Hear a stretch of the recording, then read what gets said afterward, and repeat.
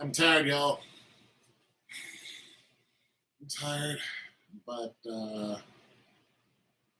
enjoy going live talking to you people. Question is, can children go to hell?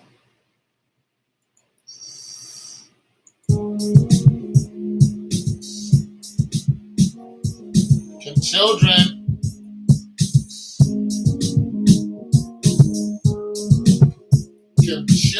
perish? Can children go to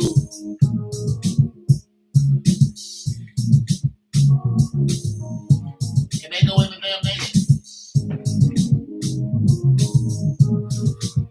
Can they be cast down forever?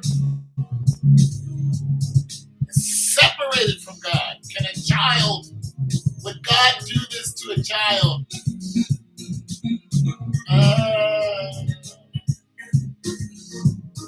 Can a child go to hell?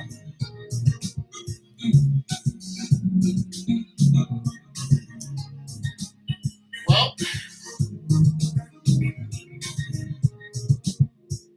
the answer is absolutely.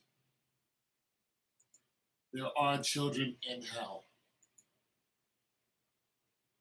Now, some people would say, no, they can't go to hell because God will have mercy on them, so on and so forth.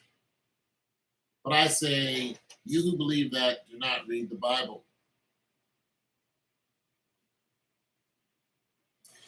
And you would think a child is exempt because they are a child. And then you would have to start looking at what is the age of accountability. And this is where people get misconstrued. Because the age of accountability is supposed to be 12. So people believe that children get a pass all the way up until their 12th birthday, and then you are considered accountable for what you do. It's what people believe. But this is simply not true. There are children who want to do and are convinced of doing pure evil, pure lawlessness, and they're very conscious of what they're doing. They're very aware that what they're doing is wrong. And then they go out and do it anyway. Now, there are examples of this. So let's take the Crusades. When the Pope made the Magna Carta and said, hey, go out and, crusade in the name of God. Kids actually decided to have a crusade because there were so many crusades. But the crusades ended up being every sin in the Bible. The thing about it was the Magna Carta, the Pope was saying, even though you're killing, even though you're pillaging, even though you're literally eating people, you're stealing everything, you're raping, you're doing every sin, God has absolved you of your sins. So you can go and do this. And this is what thousands upon thousands of soldiers really believed. Well, the kids, they saw that there were, that they were going out raiding and then coming back with money, basically, because they would go to different villages and, and they would march 2,000 miles away, one way, and then, come back with and pillage and come back with women, come back with gold. And the kids were like, let's go do the same thing. They knew that these people were committing murders.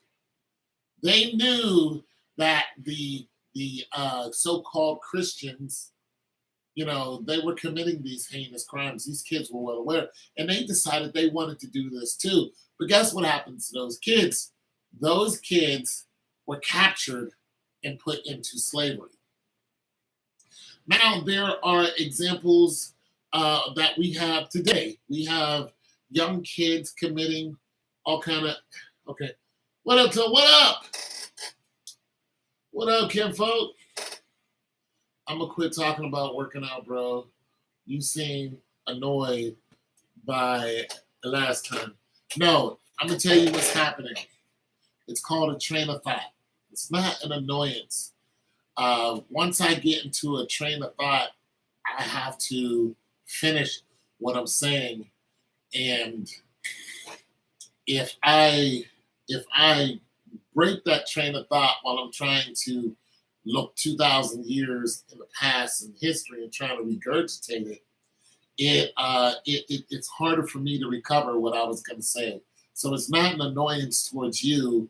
It's the older I get, the harder it is for me to regurgitate all this information and then try to link that information into what's going on today.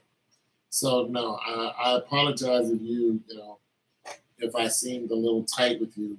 I don't mind talking about working out, but when I am trying to look at history, you know what I'm saying? When I'm trying to do a historical thing, it's just a little harder to pull that all together and then get out, because here's what I'm finding out.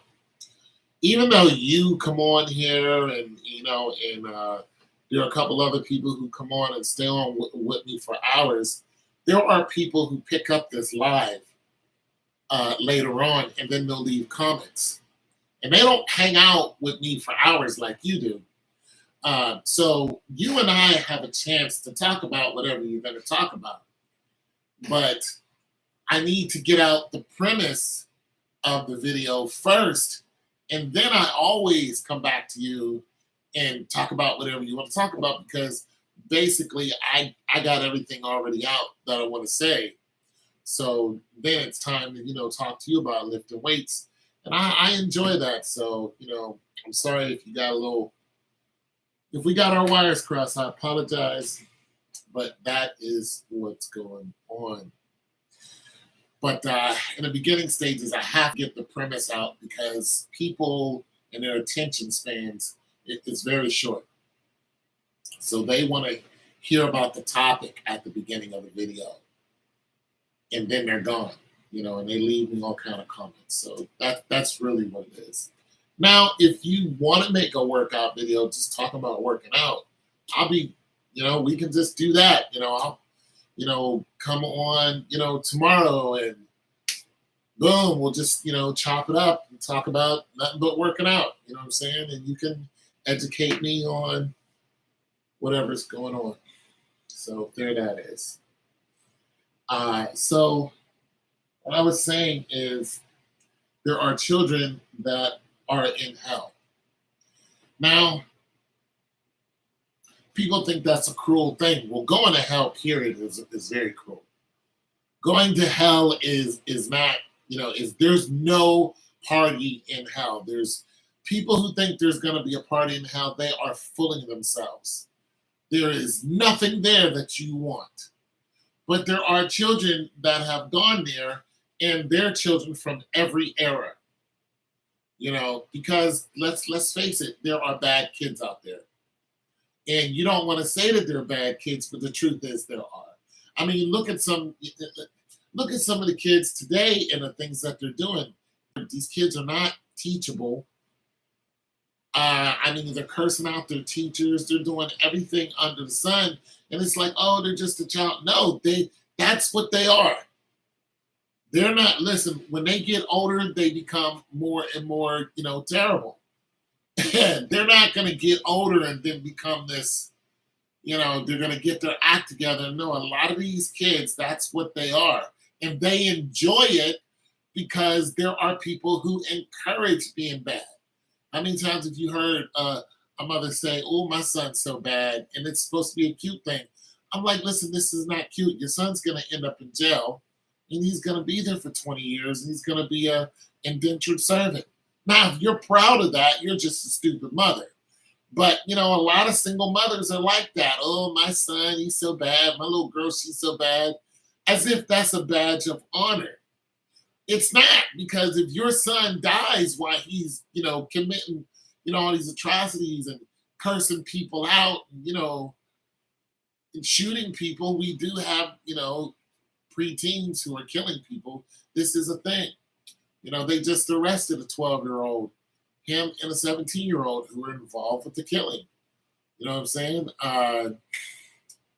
Now, and like I said, there are children who are willingly doing these things, and there are children who have done something and it's a complete accident. Now, if you look at that young white kid who's 14, the white dude who killed the 13-year-old cheerleader, he stabbed her 112 times. He did it on purpose, and he didn't have nothing against the girl. He just wanted to kill somebody. So he waited because the girl knew him, and he took her to the lake. They went to the lake, which is right around their house.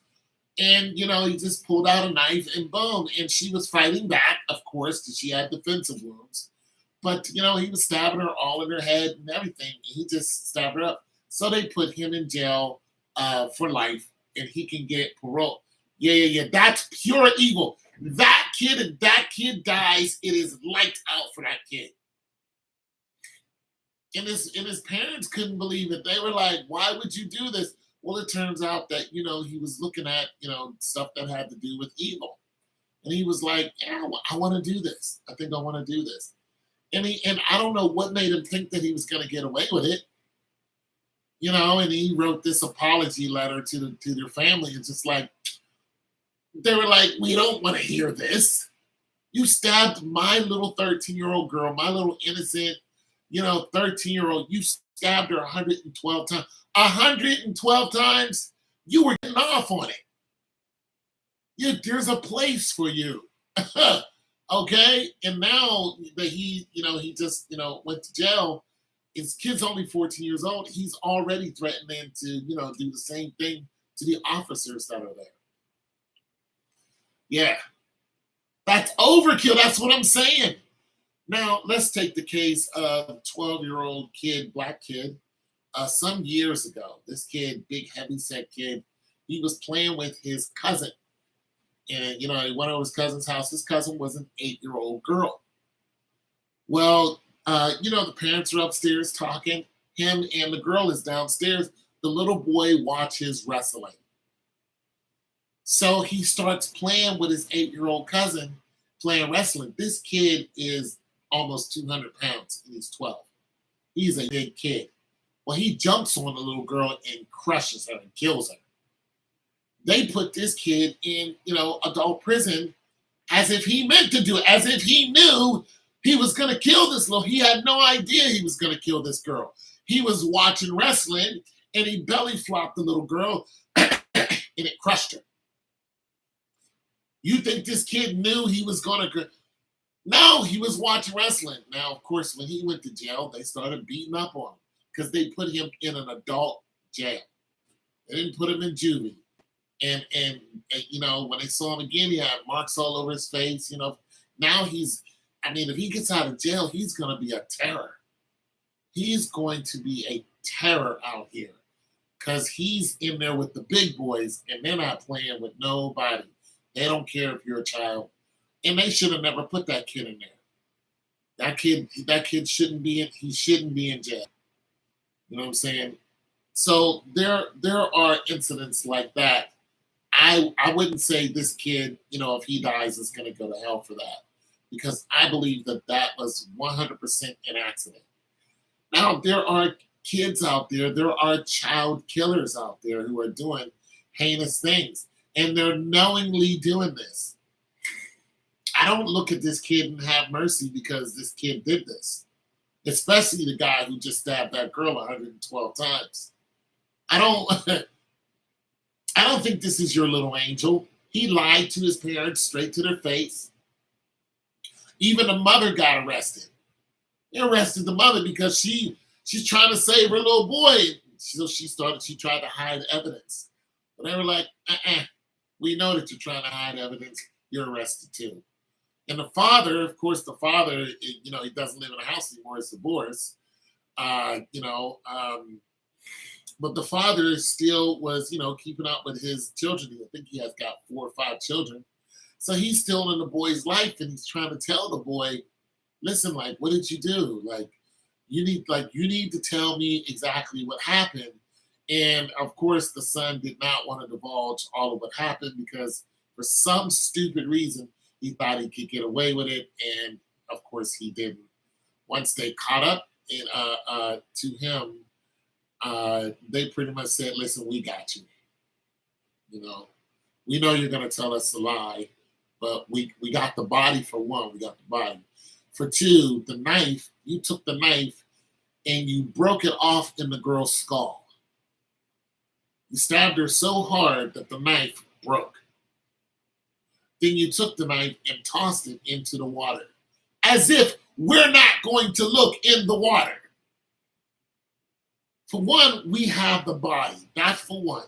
Your fingerprints are all over that body. For two, we know you knew her. For three, you were seen walking with her at a particular time. Because it's in an area, there's cameras everywhere, all these houses that you're around. Everybody knows that you were with her. You were the last one seen with her. For four, you took a knife that came from your house so we could take the tip of the knife and identify where it was pretty much purchased. And we can, once we go into your house and look around, we can see that there are matching knives. This came from your house. And now you're busted. So, yeah, there are children who do some heinous crimes and they are going to a devil's hell if they die. Now, can everybody be redeemed? Yeah. You know what I'm saying? Yeah, these kids can grow up and, accept Jesus into their life and, get their life right and turn it all around. Absolutely. We hope that they do. And sometimes they do in jail, and that's a good thing. When they get out, they live for Christ, because they don't want to go back to jail. But jail doesn't always reform its captors. A lot of times people go to jail and they come out worse, especially if they were put in jail by somebody who falsely accused them of something. When they come out and all they think about in jail is the person that put them in. So there's that. But I wanted to talk about that because these things are just on my mind because there's a lot of crime going on, and it's spanning the age gap, and it is also spanning to, like, anybody could be the person that loses their grip. Look at the banker who killed 5 people and maybe a police officer who's in critical condition. He worked at the bank. He worked there. He got in an argument with them, and he was like, really, Dave? All right, I'll be back. He had an AR-15. It wasn't illegal. He legally purchased that weapon, walked into the bank, and erased 5 people. He lost his life doing it, but he made it very clear that anybody could go postal. Anybody could lose it. It could be the little frail, skinny guy. Anybody can get it on any day. It's no holds bar. And it could be the brightest, sunniest, most beautiful day. Somebody is going to lose their grip, and then somebody else is going to lose their life. So being that we're looking at this type of turmoil, here in America, we're not even going to talk about other countries, African countries that are at war with each other. What the first thing they do is they arm the children. They arm the children. I mean, you go over and look at some of those wars that happened back in 98 and 94, you find out that a lot of the gunmen were just children.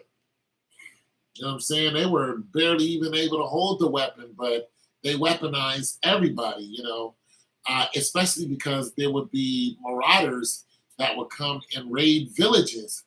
So most of the time, they would kill off all the men. Well, most of the time, they'd kill off all the adults. But they would definitely kill off all the men and, get to the boys. and kill them off or abduct the boys. And then they would, of course, take the girls, and what happened to the girls. But even if they just came in and killed the adults, what they do is some children would live, but they would have to travel from one village to another. So you just seen this whole line of just children trying to go from one village to another to seek refuge. Well, if you're in Africa and you're going from one village to another, well, guess what? There are animals that eat children, and they're watching you. So what happened is these children started getting attacked by hyenas, and not even a full-grown adult is a match for a hyena.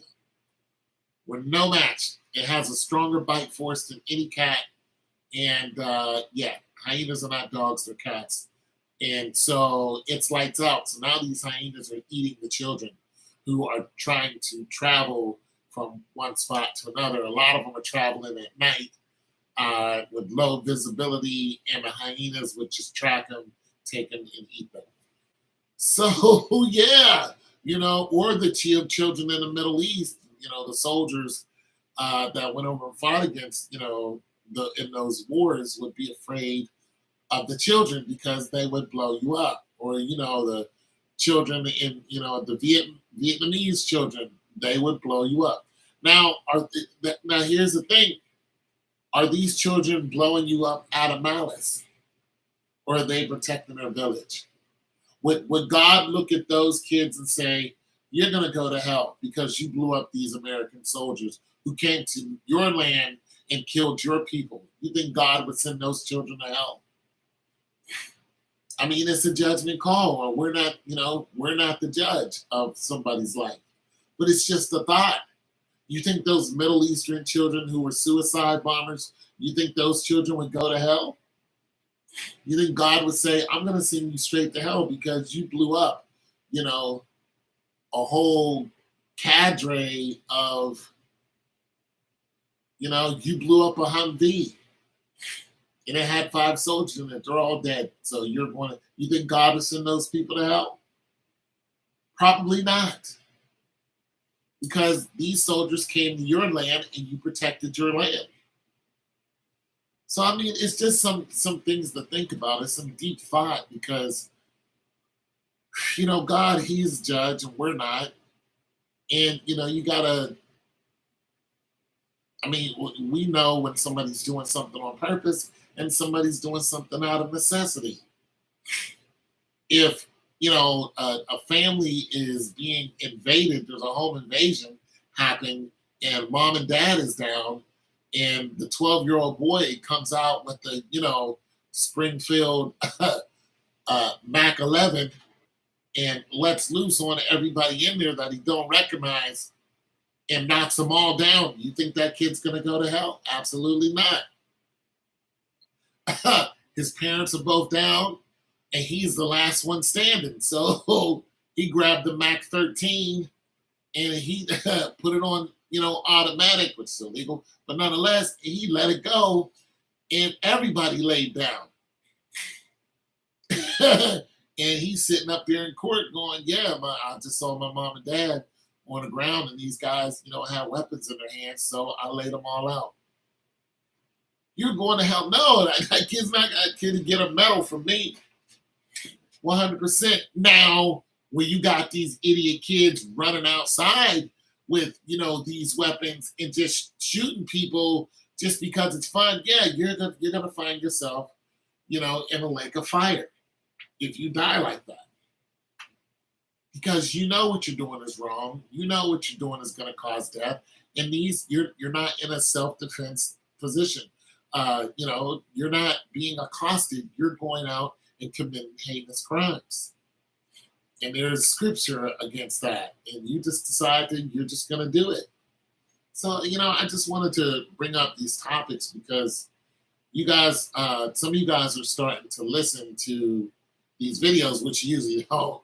But some of you guys are starting to listen to these videos, and these videos are made for conversational pieces.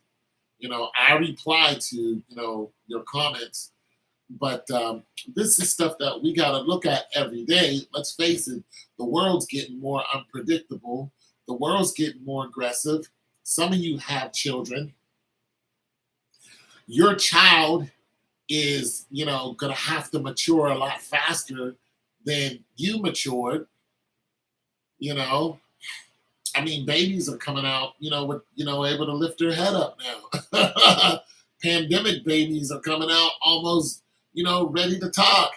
I mean, that's not an accident. It's because the world, it's because the pressure on the family is a lot greater now. The regular work, get up, go to work, and come home. That's not what it is anymore. The career is over. There are no more, careers. There are no more dedicated to one company. And I'm just going to work here for the rest of my life and get my 401k and my pension. No, nobody's doing that. People are going from job to job to job. Even if you're a doctor here, now you're a doctor there, now you're a doctor there. Why? Because no company is loyal to you. Companies are not loyal whatsoever. They have no love for you whatsoever. That thing is dead. It's of the past. So what does that create? It creates a stress within the family because sometimes you might not know where your next paycheck is coming from. Now you have a whole different hustle about you.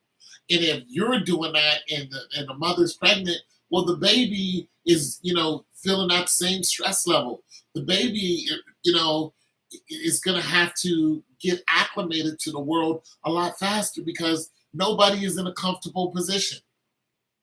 Nobody's comfortable anymore.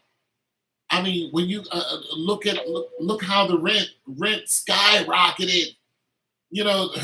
Cost of rent skyrocketed. People are losing their place.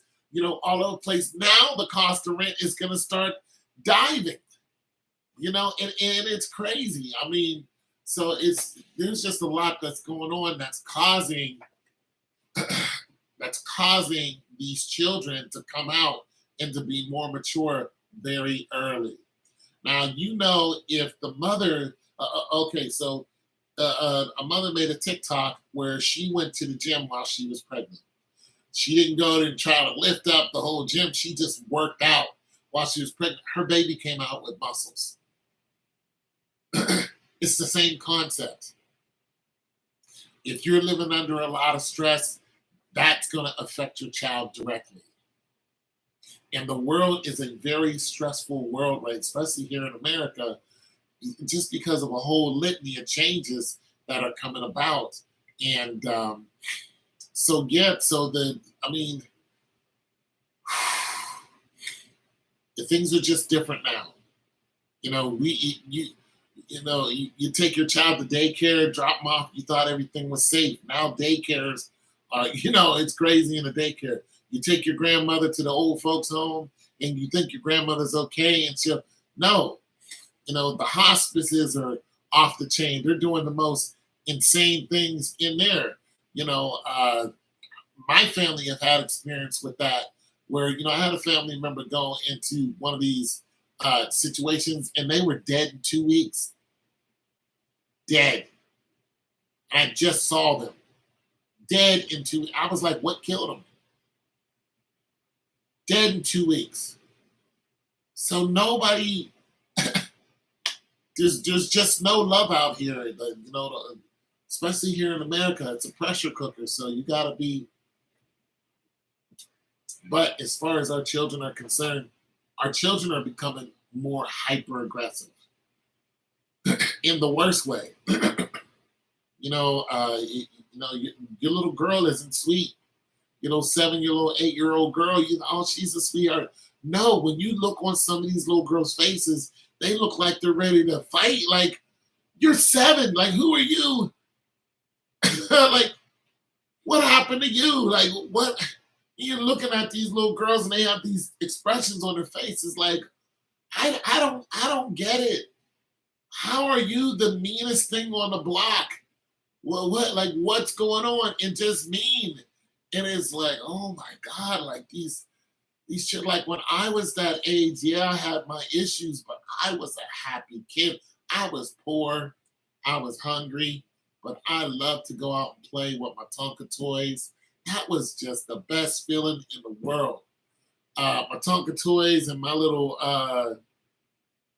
my little trucks, and go outside and scuff my knee. Just as hungry as I wanted to be because we were poor. We didn't have a lot of food. I had to hunt for food, literally. I had to go out and shoot rabbits with a bow and arrow. Yeah, literally. So, yeah, my life wasn't easy, but when I was a kid, I was a happy kid for the most part. I love to go out and play. These kids are different nowadays. You see these boys will confront full adults. Full adults. I'm twice your size, and you're stepping up to me like you're gonna do something. I'm twice your size. You know what I'm saying? And you think you're hard. Like that's what it is nowadays. These kids think they're hard, and they have a cadre of weapons that they can get to now. And I can't fathom being like that as a child, but I'm not growing up in today's world. You got middle schoolers who are shooting up the school. I didn't think about my school getting shot up back in 1986. The worst thing that happened to my school is we got into fights. That was it. We got into fights. Hell, you didn't even have anybody getting stabbed in my school, in any of our schools. It was a true safe haven. We respected the teachers, the principal. I got into a couple fights. That's it. Any of the stabbings happened after school, on the block. But at school, there was none of that. Nobody was getting shot up. Now you got middle schoolers who are dying.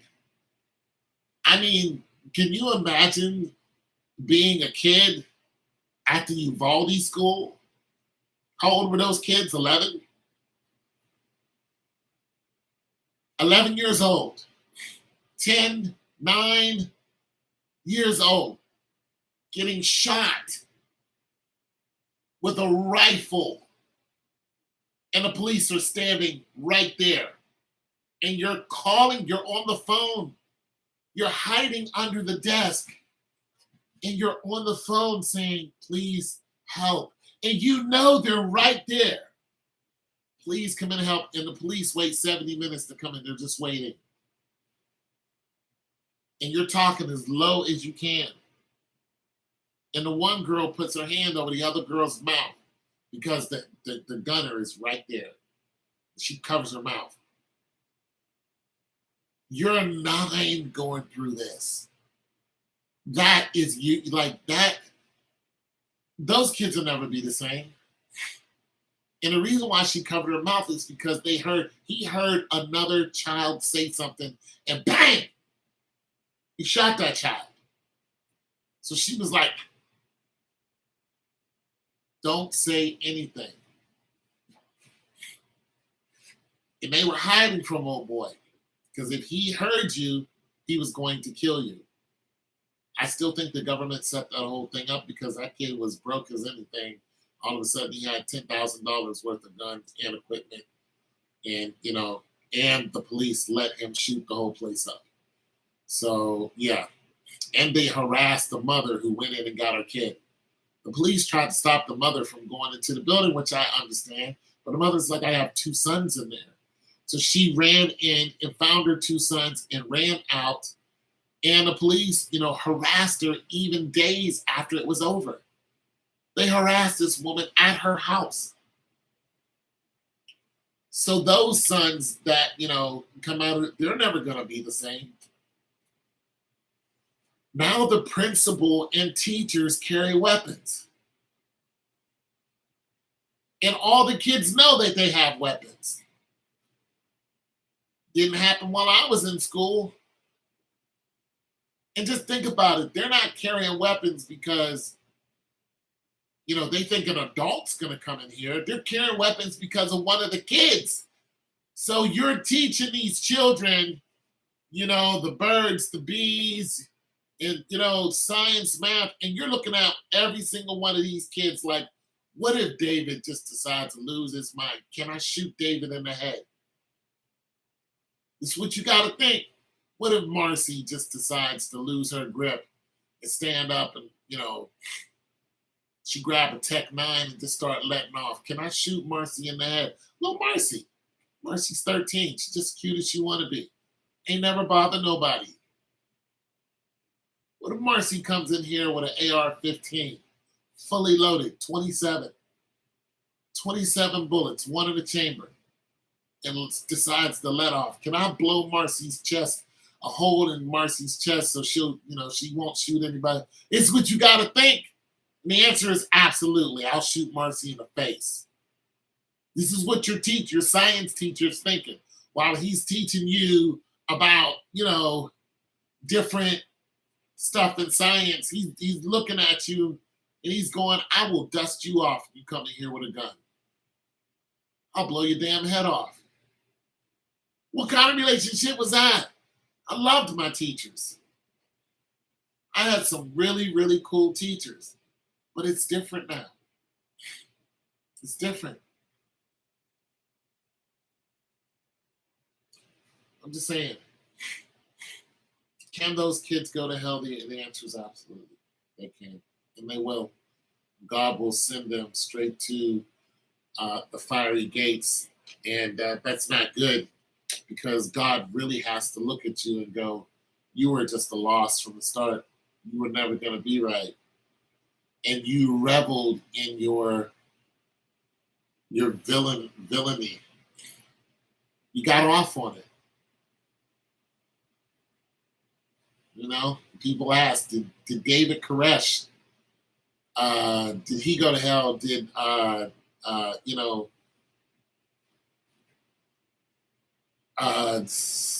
dude who ate all those men, Dahmer, Jeffrey Dahmer, did he go to hell? Jeffrey Dahmer was a devout Christian before he died.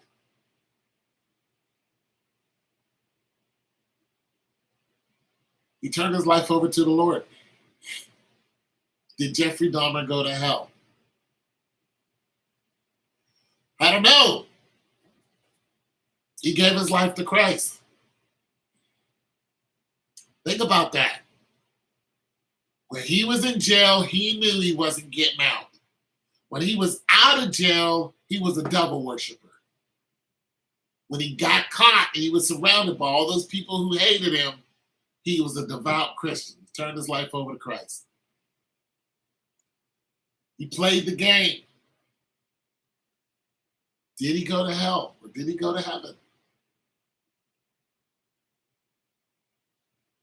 I mean, you don't know, because when Christ was talking to the two thieves that were both being sacrificed or that were both being punished, the one thief said, you're God, get us down from here. The other thief said, listen, you're up here because you deserve to be here. He did nothing and he's here. And he said, Lord, when we die, take me with you into paradise. And God looked at him and said, today you will be with me in paradise. When you die today, you'll be with me in paradise. But he was a thief. But God redeemed him. God said, when you die, you'll be with me in paradise. But he didn't say it to the other one. So did Jeffrey Dahmer, who gave his life to Christ, did he go to heaven? So people think that you got to turn your life over to God, then you have to do this great work in order to be saved. No, you have to live according to the scriptures the best that you can. Everybody's going to sin. Everybody falls short. That's what mercy and grace is about. But you just can't go out and blatantly just do a bunch of sins and stuff. You can't do that, because now you're a new creation. Now you're a child of God. You're a child of the light. But Jeffrey Dahmer didn't go around preaching when he was in, he didn't. But he decided to, invite God into his life, because he knew he was going to die soon. Here's what Jeffrey Dahmer didn't know. He didn't know that his cellmate was going to kill him, who was a black man. Jeffrey did not know that that dude was going to kill him. Jeffrey thought he was going to die of old age or he was going to be put to death. But he had no idea that his cellmate was going to kill him. But he died a Christian. So I don't know. I mean, it's a conversational piece. But if you ask me, I mean, I'm not God, so I can't say if Jeffrey Dahmer went to hell or not. I can say that, you know, if God forgave him for his sins, then no, he didn't go to hell. He went to heaven. You know, if he asked the Lord for forgiveness and Jesus into his life, then, you know, then according to what I understand, no, Jeffrey went to heaven. And some people like that's just not fair. Well, I'm not God, so I can't say what's fair or not.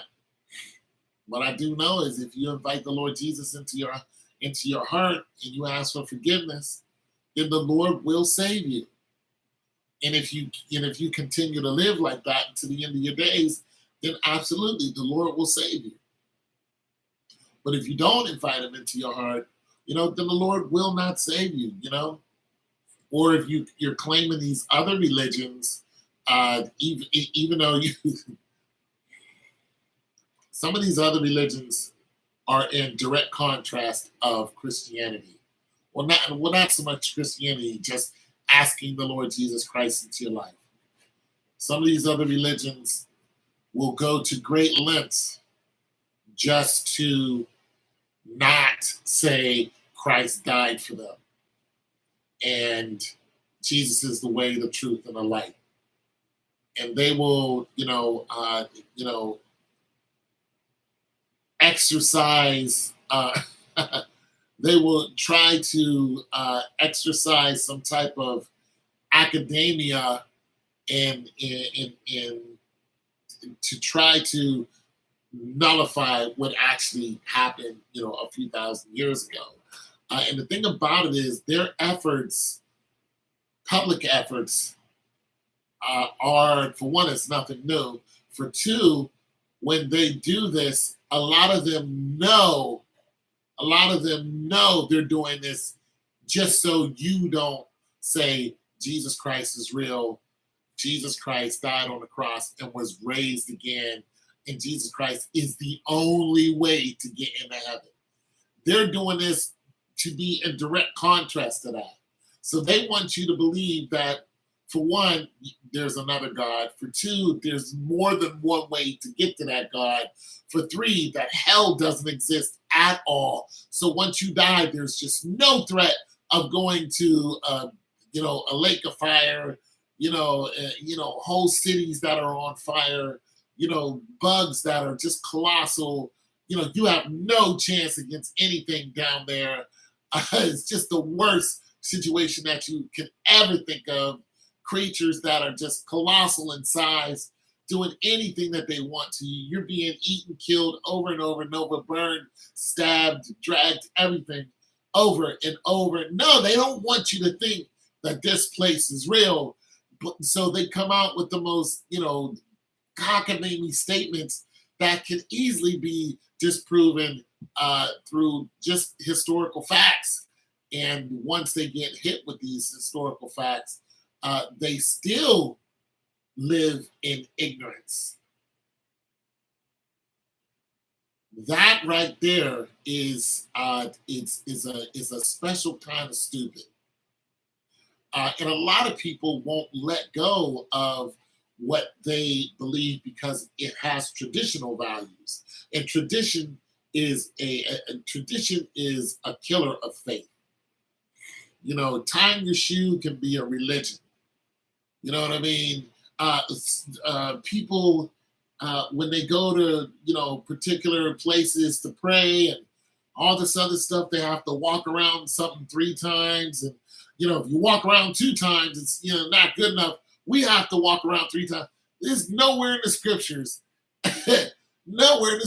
where you have to kneel, stand up, sing, kneel, stand up. This is nowhere in the scriptures. This is all stuff that's man-made. You have to pray facing this way because it's nowhere in the scriptures. All made up. There's nowhere in the scriptures where it says you have to pray facing towards the sun at high noon.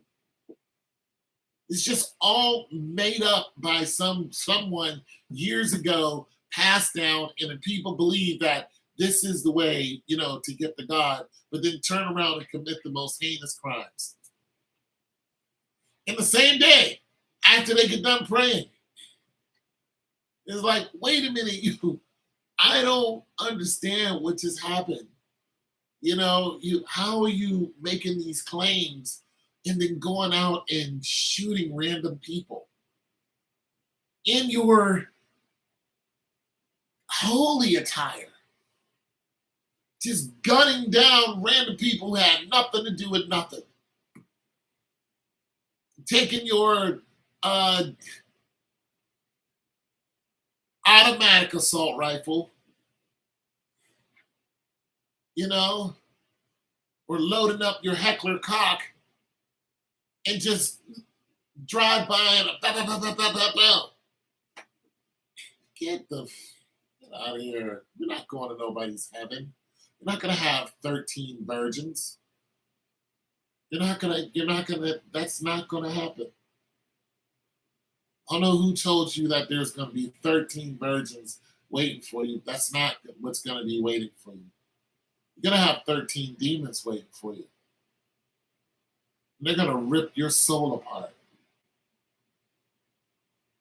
That's what's going to be waiting for you. There is no 13 virgins waiting for nobody. The scriptures make it very clear that even if you go to heaven, there is no giving in marriage. There's no marriage and no giving in marriage. Meaning you're not going to find somebody, marry them, and you're not going to have sex. That's what giving in marriage is. There is none of that in heaven whatsoever. None. But even the largest religions that are going on right now, those religions are doing their best to say that Christ never died on the cross. As a matter of fact, I talked to some of these people because I used to go out and find them and, have these conversations with them. And one individual said it wasn't Jesus who died on the cross. And I said, why do you believe that? He said, because God would never kill his prophet. He said, God would never have his prophet suffer. And I said, well, who was on the cross? Because you believe somebody was in his place. I said, who was it? And he couldn't answer. Now, wouldn't this be really important to know who it was that sacrificed on the cross if it wasn't Christ? And those are the Muslims. The Jewish believe that Christ did die, and he's still in hell right now. If you read the Talmud, the Jewish hate Christ. They hate him. So, as far as, there's 500 different religions, but there's only one way to get to heaven, and that is through the Lord Yeshua, the Christ King, and that's it, and that's all. And the thing, what's really scary is the Bible itself is a book of history, is a book of time, is what it is. It is the only book that tells you what happened, what's happening, and what will happen. It is the only book that is as accurate as can be. And it tells you in detail what happened, what is happening, and what will happen. And everything that it says is coming true. Everything. It's just a pattern. It's everything that it's saying is coming to fruition. And it was, written thousands of years ago. All of the books aren't even gathered in the Bible. The Council of Nicaea, that gathered all the stories together. Not all of them are gathered. There's other books out there, the Apocrypha. You know, there's just other holy texts out there. The Book of Life, the Book of the Dead. There's, a lot of these other books have historical facts of things that happened. And the Book of Enoch, when Enoch, him talking about, the giants and stuff like that. The giants are mentioned in the Holy Bible, but they're not. There's not a concentration on the giants, who they were, where they come from, why they turned evil, and things along that line, But in Genesis 6:1, it talks about the giants and Nephilim were in those days, and how they lived in the hills and all this other stuff. And the thing about that is just the fact that they're mentioned in Genesis 6:1 in the Bible makes you go, okay, well, according to the Bible, if it wasn't real, if the Bible, this is what I'm saying. There's, even if you're not a holy person, you don't, run around and you're not this person, but the Bible said that there were such beings that were giants. Just this fact alone, the book of Genesis, it says that they were there. And it also said they were in the time of Noah and after. So it means they were there before the flood and after the flood. And you start thinking about that, you're going, wait a minute, I thought everything was wiped out except him. So how can they be after the flood? So now the U.S. military goes up into the mountains somewhere in the Middle East, and they get into it with a what? Giant. And the giant actually kills one of them. A colossal creature with red hair, super strength. It killed him with a spear.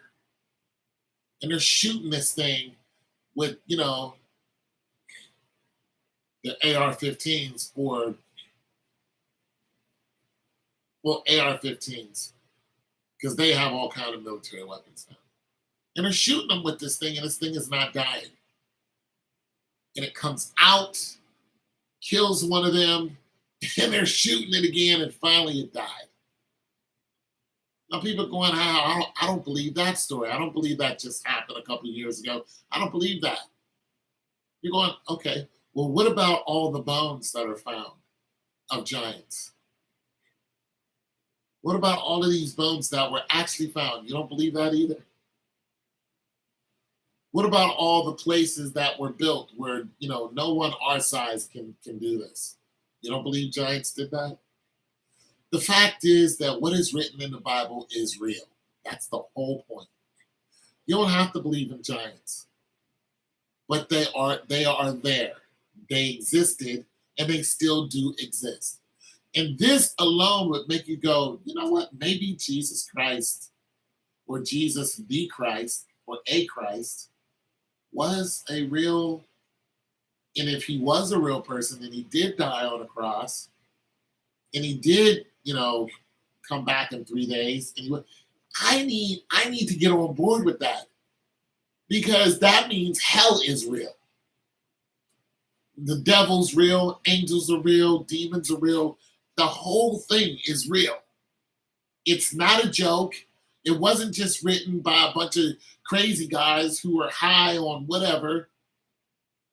It is a real thing. It really happened. Christ is really, going to come back, and people are going to be separated.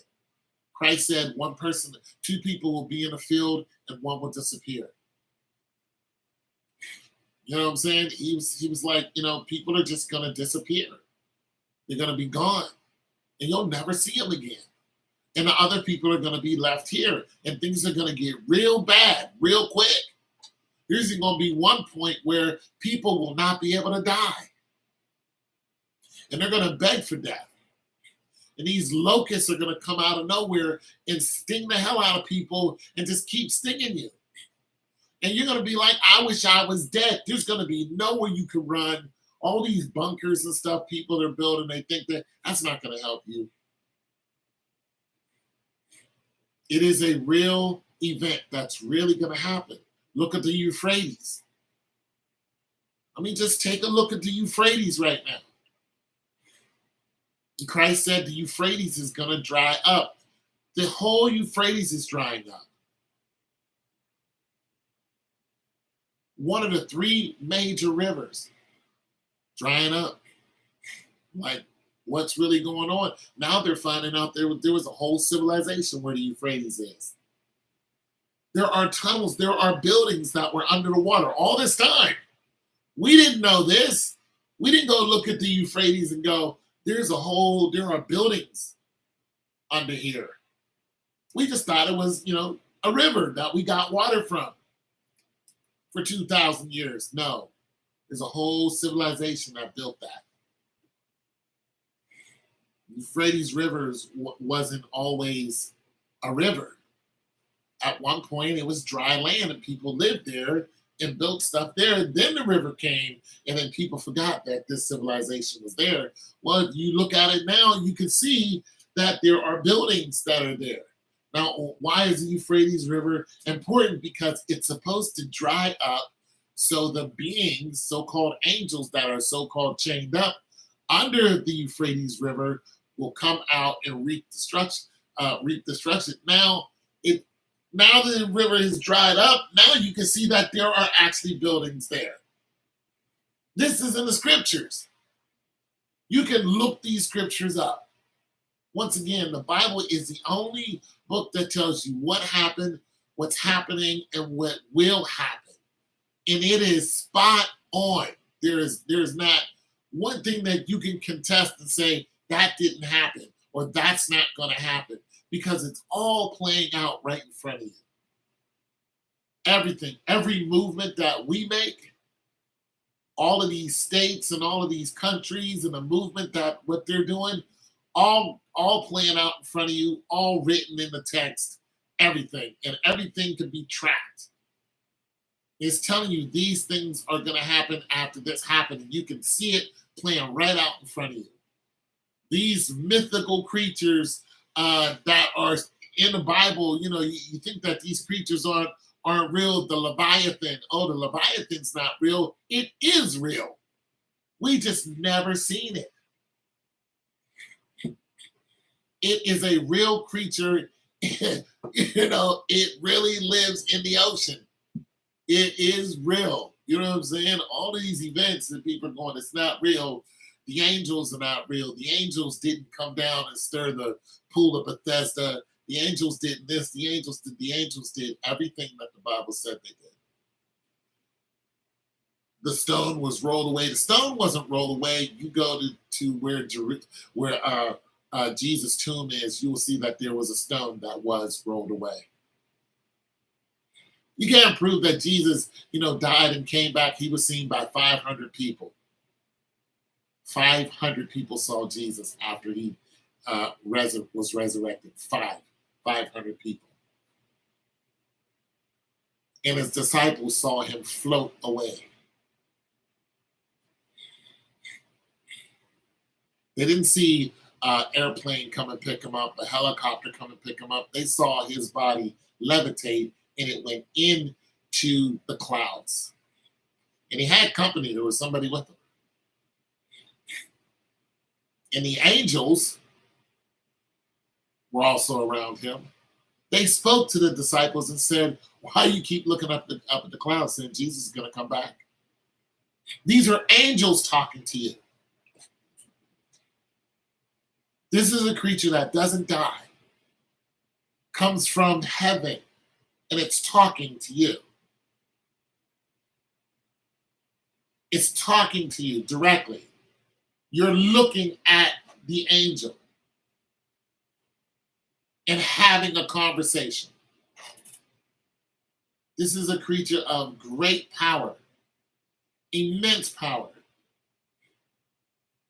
No man can defeat one. It's talking to you. Broad daylight, everybody can see it. I mean, just try that on for size. Imagine if an angel came to Times Square, broad daylight. Or how about if an angel crashed one of these goofy concerts that these people have, these award shows where they have all this stuff of Satan and all that. Just imagine if an angel just came down while they were singing these songs dedicated to these devils and, came down with a sword and was like, you know what? I had enough of this. And just told everybody, listen, you keep it up, I'm going to wipe all of you out. And made it very clear. Everybody saw it. It's on everybody's phone. This is an angel. And it made it very, very clear what he is and the whole nine. These are events that would happen in the Bible days. And people don't believe that it happened. They don't believe that an angel would come down and heal somebody of leprosy.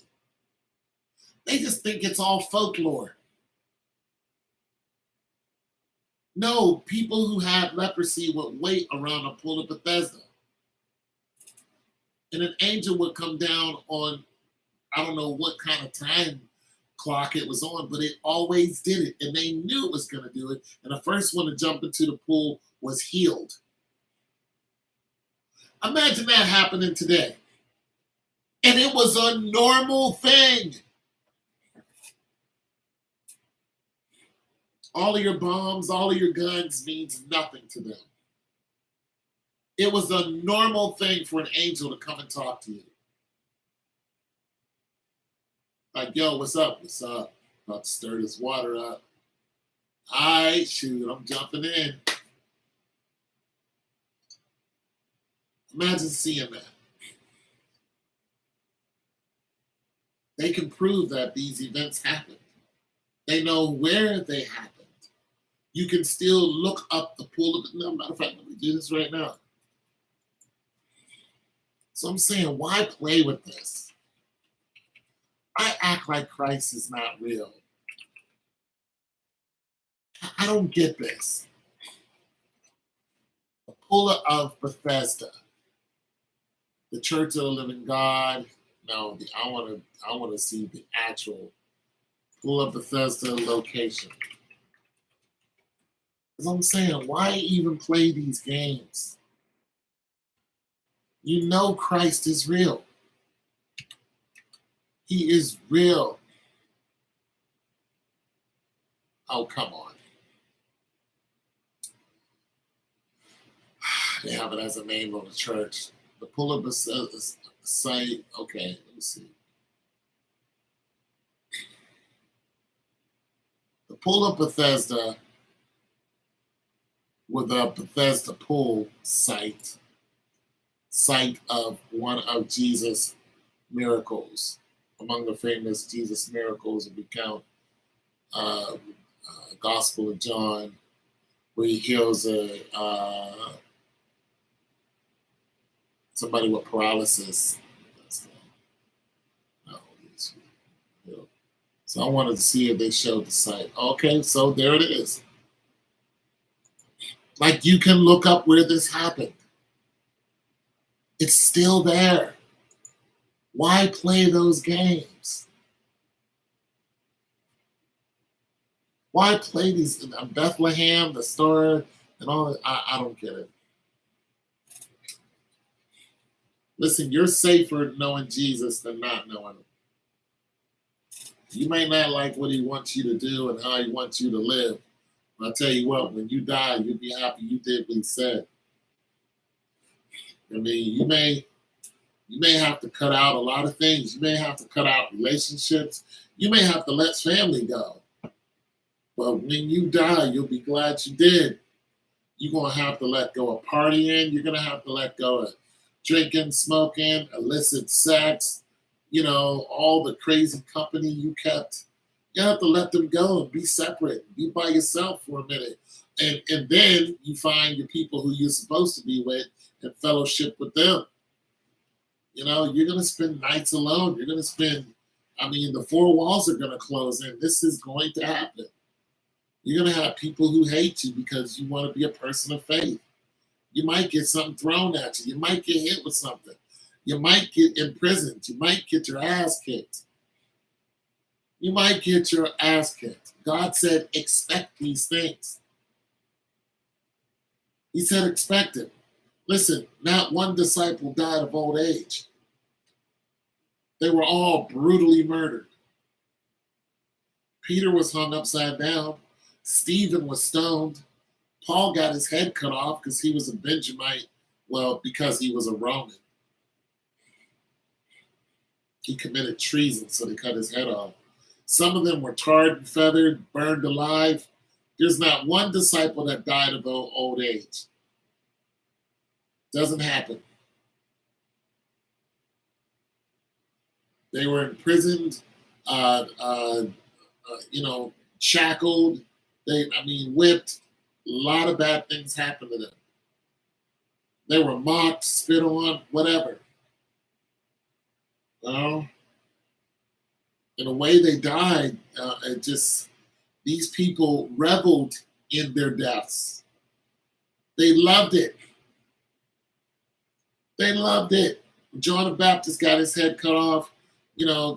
Herod's wife did it. She's like, bring me the head of John the Baptist. Because he was talking about her. He was like, yo, you can't marry that woman. He's like, what you're doing is wrong. You cannot marry that woman. She was like, bring me his head. No disciple died of old age. And the scriptures talk about that you're not better than any of them.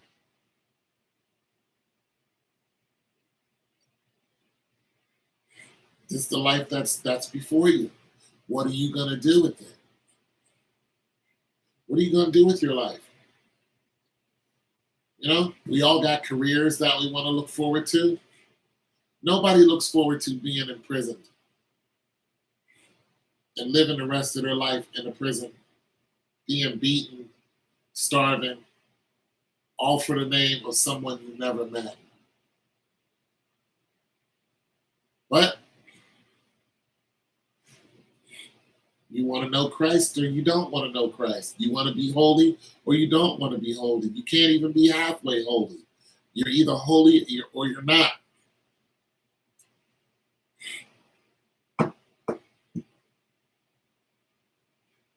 God ain't never told you to be perfect. You're going to want to punch somebody in the face. You're going to want to have sex with somebody. You're going to want to, say something that you ain't supposed to say. God ain't never said that you're going to be perfect. There was no disciple that was perfect. As a matter of fact, God chose imperfect people.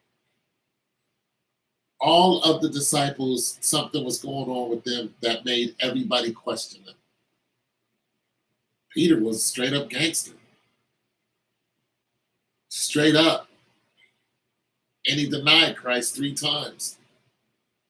Before the cock crowed, he denied Christ 3 times because he was afraid of what they was going to do to him. But Christ turned around and said, listen, on my rock, I'll build this church. He was talking about Peter. Paul was a gangster. Paul went around killing Christians. And he had a whole group of guys with him. And that's what they did. They were hardened men carrying swords. And they would come to whatever town you were in and beat your door down, snatch you up, and take you to jail and kill you if they had to. And Jesus saw this. And while he was on the road to Damascus, because he was going to Damascus to arrest people and beat their ass, he was looking for nothing but Christians. Christ stopped him cold. He said, Paul, and he said, who are you, Lord? Now, mind you, Christ wasn't on earth, but he heard his voice, and all of his men around him all heard God's voice all at once. They all looked up and started looking around because they all heard his voice. He said, Paul, who are you, Lord, is what he said. He said, I'm the one who you're persecuting. Why are you persecuting me? And then he was blinded. And his men had to take him and take care of him until 3 days later when he could see. And after that, he was a staunch believer. Thing about it is, when he got amongst Christians, or not Christians, but believers, they were afraid of him because they knew who he was. He was like, no, I'm not here for that. I'm actually here on your side. And then he said, listen, this is what happened to me. All my guys seen it, all the homies seen it. Okay, I was wrong. He said, but now I'm in chains. He didn't marry, have no woman, no nothing. He had to go before magistrates and judges. He got locked up. Him and Silas, they got locked up. And when they prayed, the gates came open. There were hardened centurions who were just like, yo, your God is real. Like, real. Like, your God is that dude.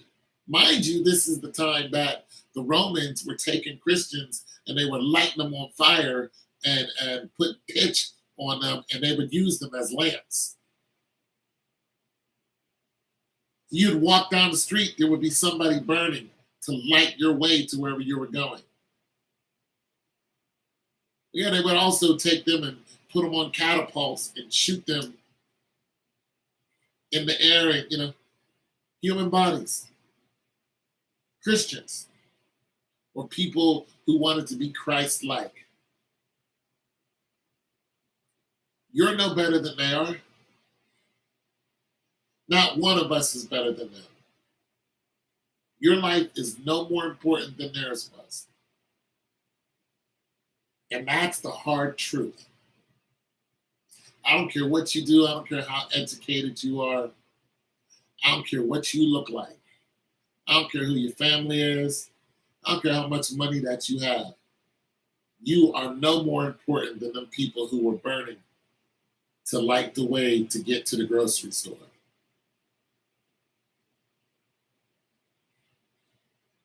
Christ tells you in the Bible, look forward to this because it's going to happen to you.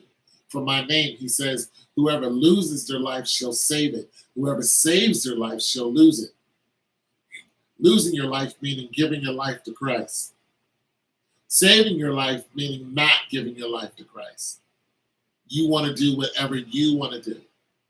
You're selfish. You're not going to listen to Christ. You're not going to follow Christ's word. You're not going to tell people about the Lord. You're not going to accept the Holy Ghost into your life. You're not going to pray for people. You're not going to do any of these things.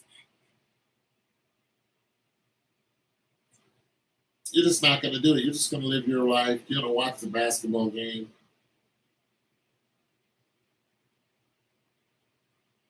You're going to die in your sin. You're going to be separated from God forever in a very dark place, physically. You're not going to be able to see your hand in front of your face.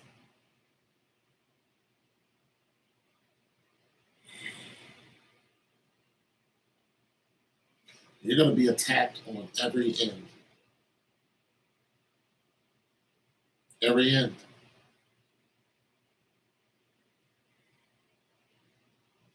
This is not a game that I want to play. Should I get lonely? I get horny. I get angry. But I call on God because I'm lonely, horny, and angry. I don't like to be lonely, horny, and angry. I go to bed by myself. There's nobody here to comfort me. I wake up in pain. I go to bed in pain.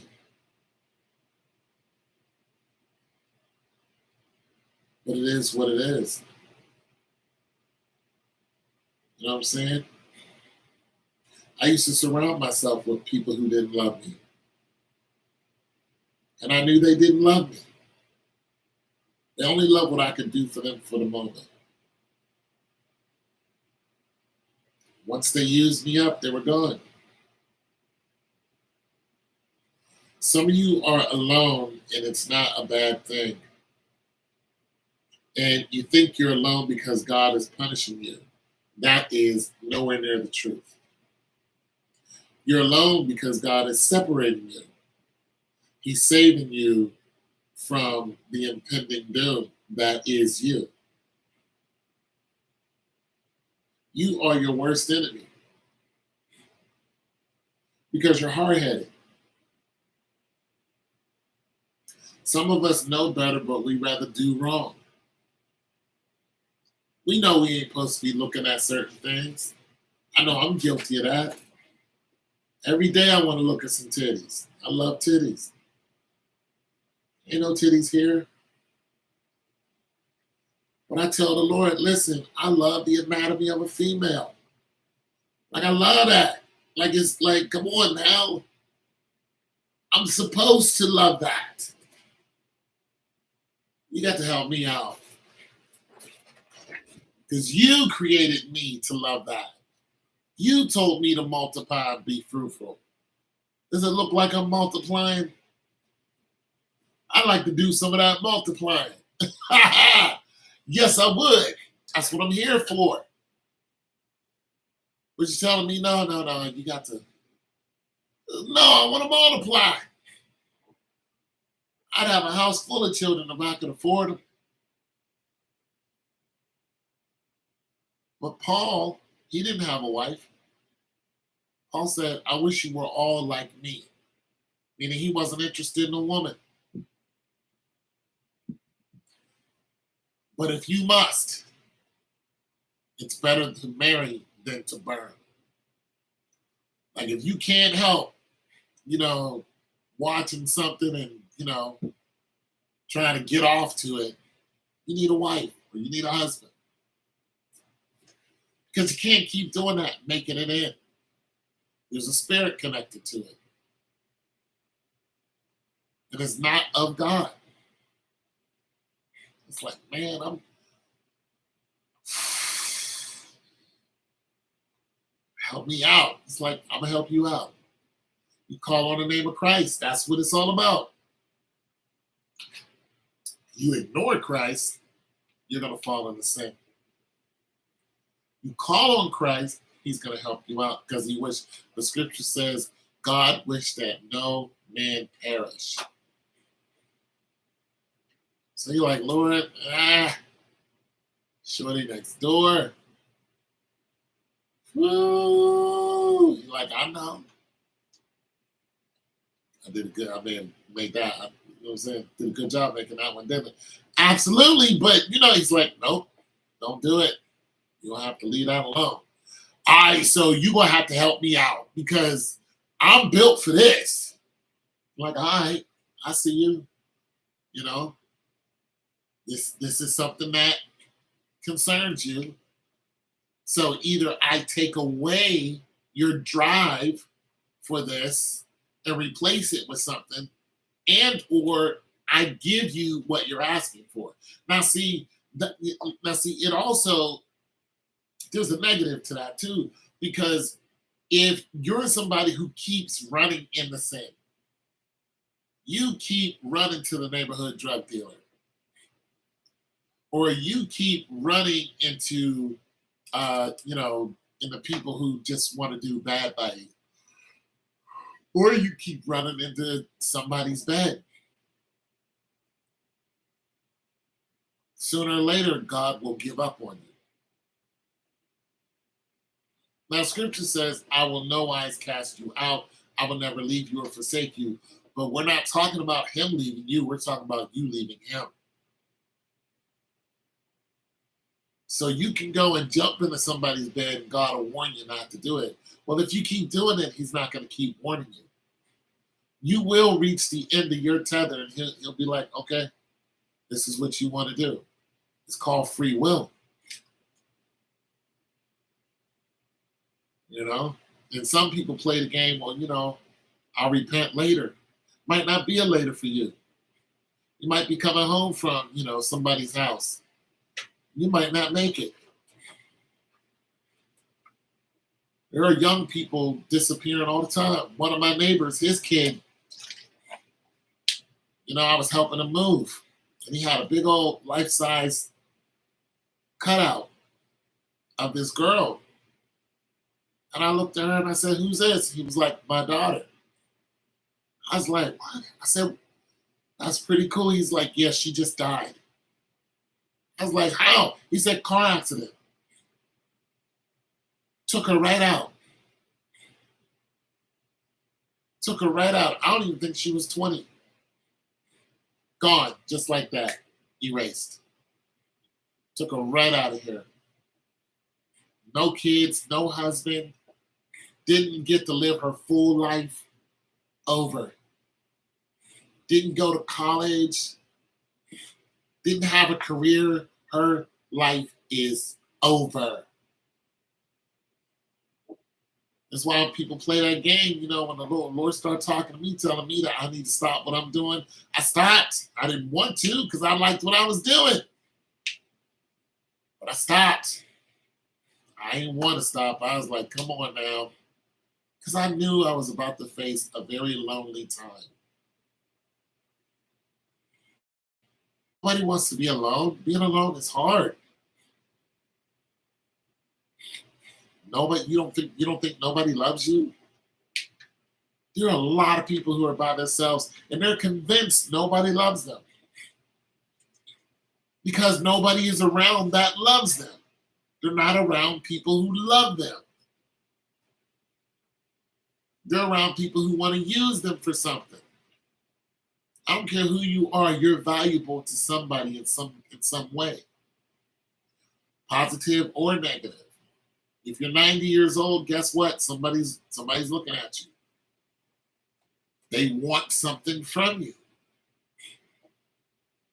If you're 9 years old, the same thing. 19, same thing. Somebody wants something from you. You're valuable to somebody in some kind of way.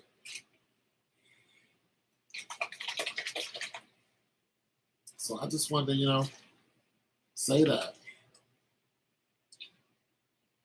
If any of you guys ever need me to pray with you or for you, let me know.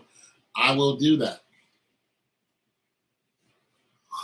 And mind you, I'm not the preachiest and holiest, but there's hardly anybody here, maybe 2 or 3 people, sometimes one.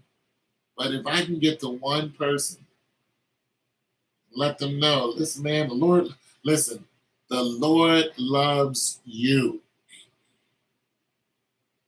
Like, get to know him now. Like, just invite him into your life now and just get to work now. Get to working on it now. Because tomorrow is not promised to you. That is just not something to say. That is a real thing. No one can prolong their life. When it's over, it's over.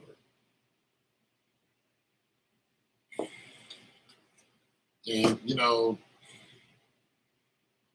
all the stuff you've done, all the sin you committed, we all been there.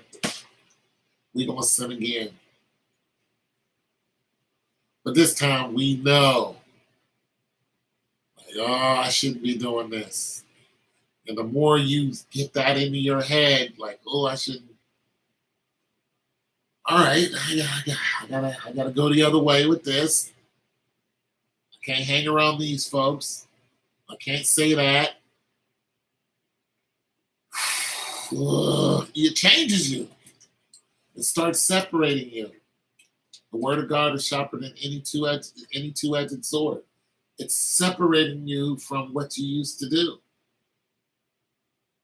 All of you are doing something that you love to do that God doesn't like you to do. All of you are doing it. There's not one person on earth that's doing something all the time that God loves. He's like, yeah, no, somebody is doing something somewhere.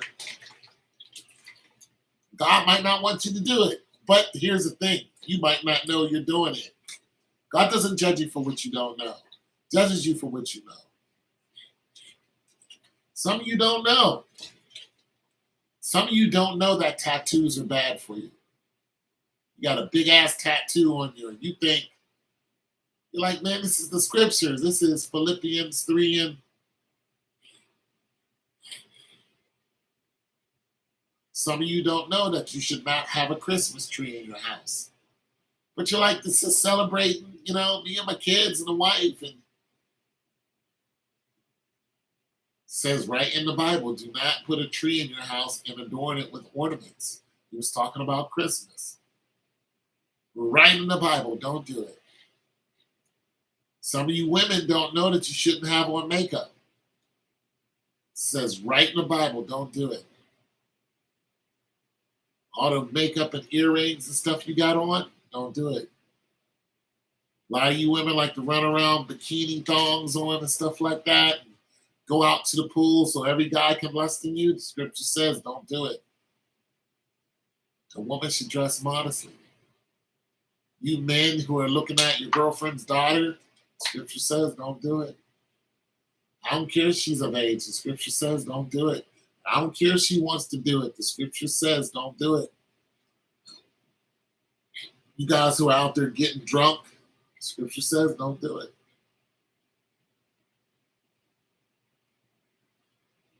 Watching porn, don't do it. There are a lot of lonely men in this world who can't procreate because they don't have a woman. So what do? They think about it. They lust in it. They look at pictures on the internet. They look at people, who are screwing and stuff like that, and they wish that they could have sex with that particular woman. What does that make you? An adulterer. Scripture says if you look at a woman and lust in her, you have committed adultery. I'm guilty of that. But I know that I'm guilty of it. So what did I do? I started talking to God about it. I didn't just say, well, so what? I looked at a woman and lusted in her. Who cares? No, I went, I know that this is wrong. I love looking at beautiful women. Listen, it ain't got to be porn. You could lust in a lot of things. You could lust in or for something. It's wrong. A lot of people lust for money. They lust for cars. They lust for a job. You can lust in your heart for a lot of things. God says don't do it. You lust for a particular career. But you don't pray should you have that career. You want to work at a particular station. Ask God about it, but you won't do it. But you'll lust after it. And then you'll do things to try to get into this position that might not be good for you. But lusting of the flesh is mentioned in the Bible. Lust of the eye, lust of the flesh, and the pride of life. These things will send you to hell. The pride of life. You want to be Mr. Suit and Tie or Mrs. Suited up somewhere and walk into the office and remember his pride. That is pride. Lusting of the eye. Your neighbor has a brand new, Ford Explorer. Or, a brand new, Chevy Tahoe, just a 2023 Chevy Tahoe black with the 24 shining. You just like, hot damn. Cost $80,000. You're like, I'm going to go get $80,000 because be careful. Be careful about that. Nothing wrong with wanting to upgrade, but don't lust after it. That's lusting of the eye. Your neighbor's a single man and he's dating all these beautiful women. You're married 10 years and you got 3 kids. Your wife don't look the same. She don't look the same. She don't look the same. It is what it is. But you're looking at all these beautiful women he's dating. You're like, man. You start asking him, man, how old is the young lady you had over here yesterday? Oh, shit, she's 23. Dude, you're like 45. Yeah, I know. But for some reason, they like me. God dang, she was smoking. Yeah. She likes older men. what happens to you? You start thinking about that. 23, you're 50, your wife is 40. She ain't built like a 23-year-old. She done popped out 3 of your kids. She loyal to you. She loved your yesterday draws. But you keep thinking about that 23. Like, you see old girl pull up at the crib, she winks at you, it is on. You're like, hey. She's having a conversation with you because she's 23, beautiful, and she loves attention. Now she's entertaining you. Now you're telling her stuff that you shouldn't be telling her. And she's game. She's like, yeah, here's my number, call me. Now you're calling her in secret, sneaking over her house, jumping into bed with her, and you're having a time of your life. Until it gets found out. Scripture says, whatever you do in the dark will come out in the light. She pops up pregnant, pops up at your door. Your woman answers. You're in the kitchen, your woman comes to the door. Hello? Yes, can I speak to so-and-so? Who are you? My name's so-and-so, and I just wanted to tell you that, yeah.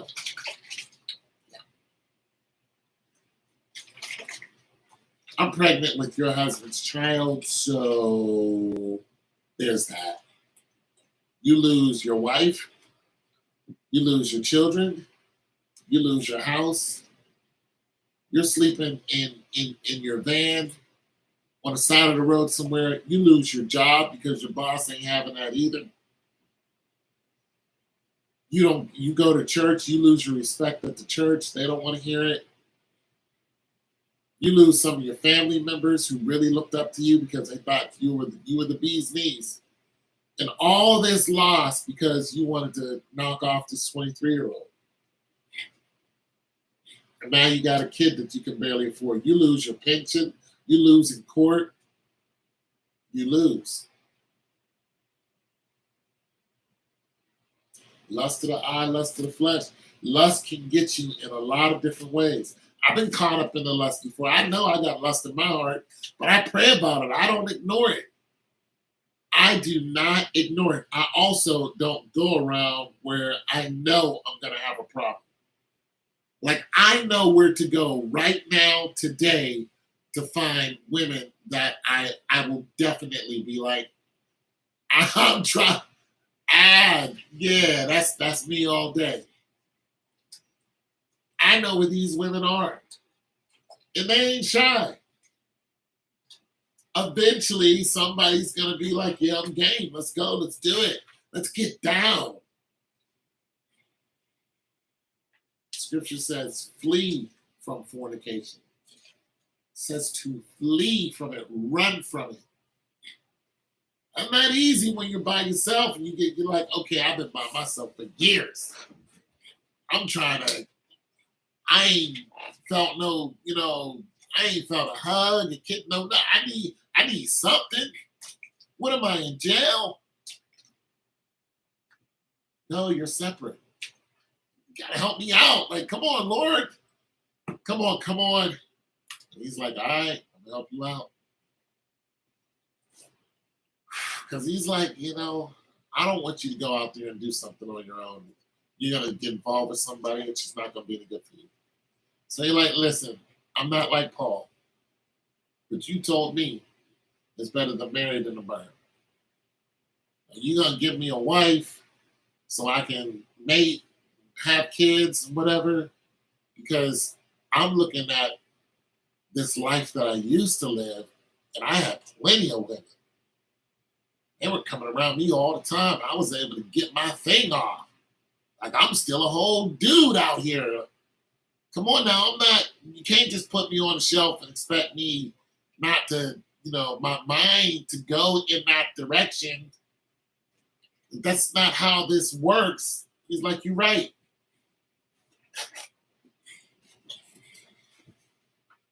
You're right. You're right. You walk in the church and there's all kind of finance in church.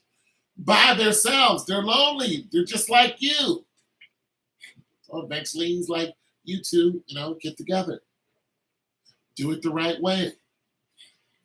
Do it, say your vows before God and country, before the holy angels. Boom, there you go. There you go. Because you went to him instead of going out on your own. It says a way may seem right to a man, but in the end it's destruction. It may seem right for you to start going back to the club. The scripture says, come out from among them. Be ye separate.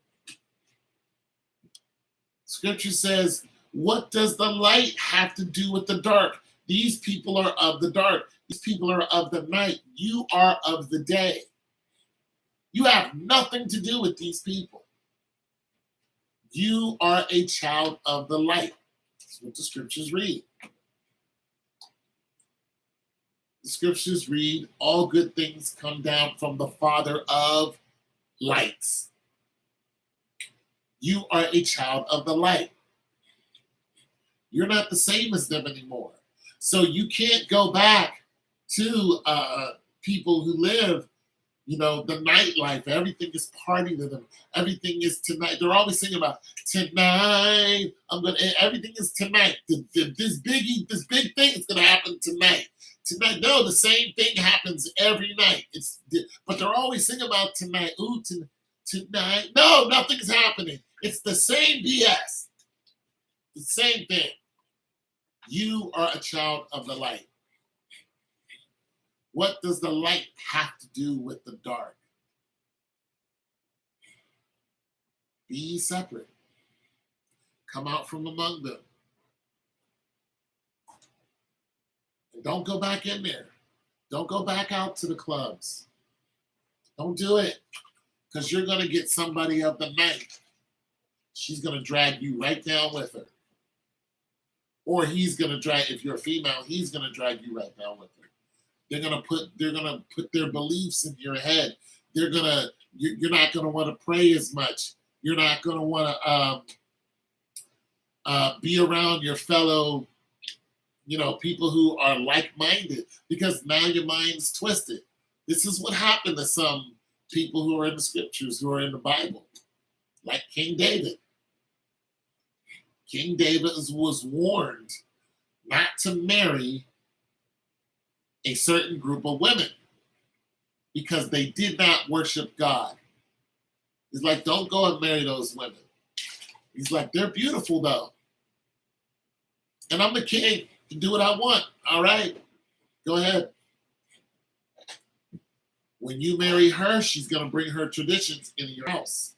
That's exactly what happened. Don't forget, David also lusted. And he lusted in another man's wife. And the scripture says, that's one of the commandments. Thou shalt not covet another man's wife. That's exactly what he did. He looked at Bathsheba and he saw her bathing and he lusted in her. She must have been fine. Because he lusted in her in a big way. So he found out who her husband was. Found out her husband was a soldier. So the next time they went to war, what did he do to the husband? He put her husband in the vanguard, meaning right up front. What happened to the husband? He got killed. David set him up. Then he contacted Bathsheba and was just like, what's good? He started knocking her off. Do not lust in the flesh. That is a very hard one for everyone, women and men, and especially women, not even now more, because the ratio of women to men is just ridiculous.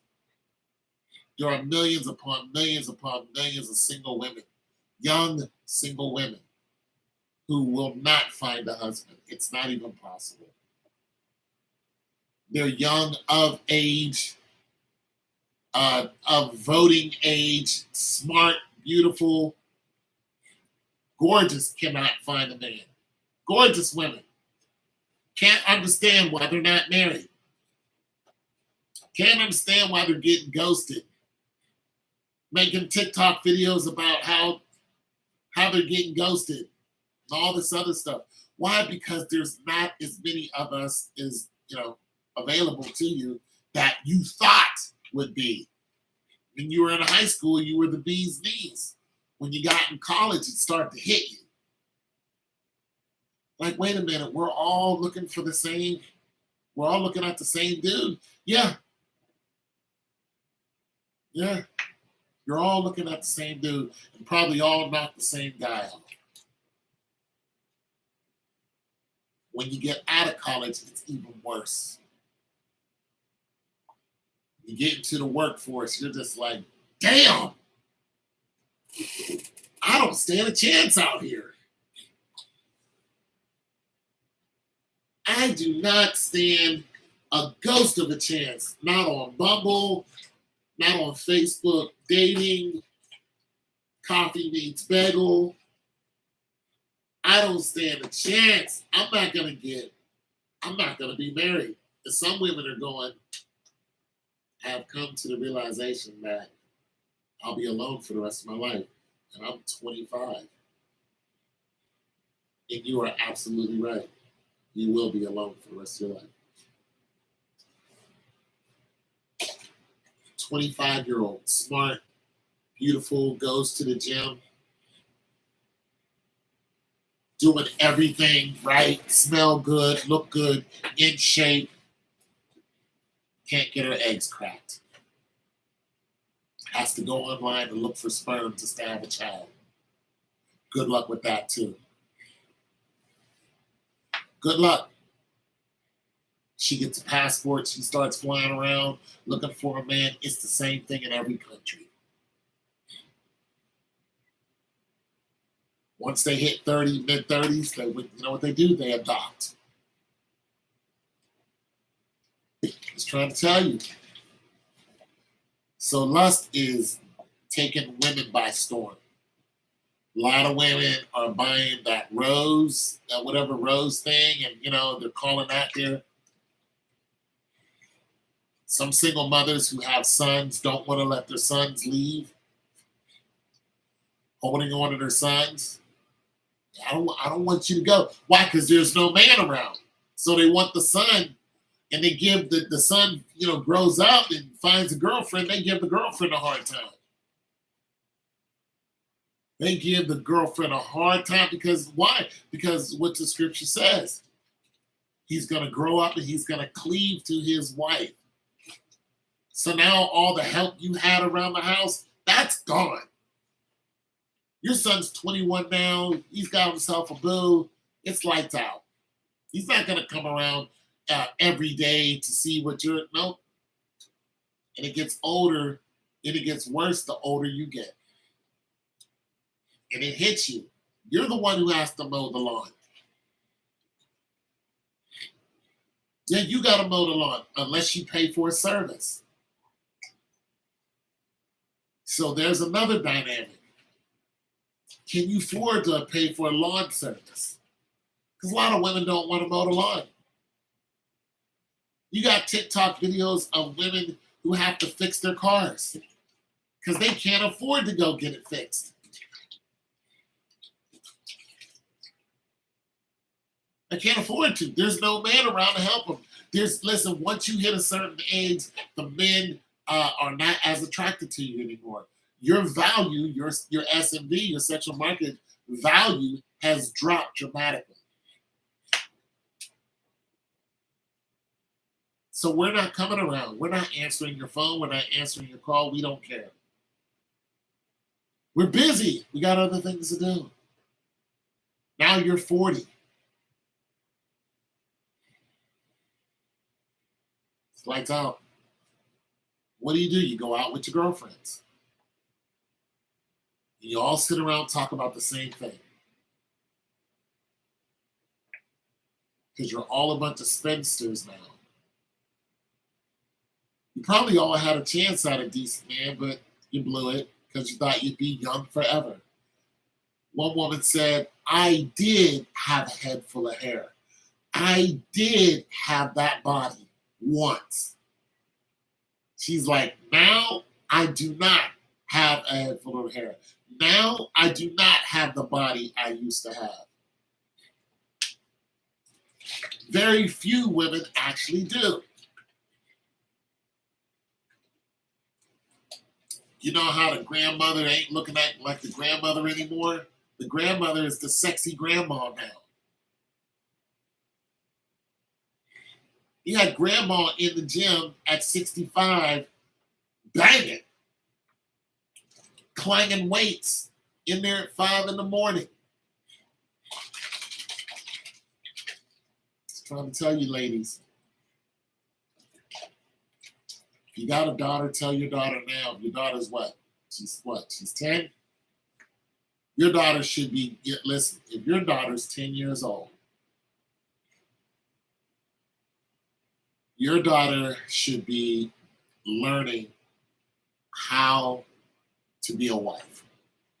That sounds weird. He was like, what? No. Yes. This is the way things used to be. It's called etiquette. There is a particular type of woman that a man gravitates to. This isn't no weirdo stuff either, because at her certain, at her, 19, 20, 21, when she's ready for this, and she hits the marketplace, she will already know these things that the other women don't know. It'll give her a leg up in the competition. See, a lot of these grandmas, aunties, and these older women sour the younger women, and they tell them stuff that's wrong. Why? Because they want them to be miserable spinsters when they get old, just like they are. And they spew their hatred towards their men. A lot of mothers do that to their daughters. About the father, they spew nothing but hatred. Hatred, hatred. So when the daughter grows up, she grows up hating her father. She grows up hating men. She's single for the rest of her life. But mothers should start grooming their daughters around 10 years old. Teaching them how to eat instead of scarfing down their food like a hyena. Teaching them how to sit, how to talk. It's etiquette. All that stuff is attractive to us. When we see that, we're just like, you're going to make a hell of a wife. When you know the difference between a salad fork and the position of your dinner plate and the tablespoon, napkin, and all that, oh yeah. The way she dresses, she ain't running around in tights. She don't see none of that. She has an apron. Teach that little girl teach her how to make bread. How many of y'all know how to make bread?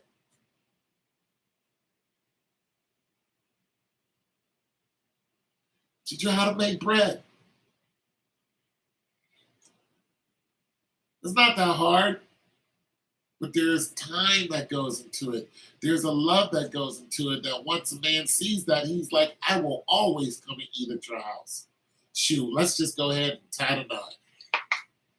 It is attractive to us because we know if you're going in there and you're doing that, we can go out and face whatever. My aunt had 9 children. Never worked a day in her life. She's married to my Uncle Wilbert, and that man went out and took care of everything. And when he came home, there was always food there. Always. That house always smelled like food. Always. From when I was a little tight going over there to when they died, it always smelled like food. It was amazing. And it was always clean. Always clean. 9 children. Bless their souls, are both dead, and some of their children. I bet that house still smells like food right now. It's amazing. It's just an amazing thing. She always cooked. She cooked, always had his favorite. She always had leftovers there. You walk in our house, you know, she always had fresh bread, chicken. She's always cornbread.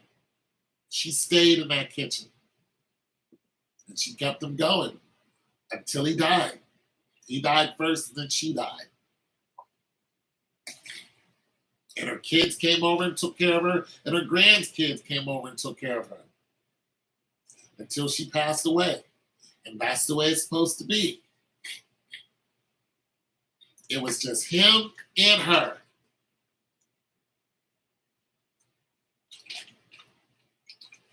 But if she wasn't a hell of a cook, or if she was bad mouthing all the time, or she was mean to him all the time, I've never heard her say anything mean to her. Mean to him. Never.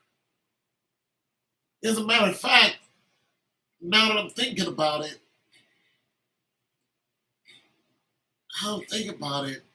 I've never heard them argue. And he wasn't somebody who said a whole lot. You know, he would come in the house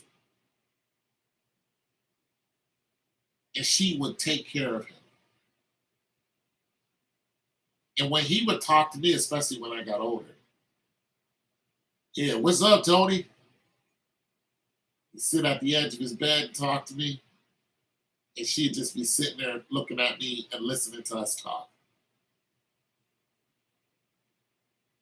It was just a whole dynamic of position that was there, both of them being equally important. He couldn't have survived and did all he could without her. It would not have happened. It would not have happened. If he had a modern woman today, it would not have happened. Well, some of these newer chicks, with the way they think, it wouldn't have happened. That man went to work, came home, took care of his family. Just amazing. Amazing. And I've never heard them argue. Never, not once. I never heard her raise her voice, call him out of his name. Nothing. Nothing. He never raised his hand to her. He never called her out of her name. Nothing. 9 kids. That's unheard of today. Everybody's toxic. Everybody wants to fight. Okay? If your daughter is 10 years old, teach her how to make bread. Teach her how to sit. Teach her how to be quiet. Teach her when to speak. My aunt knew when to speak and when not to speak. When the men were talking, my aunt didn't say anything.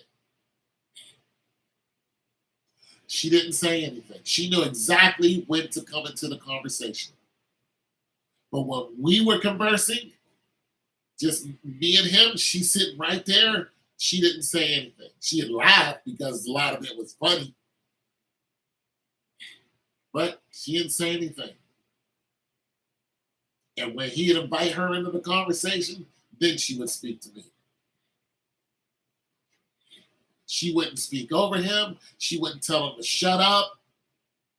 She wouldn't hit him and play around with him and none of that nonsense. None of that. None of that. They lived in the hood. Look up Westinghouse High School in Pittsburgh, Pennsylvania.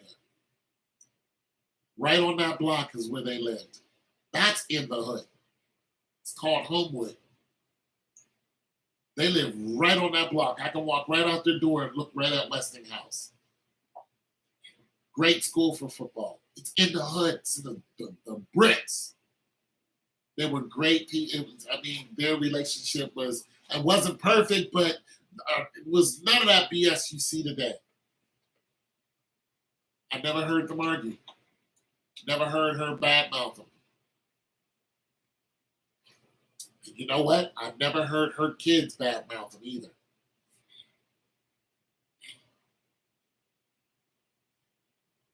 Never heard her kids say anything to their father out of line because he'd have cracked their whole face. But I've never seen him say anything to them out of line either. It was what it was. It was a dynamic that they had, and it was understood because he's the one who's taking care of you.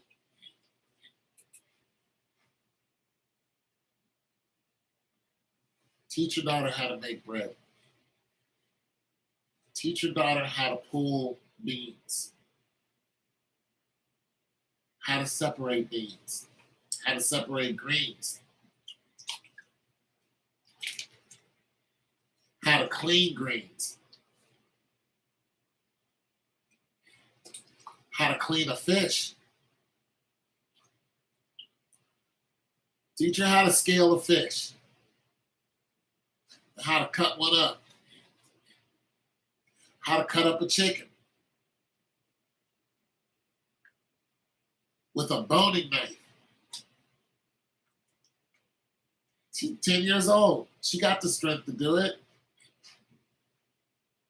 You start off with a pheasant or a Cornish hen. But if she learns all that stuff and she enjoys it, she's going to have a lot of kids. She's going to be married. She's going to have support when she gets older. She's probably not going to work unless she wants to. And her husband's going to take damn good care of her, and he's going to protect her with his life. His life.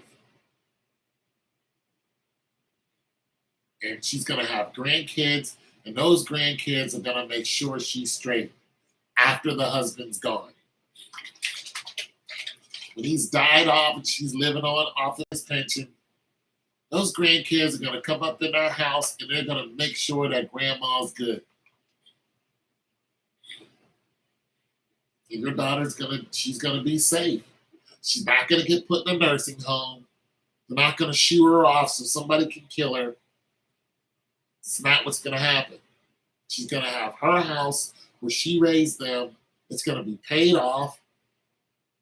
And they're going to come in, set up shop, and make sure grandma's good until the day she dies. She's going to be buried. She's going to have a tombstone, and people are going to visit it.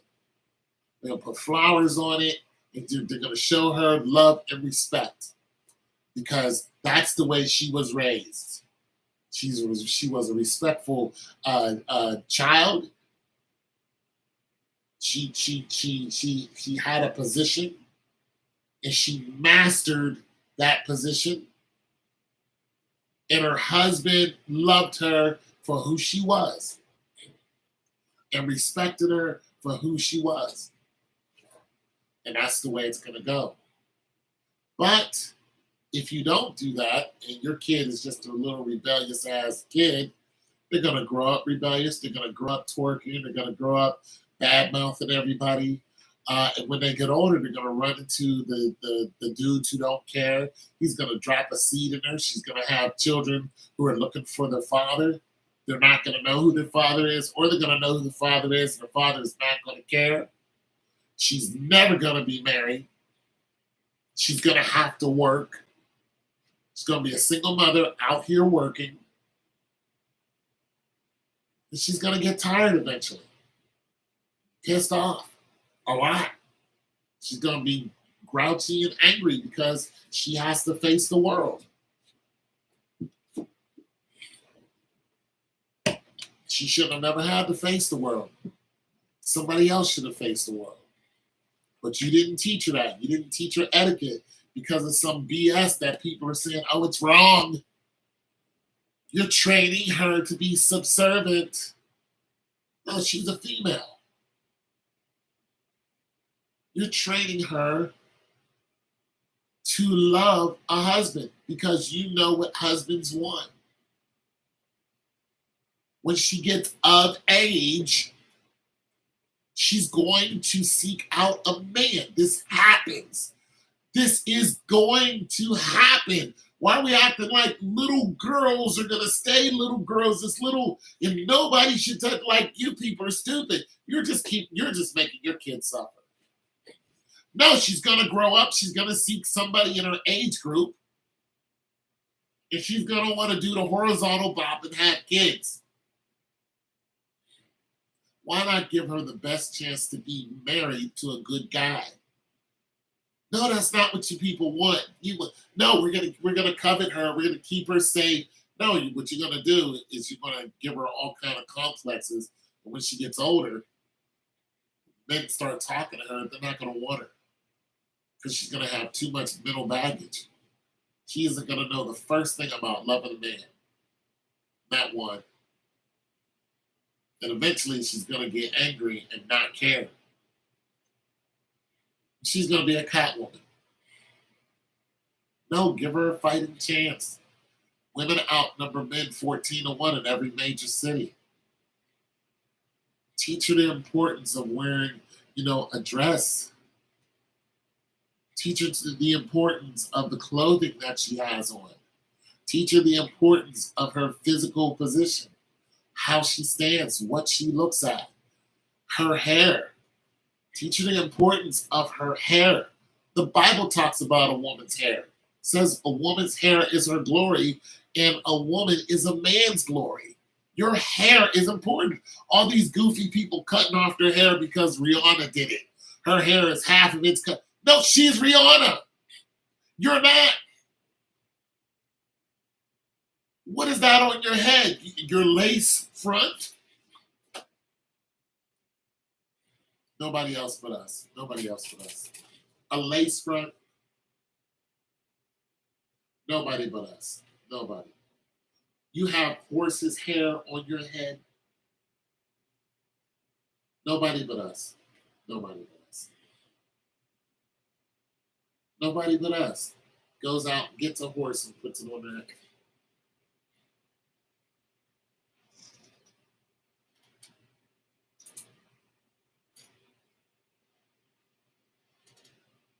And then it's multiple colors.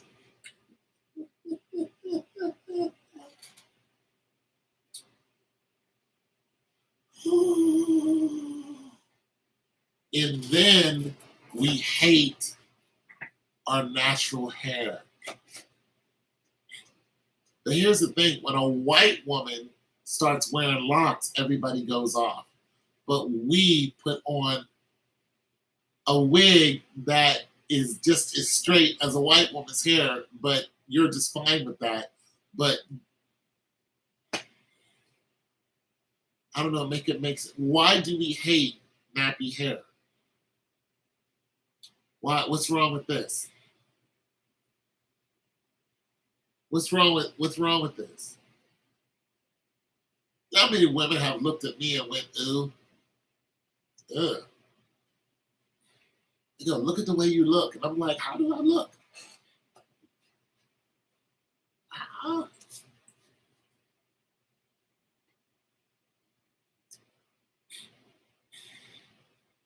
Ugh. I'm like, what happened? This is how some black women look at me. I'm like, really? What? What is it about me that they run from me? Look at how? What, my skin color? It's what the Kemets look like. It's what the Natufians look like. This is what the Southern Indians look like. This is what the Aborigines look like. It's what the people of Timbuktu look like. This is what the Egyptians look like. This is what the people from Mesopotamia look like. I'm wondering what my beard, nappy, my hair, my skin color, my nose. This is what the Semitic people look like. This is what the Ethiopians look like. Ooh, this is ooh. Okay. Ooh. No, this is wrong. All right. Ugh. You're black.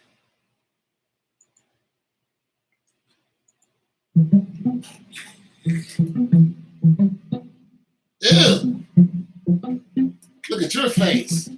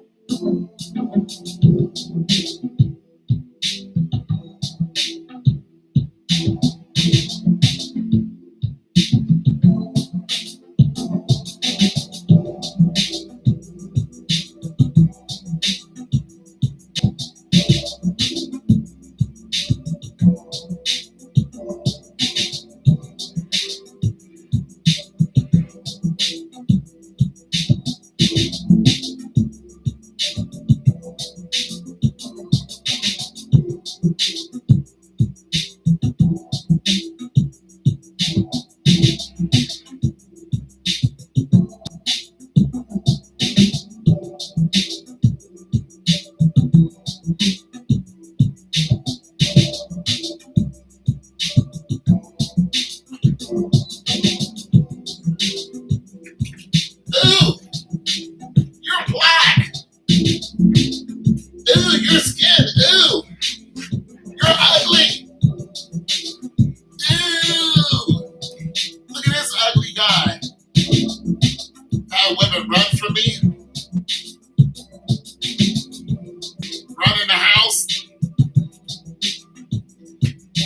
sitting on a corner, and they see me walking. Run! I've seen women run from me. Ew.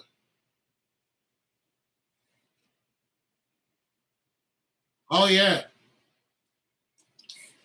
Especially women online. I have women say that to me. Ew. Look at how the way you look. Women around here. I've had women go in the house and shut their door, run from me, and I'm just walking by and they think I'm a monster. I've even had my neighbor called me a monster. My neighbor next door. Known him for years. Called me a monster. Never the same after that. After that day. So I used to help them out a lot. After that, they knew it too. I don't talk to them like I used to. They want me to play with the kid, and the little son would want me to play ball, and I don't go near him. Son asked me to play ball. Can you come on? Play? No. Called me a monster. That was it. People look at me and oh, he's a monster. Really? What did I do? They're afraid of me. I've had people threaten to shoot me. Don't even know me. People are afraid. They're intimidated by me.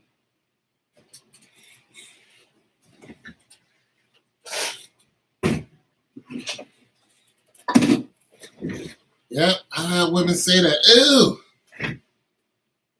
Like, ooh, what happened? No, I'm unattractive? Okay. I didn't know I was unattractive. I do now. I'm unattractive. Because I don't keep my hair. Because I'm unkempt. I'm unkempt.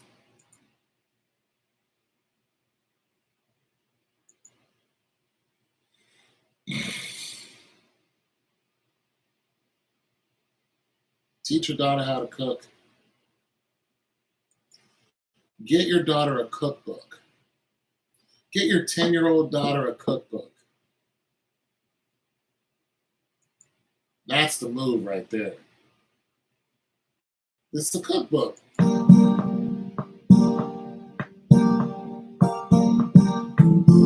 Get her a cookbook.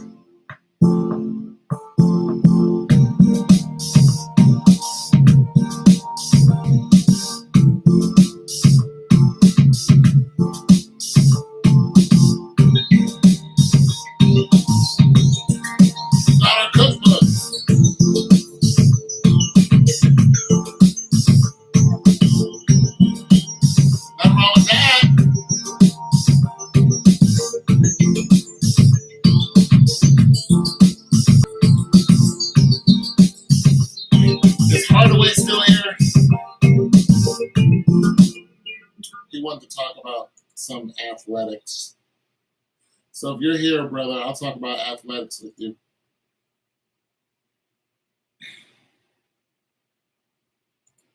But yeah,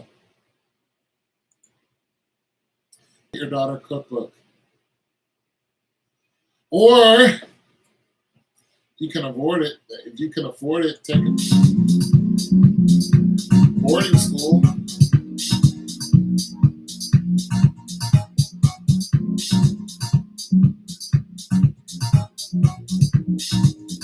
You can afford it. Put her in boarding school. Also, teach her how to fight. Nothing wrong with that. Especially grappling. Most fights end up on the ground. Teach your daughter how to grapple. Teach your daughter how to grapple. Most fights end up on the ground. Instead of it being a hair pulling session, teach her how to grapple. Choke a chick right out. Roll her right on over and choke her out. Fight's over. I'm going home to my husband. It works. Put her in a rear naked choke. It's over.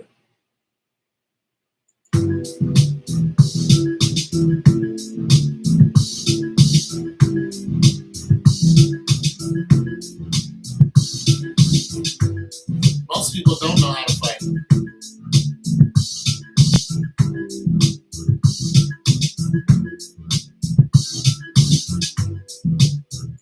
Most people don't know how to fight.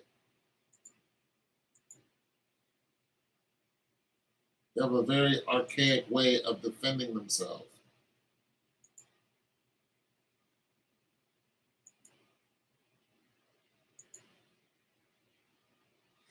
But a trained fighter, even at a young age, will take you out. Nothing wrong with teaching her how to throw them hands.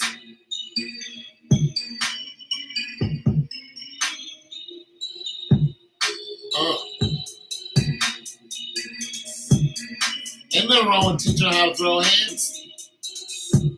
Quinceañeras. Boxing.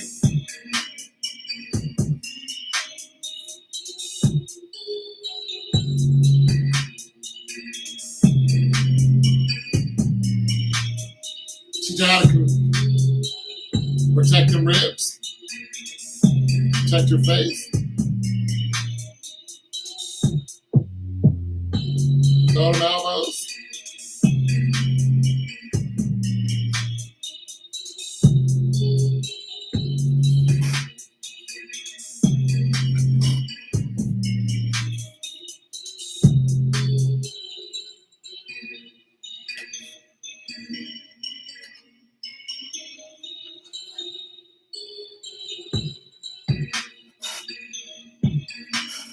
Couple takedowns.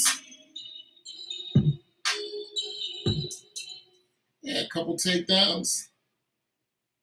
Some basic stuff. Teach her a couple shadow punches. She's good.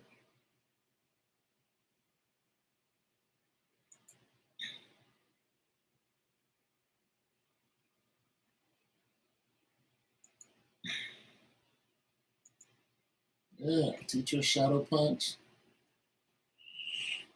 Or how to rabbit punch.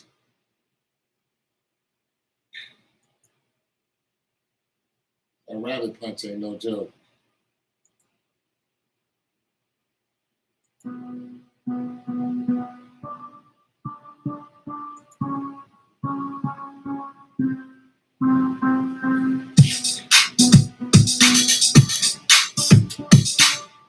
Yeah, teach her how to close the distance. Step in elbow. Ah.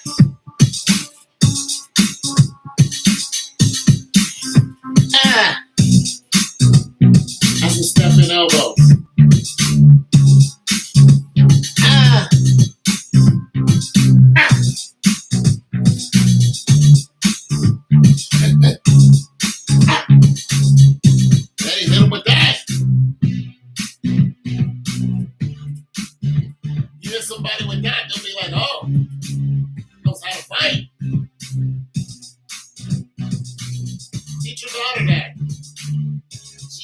this chick with a stepping elbow. That'll be it.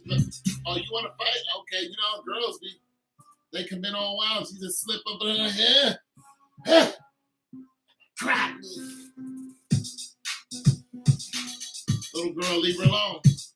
So I was talking to this one woman I was trying to date her, right? And every time we got together, she'd always talk about her 10-year-old, which is cool. She had a 10-year-old daughter. She's like, my daughter said the other day these girls called her into the girls' bathroom and they started beating her up. One girl started beating her up. Now her daughter, you know, she's 10, she's innocent, she's just living her life. She's not crazy like that. And the girl just started beating up on her. And she said, Mommy, the girl just started beating me up. And she was in shock, like, what did I do? Well, you didn't do nothing. That's just a mean-ass little girl. But now you know. And I was like, her dad needs to teach her how to fight. And she's like, her dad doesn't know how to fight. I was like, wait, what? She's like, yeah. Her dad like got into it with, somebody I was dating and he beat him up. I was like, wait, what?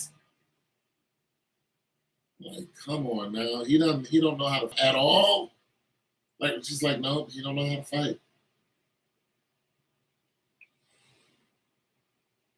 Shoot, you can sit here and watch MMA and start learning some of those moves. That's what people have been doing. That's why MMA is so popular. Because people are practicing those moves and doing them in a real fight. And it looks sloppy as heck, but nonetheless, they're doing it. Sometimes they succeed in whatever they're doing. Because usually people don't know how to fight. They just start swinging all wild and,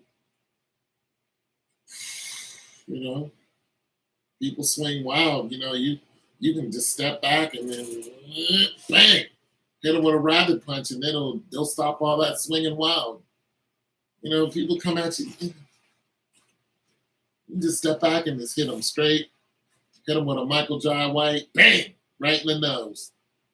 Or hit them with a Boss Rutan, right in the nose. Boss Rutan hits like this, though. Michael Jai White hits like this. So, two different styles, both of them very effective. I'm just saying, you got kids out there, teach them how to fight. Teach them how to run, too.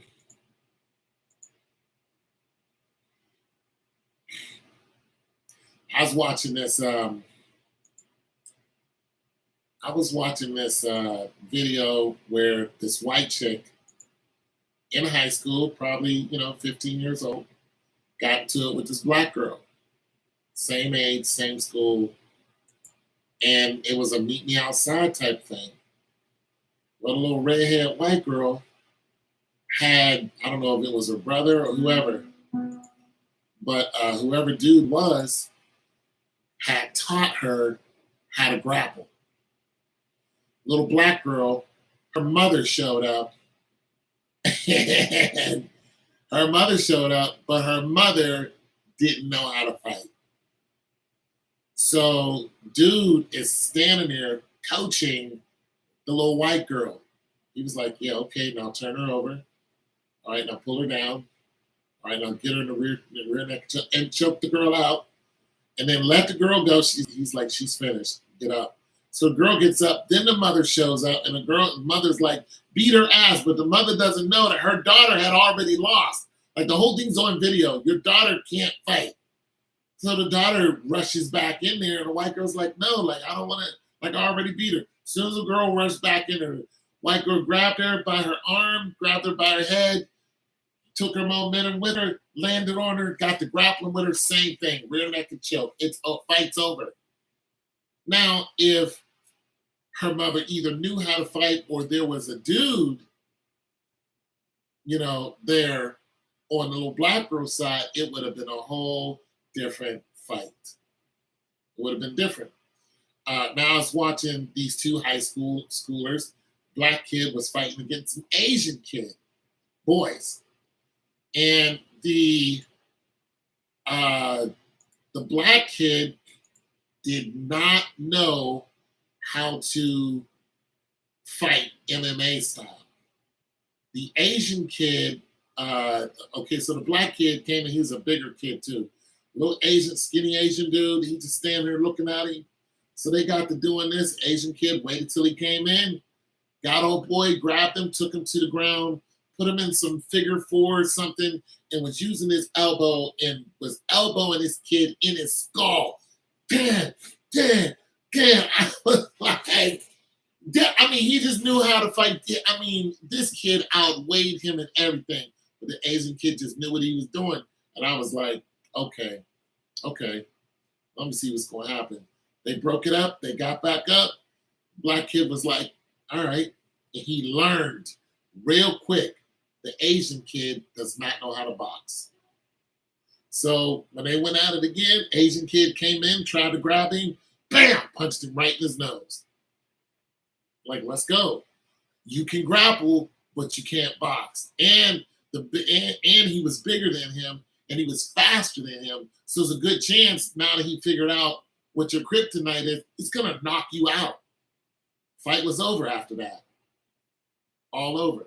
So there's a difference. Like, you teach your kid how to handle themselves, they have a chance out here because kids are learning these moves because there's always some type of confrontation. This is like teach your daughter, yeah, your daughter's a flower, whatever. Get your daughter on the mat. Take her to one of these MMA schools or learn, like, instead of her watching Blue's Clues, take her out to the garage.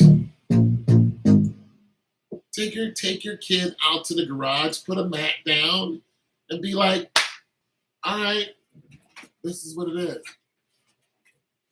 Keep legs open like this, position like this, hand like this, guard your head, put your chin down, guard your ribs, step forward, jab.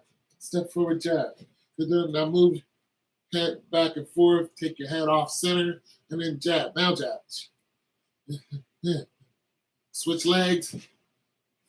I mean, do that. And I saw a video where this black girl, she had to be maybe 9 years old. Her parents, they got the memo. They take her to grappling class. And now she's grappling with boys, taking them down and, putting them in headlocks and all that. I'm like, yeah, do that. Do that right there. Little girl bad. You know what I'm saying? She's gonna be a little cutie, but she's gonna be, you know what I'm saying? She ain't gonna be just out here. She's gonna be a good looking woman. And she's gonna be, tight with the hands. Like, okay. Like, you wanna do this? Like, you know what I'm saying? Go out there and, let somebody have it. Because she's learning how to grapple now. Most fights end up on the ground. And, there are people who are just good street fighters, but fights still end up on the ground. Most of the time, even a street fight, you can tell that most people are not used to being on the ground. If you watch two street fighters go at it, it's usually the same thing once they hit the ground. It's usually the same thing. One is going to try to get top mount over the other person. And after that, they're going to ground and pound. Well, if you know how to fight, you can resist somebody's ground and pound. Especially if you can get your head close to their chest, they're not going to be able to do anything. Because they're not going to be able to get leverage. They're going to be trying to hit you like this and trying to pull your body down so they can. Most people don't even know how to ground and pound. If you look at the Huntington Beach bad boy, he was a master at ground and pound. And look who he was fighting. He was fighting the Gracies. And he ran through them. He was fighting Shamrock. Shamrock was a grappler. And he beat Shamrock bloody. He said, I never beat a man like that before. He beat him bloody. Because he knew how to nullify all those grappling moves. He knows that your head is going to be exposed while you're trying to get somebody in a figure four lock and all this, Kimura and all this, while you're trying to twist my arm back, like my other arm is loose, I'm gonna be knocking you in the head. So it's a good thing to teach your kid that, especially a female. It's really good to teach a female how to fight. Because most females don't know how to fight. They don't. Most females don't know how to fight.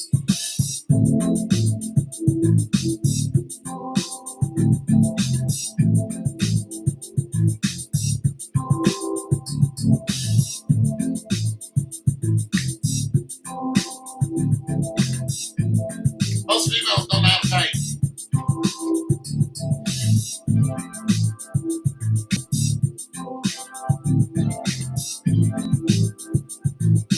They don't.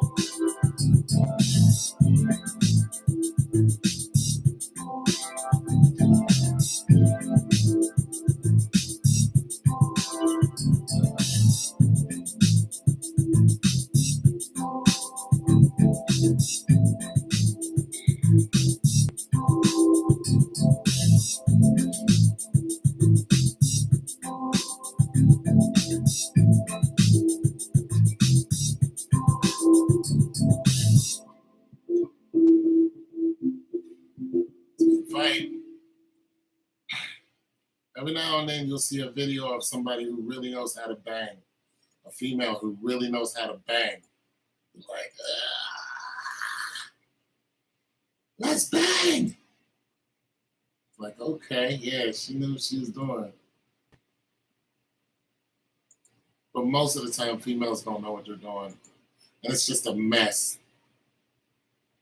It's just a mess of a fight.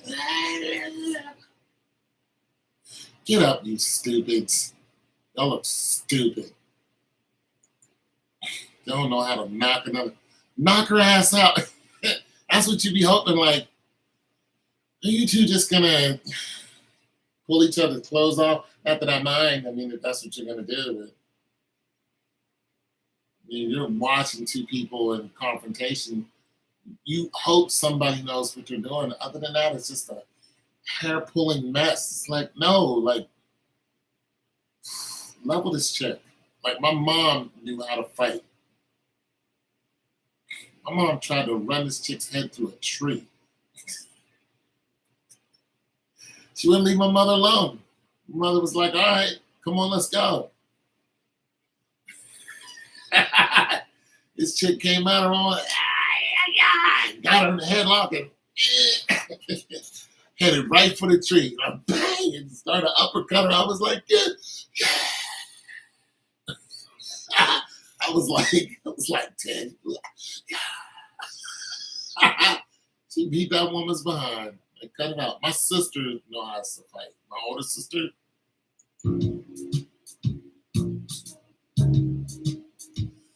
You don't want it. You do not want that noise. I don't want that noise.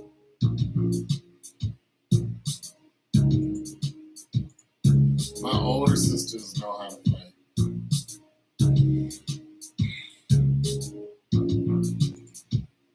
Yeah. She knows how to get that.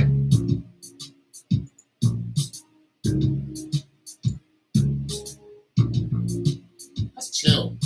This is a good talking song. You know how to fight, Natalie? Natalie, you know Taekwondo? Hey! Hey!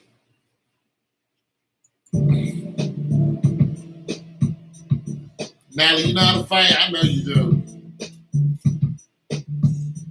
Knocking on them doors, you better know something. I'd like to talk to you about the Lord. Get away from my house! I would like to talk to you about the Lord, Mister. Everybody's happy to see you. Yeah, you know how to fight. You don't beat somebody up. Yeah, you do. You know how to fight. You never had to fight? Yeah, I don't mean you don't know how to. Sister so and so who has schizophrenia, you know you was ready to light her up and she got to talk crazy. You was ready to light her up and you like, what, wait a minute, Sister Jenkins.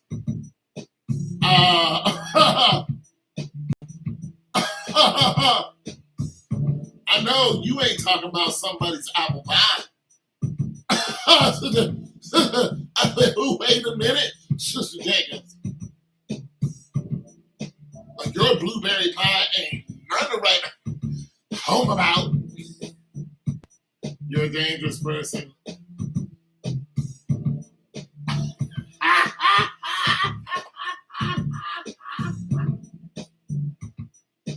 Don't make me angry. You wouldn't like me when I'm angry. I believe it. Is Hardaway here? He's probably not here. Yeah, I black out too. I blacked out on a chick once. She hit me and I blacked out. I woke up, I was on top of her, ready to beat her face in. She had to call my name for me to snap out of it. She almost got what she wanted.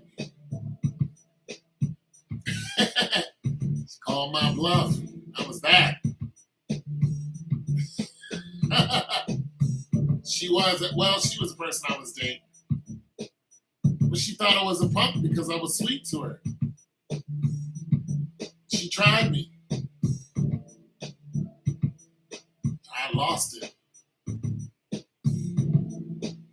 If she wouldn't have called my name, I'd have probably went to jail. Because I was in fight mode. I just went right there to it. I was like, okay. I got hit in the face. I was like, wait, what? I was surprised.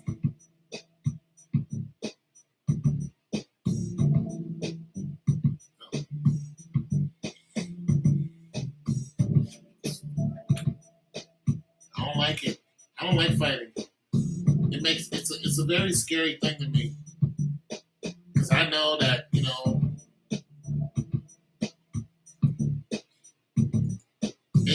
it could just take you places. It could take you places you might not want to go. And once you come out of it, the damage is done.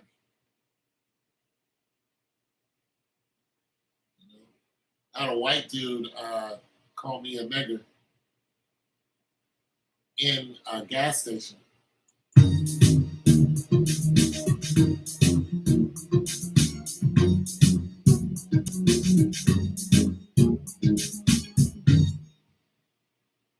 I was like, what you call me?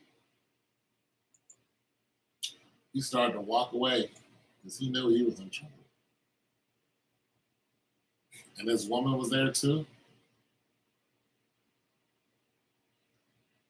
I grabbed him by his neck and I lifted his whole body up off the ground.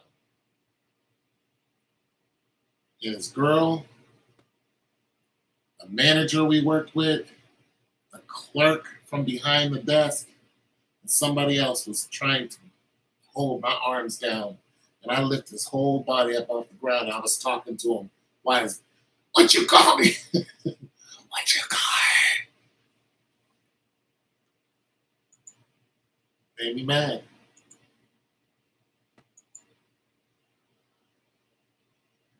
Made me angry.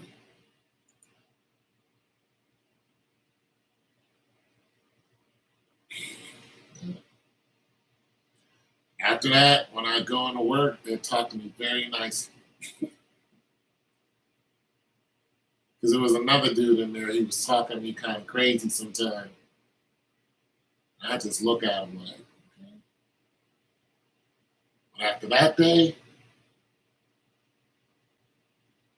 he's like, Anthony, I just wanted you to know that, we don't have no problem with you. And, you want to just let us know when you want to come back to work. And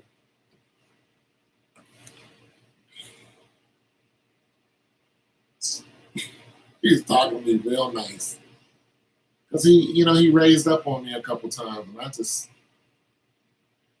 like, I will smash you through a brick wall.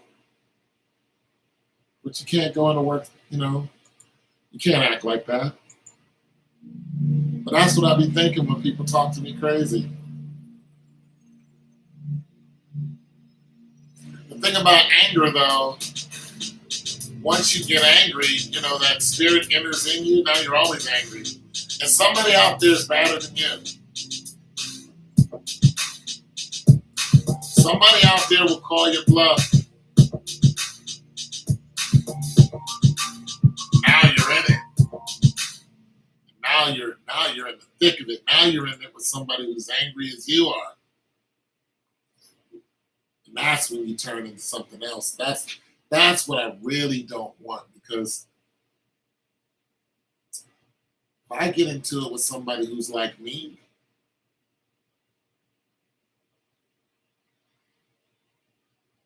I won't come back. I'm not coming back from that. This is why I avoid fights, because there's guys who challenge me all the time. And I just avoid it because I know if I get into it with the right persons, I'm not coming back. I'm gonna be completely not coming back from that.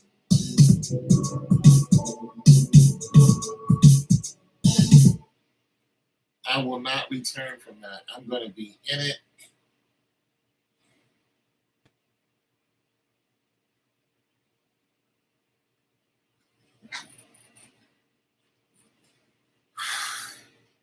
I've lived a hard life.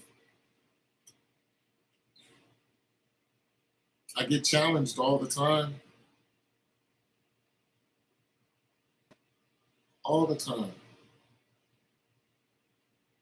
Go to work, I get challenged. Street, I get challenged. I've had people pull guns on me. Yeah, when you live like that, yeah, all your stories are going to be problematic. I've had women I just met threaten to shoot and kill me for no reason at all.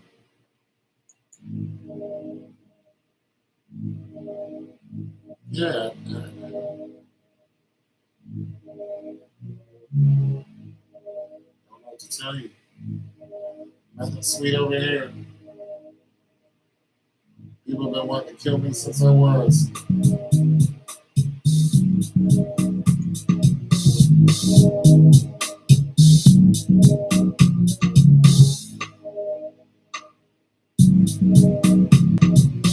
I wish it wasn't like that. I wish my life was normal, but it's not.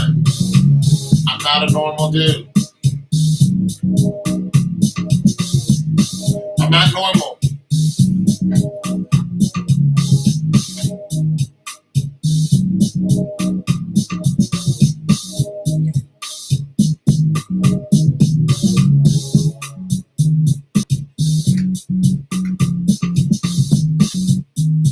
I'm not normal, Nat.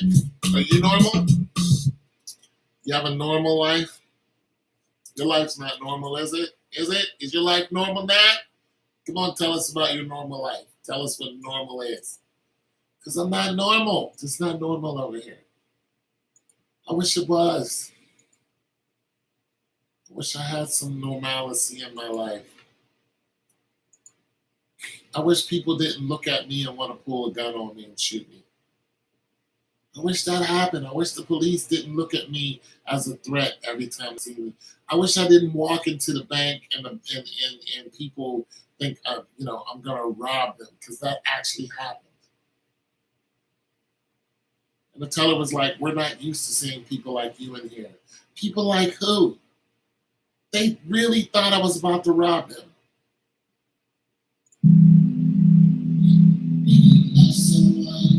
In a bank.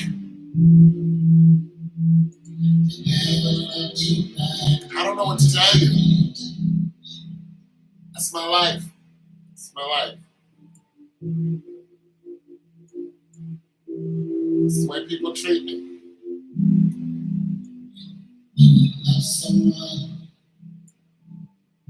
It's the way people treat me.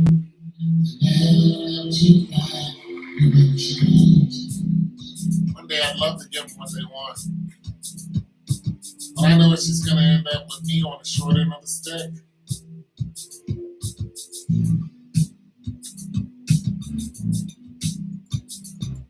It's not normal, man. It's normal. It's not normal. I'm not normal. No one bothers you. See, you don't have the life that I did. And that's great. No one bothers you. No one's afraid of you. My neighbors are afraid of me.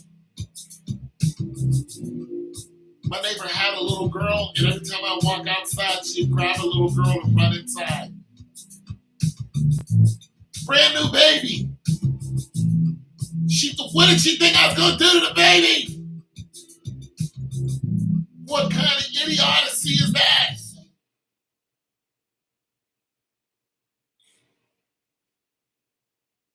What am I going to do to the baby? One time I heard it. I heard it.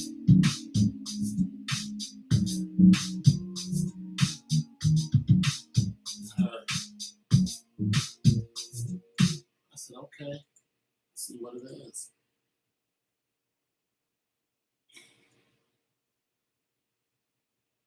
So I stopped helping them. I don't help them like I used to. I know what it is. I'm not good. What the hell am I going to do to a baby? A baby? A baby. I'm going to hurt a baby?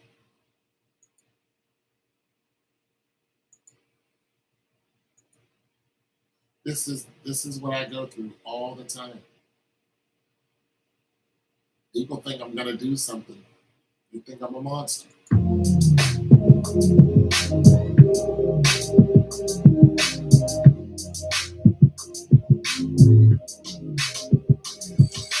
I'm a monster, man. I'm a monster.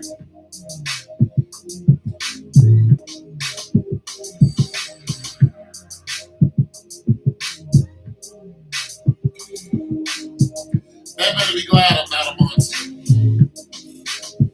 Because there would be some people who wouldn't be here. They better be glad I'm not what they think I am.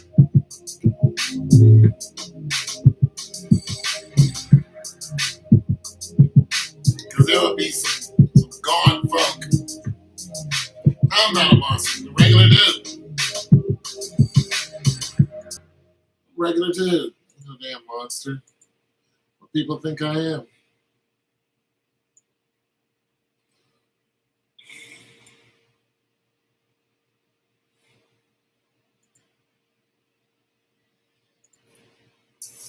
Yeah. All your stories are so sad. It's so sad. It's sad. It's sad, man. It's sad, man. It's so sad. It's so sad. You gonna give me a hug? Give me a hug.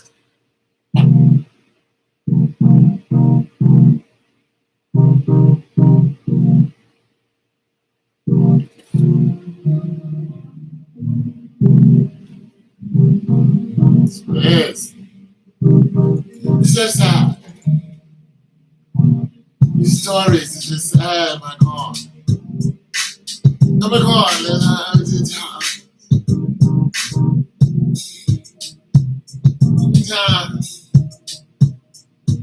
people are assholes.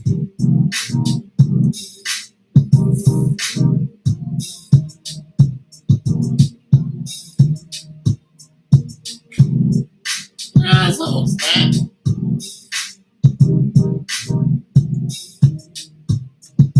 People are assholes, man. What, Sister Natalie? Natalie. Is that a common name where you're from? Is that common? Is that a common Haitian name? I don't know any Haitian names. What's a common Haitian name? Oh, Haiti, man, I hate when they what they did to their, your people when they came over here looking for refuge. They sent them all back. They beat them and all that stuff. I was like, damn, y'all hate that. Y'all hate black people. They hate Haitians, but they really hate just all black people.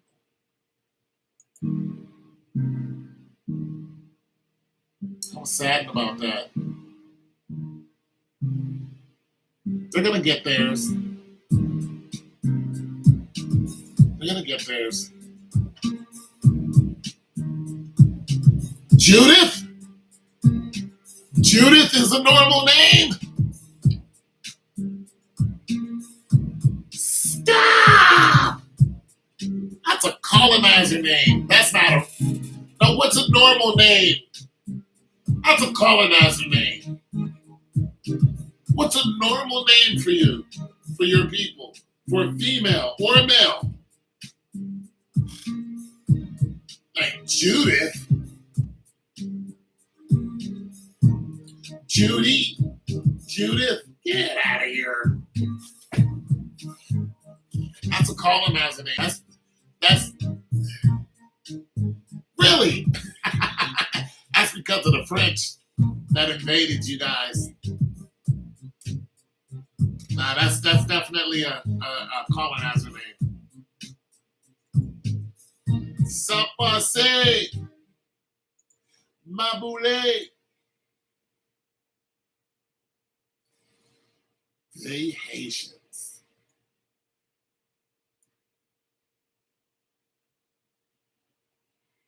Some damn good fighters. Held off the French.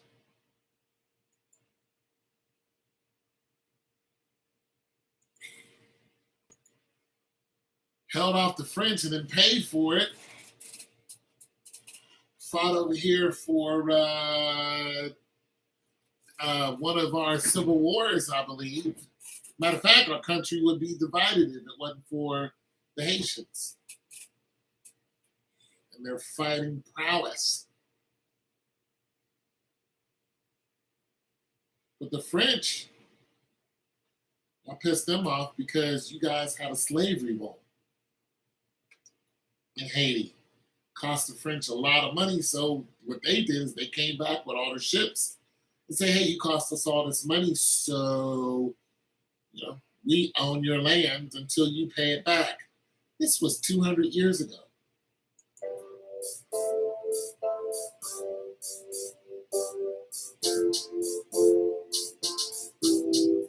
I can't get away from you, even though I tried. You keep coming back again, and I just don't know why you stopping me. It ought to be.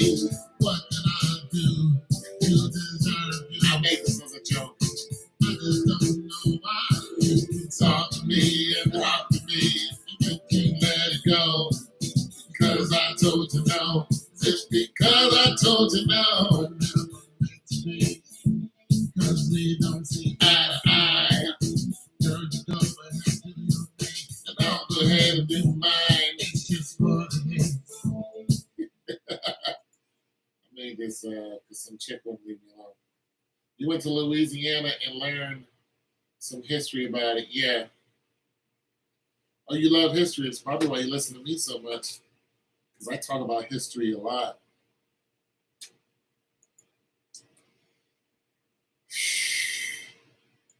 Well, history's changing now, Nat. History is taking a big change now because, for one, they have been finding underwater pyramids. They also find, there's some. The more they go out into the desert, the more they find out that it wasn't always the desert. There's whole civilizations that are there. There's a whole ocean up under the desert, actually.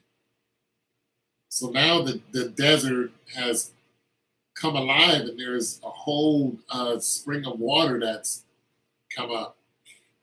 and the desert is turning back to water. And they can't stop it. It's turning back to water.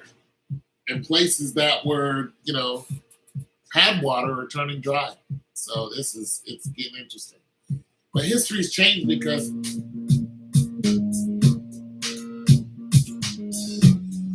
of all the places and all the stories that we know.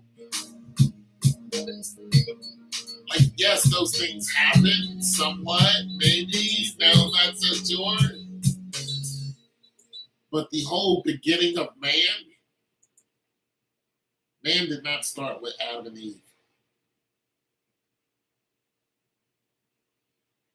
The story of Adam and Eve is not even 3,000 years old.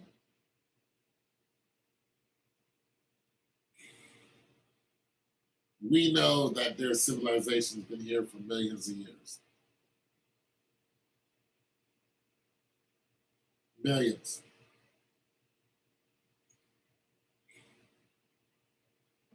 Now you can look at some.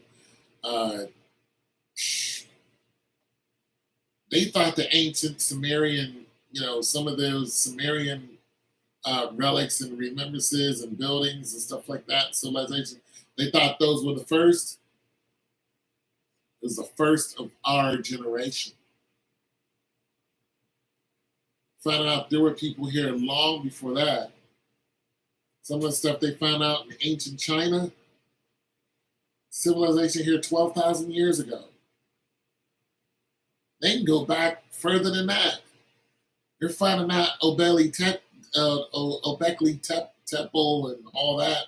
They're way older than the story of Adam and Eve. You can track the story of Adam and Eve and see right where it came from. You can track it all the way down to Ethiopia. You know where Moses and them come from? Mesopotamia. Jerusalem into you can follow where most of our progenitors came from. Until you look at the Olmecs and the Natufians. You're like, wait a minute. These are South Americans. When you look at South America, you're like, hold on.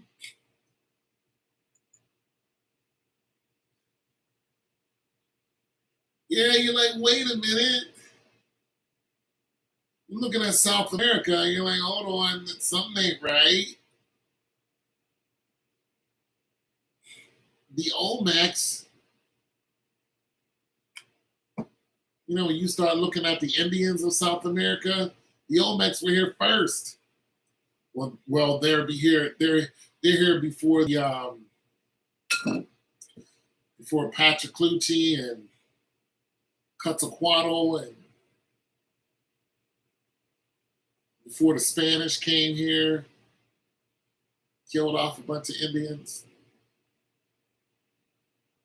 And the Mexicans and El Salvadorians and all those people who are all light-skinned, they're all light-skinned people. The majority of them, even though there are dark-skinned Mexicans. When you go back and you look at the people who were there before them, they were Olmecs. What's beautiful about the Olmecs is the Olmecs left statues of what they looked like. Big statue heads of what they look like.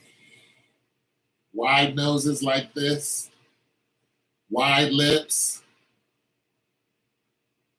the cranium shaped like they look like me.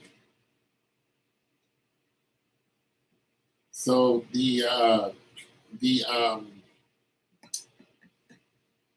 Mexican people, they didn't look like that. The Mexican people look like that today because of the conquistadors. But before that, they were all very dark-skinned people. They were dark-skinned Indians. And the American Indian. The American Indian didn't look nothing like the Indians they portrayed. Chief Longhorn and all. Those were not Indians.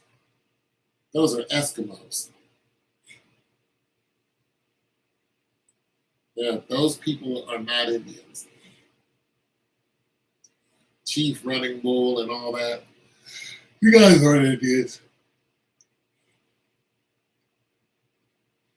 The original Indians are the black people who are already here. This is why you can't find pictures of slave ships.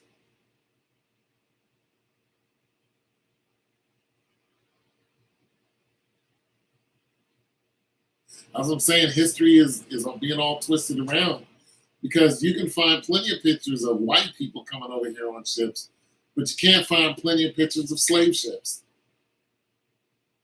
You can't say we didn't take pictures back then because yes, you did.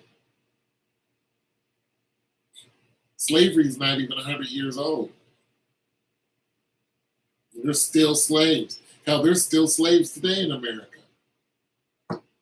There's slavery all over the world.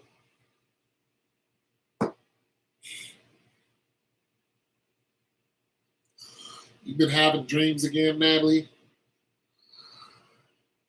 You been dreaming? I had a dream I was riding my bike and it started raining. I had a dream I was riding my bike in the rain.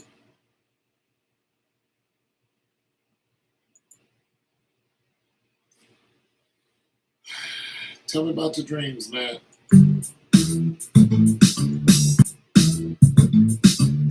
Yeah, I kind of figured you would. What you got? 1, 2, 3, 4, 5, 6, 7, 8, 9, 10, 11, 12. What was your dream about? Bounce the bound with the digital down. Bump it, go look it down.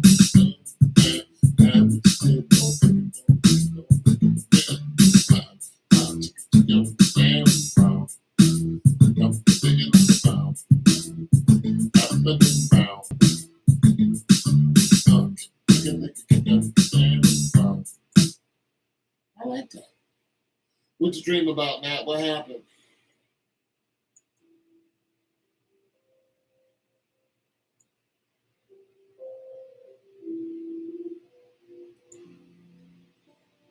In the beginning, oh, that really sucked. In the beginning, the beat went bad. Hold on. It got a little better.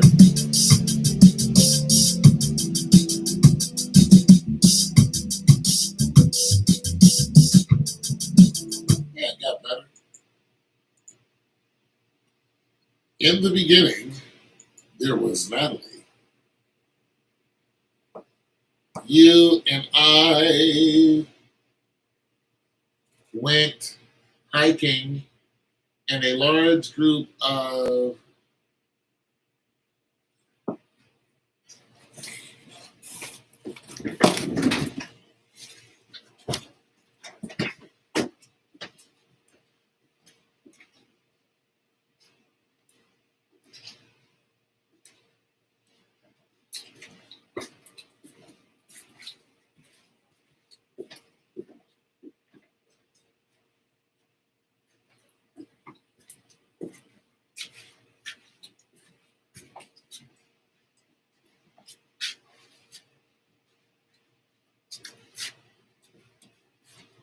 what? What is it?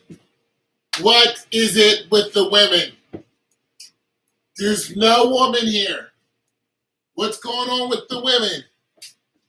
What? What? What is it with the women? Huh? What are we doing, Nat?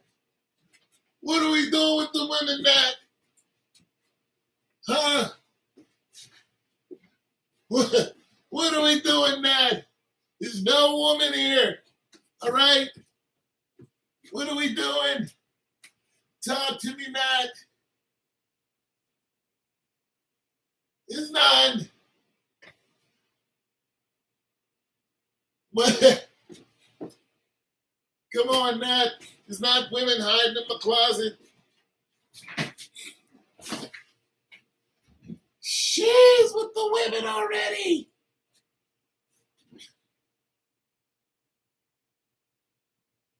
The women. The women, were they black women? And don't tell me they were beautiful women, weren't they?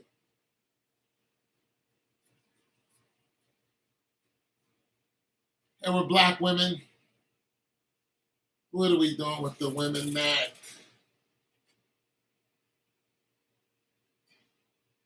mixed? You know what I think is going on? I think you're peering into a parallel universe. That's what I think is happening. Except everything is flip-floppy. Being that I am probably the most single person on the planet, and I have no concubines in this space that you have ventured to, I am the opposite. I am a man of, you know, plenty of females. I'm a popular guy. But in this reality, it is not so much. Nobody's checking for the spare tire, man. It's not happening. Nobody's looking for the bad knees, okay? Nobody's pining for, you see this hairstyle, Matt?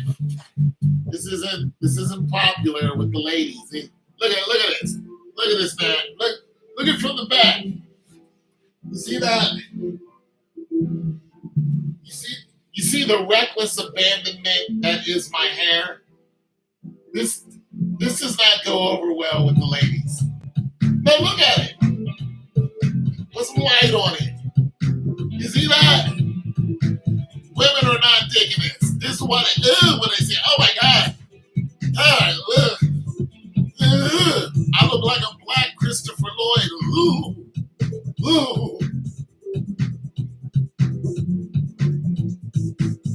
Probably don't even know who Christopher Lloyd is. Bless your heart. Back to the Future. He was the scientist. If you even know what Back to the Future is.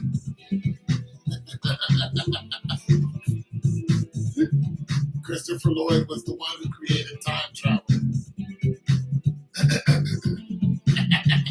Doc. The women aren't digging this. They don't dig this. I have no females in my life. I don't know, you and your dreams, they're mysterious. Yeah, I ain't got no females over here. I think females kind of get the point with me. They're like, don't even waste your time. Like, oh no. Mm-mm. That's what I get a lot of. Mm-mm. It's the look I get when it comes to women.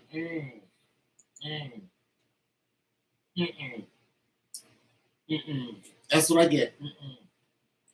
I'm like, okay. I'm okay with that.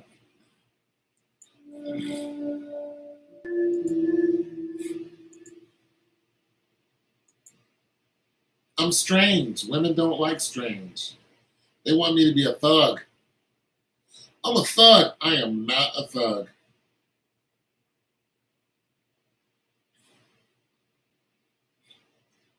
I am not a thug.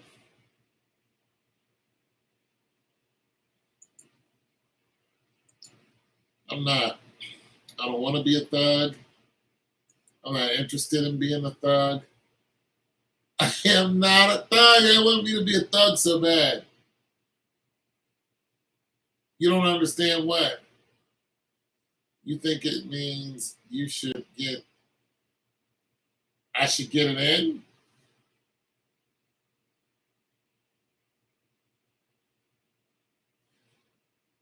What do you mean by that? Well, one of us will be getting women. What, you don't like women, do you? You like women?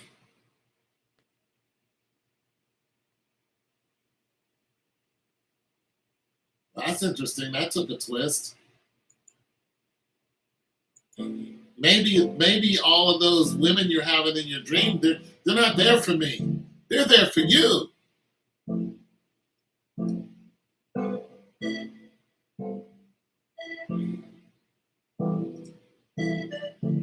Maybe all those women are following you around. They're not following me around. There's your answer.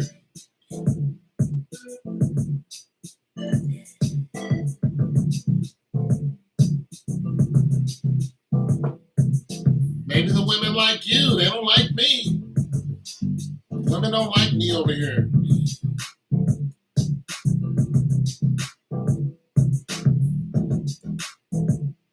They don't like me.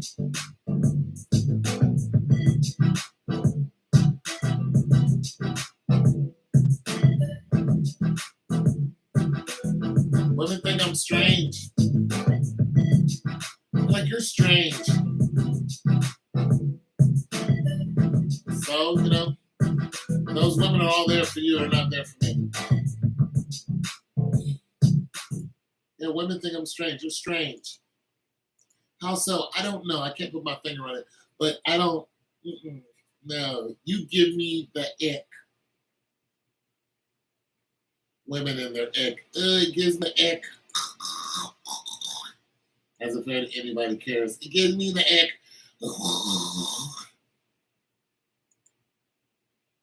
Women and their ick.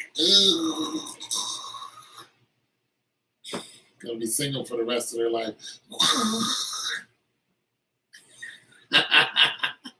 We don't care what gives you the ick. We laugh at you. It gives you the ick, really? Really?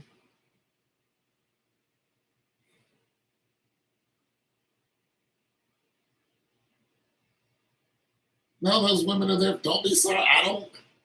Listen, I don't try to get females. I don't even approach females and try to, I don't try to hit on females. I haven't asked anybody out on a date in a long time. Honestly, don't feel sorry for me.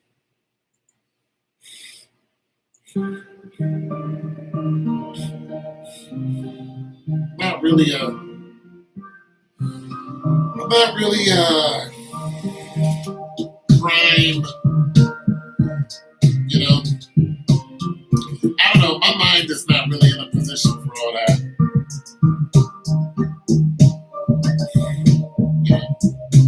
I just like to look at women and,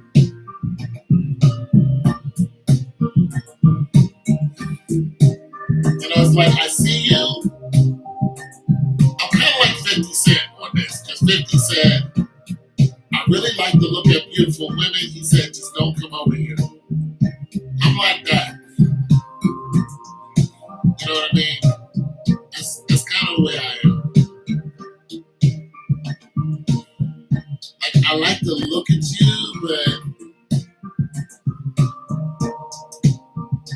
because I don't want no issues. There's always trouble. There's always problems. I don't want no problems.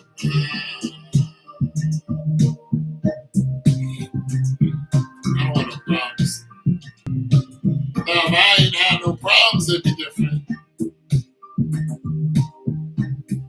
Absolutely not. Have you tried therapy? Did it work? I mean, you're the one with the long stories. Have you tried therapy?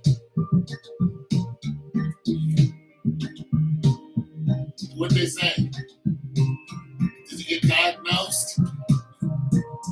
Yeah, you ain't went to no therapist. Then you ain't gonna go. You gonna go to a therapist? Absolutely not. Why? Because you don't think it works. You think it's a waste of time and money. Or you don't think that you need one. I bet you ain't never been to a therapist. You should go to a therapist. Talk about, old dude. Yeah. See, you ain't never been to one. Go to a therapist and talk about old boy and tell the therapist the whole story. It's a long story. You don't want to tell me. Tell the therapist. That's what you're there for. Pay him $100 an hour and tell him what happened. And see how he diagnoses you. See what he tells you. And see if it helps. See if you come out of there like, you know what? I'm gonna pay him another $100 to go back in there and unload on his ass. Yeah, see if that works. Doesn't.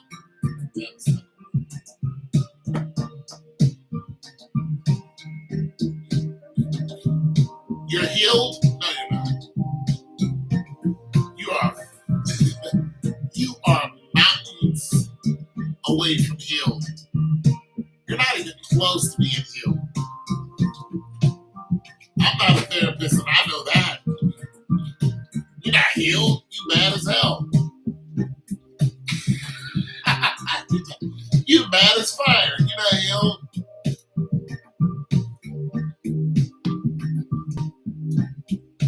You mad as fire. I bet you got a picture of old boy somewhere in your house. Probably in your bedroom.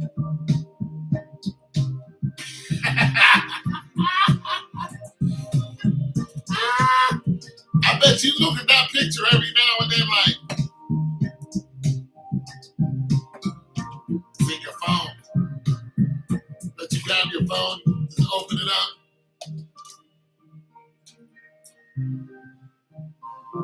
Oh, so and so. Click.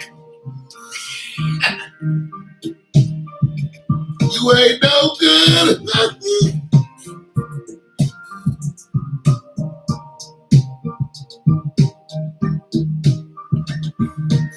I bet you have a picture of him in your phone. I'm willing to bet that.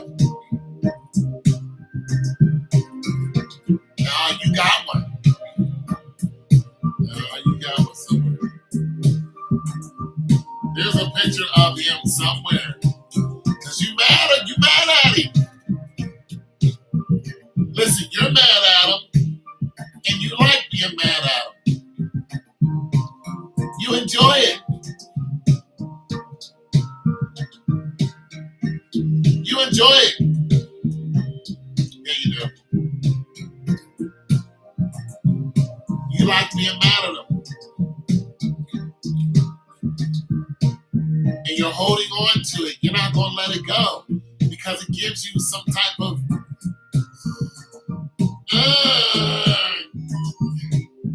gives you something to punch at. Yeah, you mad at you. You're not going to let that go. And the next man that tries to get with you, you got to walk into that. You got to be like, who? What he did? What happened? You haven't talked to him and said, yeah, but you're not good. You're not good. You're not good. If you was good, you would have another man in your life. But you're staying away from him because you don't want it to happen to you again, which means you have trauma. You're avoiding relationships out of fear. Somebody gets fired from a job, they go to another job, then they get fired again, they go to another job, then they get fired again, then they're realizing, you know what, maybe it's not for me, maybe I have to do something on my own.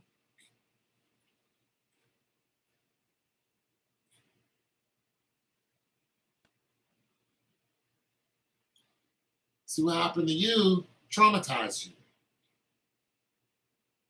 And it traumatized you because you had this whole script. Nah, you have a whole script, a way of living. There's a script that you followed. You have a religious script that was handed down to you from your people, from your parents. You have a script in a way of living. Your whole village told you to live according to this script. And this is what should happen. You stepped out of that script. You stepped out of that script. You were in. You were just kind of free willy. You were just kind of like, I don't know what happens here, but I'm gonna take a chance. It felt good. It was just like, I'm gonna just take a chance and see what happens. And then it fell down. When it fell down, then you came back to your script. Came back to what you knew. You didn't stay out there. You came back. Like, I tried it. It didn't work. But you brought back with you the trauma of what you tried. Because now you don't want to go back out there. You don't want to go back out there because of what happened. I could be wrong, and that's okay. But I don't think I am. I don't want to go back out. I don't like it out there. It doesn't feel good. It's not right. Eh. And that's okay. I can be wrong. But you need some therapy. You need some, you know. If I'm wrong, then why ain't you dating?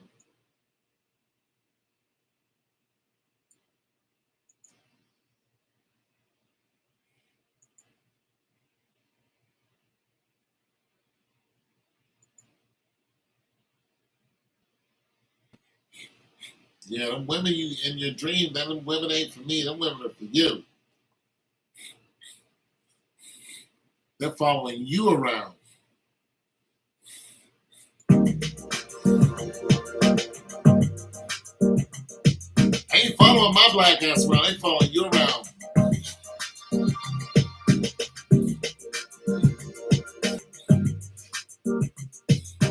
Tell me, was there water in this dream? Was there water in this one? Was the road wet? It sums up.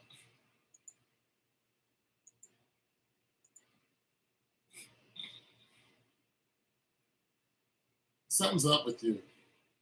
Something's going on over there. Something's going on over there. Something's gonna give. You already told you why. I think you said I'm wrong. No water in this one, huh? Those are some great, yeah. So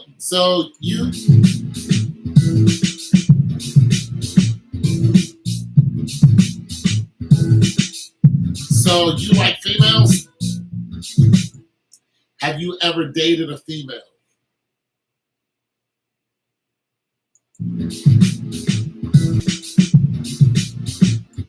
Have you ever been curious about a female?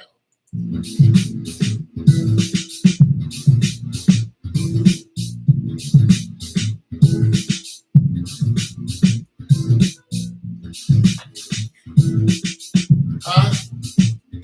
You ever date a woman?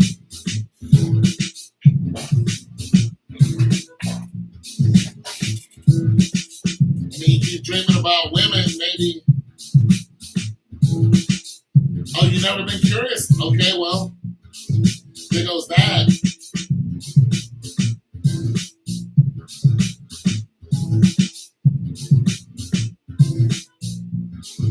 Shoot, I don't know what it could be. I don't know. I know there ain't a bunch of women over here. I know that.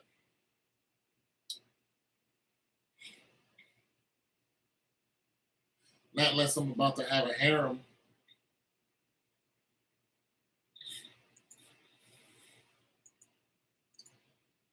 I'm too old for that, though.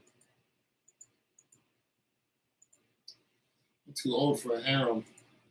It's too much noise for me.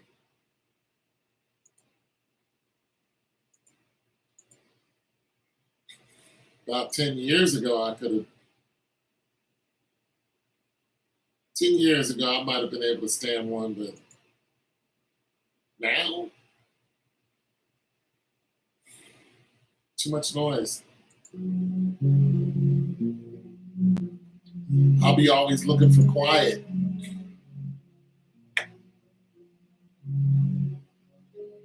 A harem would be nice. Which, hey, let me ask you something. If you were ever interested in a man again, would you get into a poly relationship?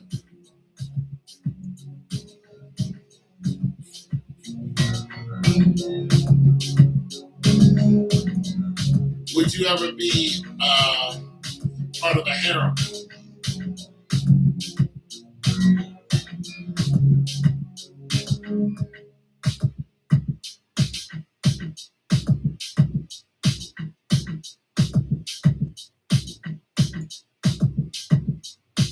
Would you do it? Would you ever be part of a harem?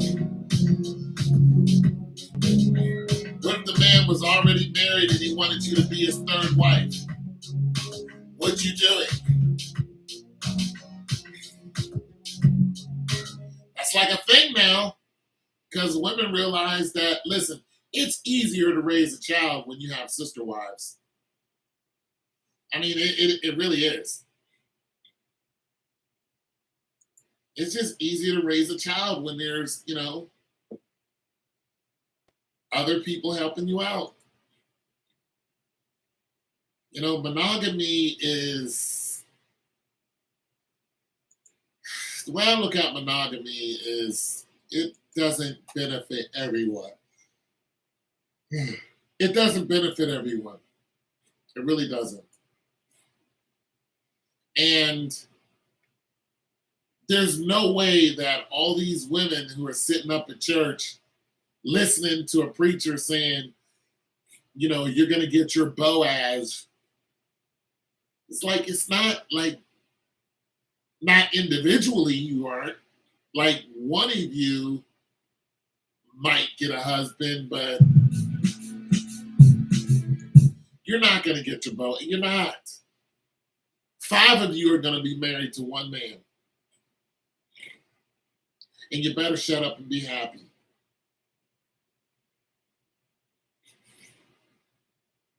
When you look at, the Egyptians and the people who lived in Punt and the pharaohs back then, it was all a poly relationship.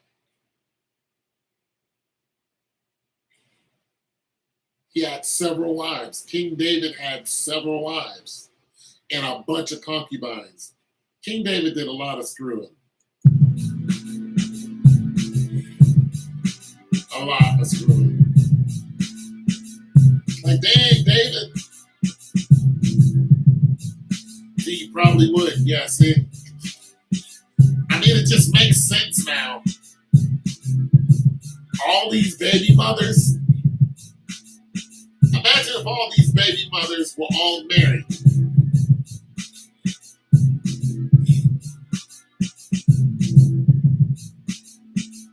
I mean, imagine if all these mothers were married.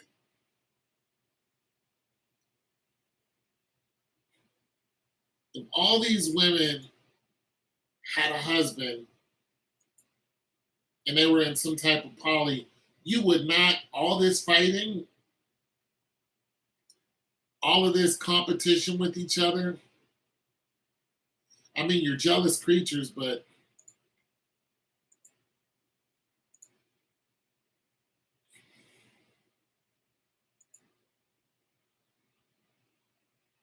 your guy is not out running around. He's right there.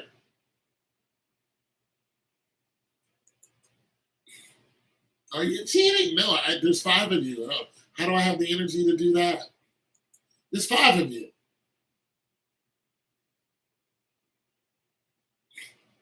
No, I'm not cheating.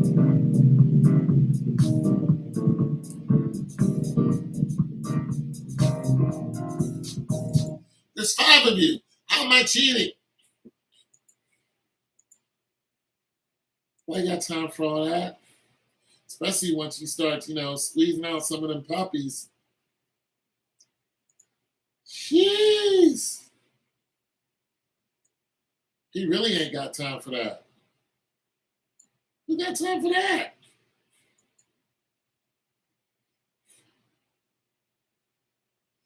But no sex really. You high as heck. You are smoking the serious wacky weed. Told you you've been traumatized. No sexual relationships. Girl, you high. Somebody gonna get them draws. You better. Somebody gonna be knocking you off. You better be happy about it. Somebody need to put a baby right in you. Somebody need to come and put a baby right in you. Put a smile on your face. Cut the nonsense out.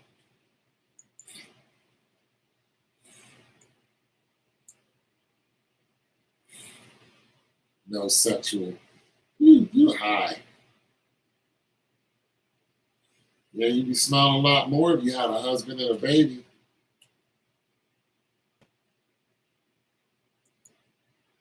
Somebody need to get you right, get your mind right, sit you down, you know, give you a good talking to, let you know what is going on in the world. Like this is happening. So if you're not on board, then piss off. But if you're with the program, let's either you're all the way in or you're all the way out. What are we doing? Because I'm not doing in between, and I don't want a whole sermon. What are we doing? You're in or you're out. I don't have time. I don't have time for a sermon. I don't need to hear your life story. I don't care about your past dude or dudes. I want to know what happened to you in high school and your first experience. I don't care. This is now. What are we doing? Are we in or are we out? Because I don't know. You're in? Okay, fine. Look, we're going to go down to Justice of Peace. We're going to jump the broom and wear something nice. I'll be back in an hour. I'll be back in an hour. Wear something nice. Come back, head down to Justice of Peace. Yeah, let's get this over with. The having the whole, rich to the poor. Yeah, okay, here, sign on the dotted line. All right, here's a ring. Give me a kiss. All right, see ya. I'm going to work. I'll be back in an hour. Yeah, I love you too, whatever. Yeah, I love you too, whatever. He wasn't your last. Well, don't even say that. Not unless you just can't. Not unless you're physically messed up. Now that's different. I mean, if something happened to you where you're physically unable, that's different. And that's a whole type of different bag. But if you're not physically unable, nah, he's not your last. He's not your last.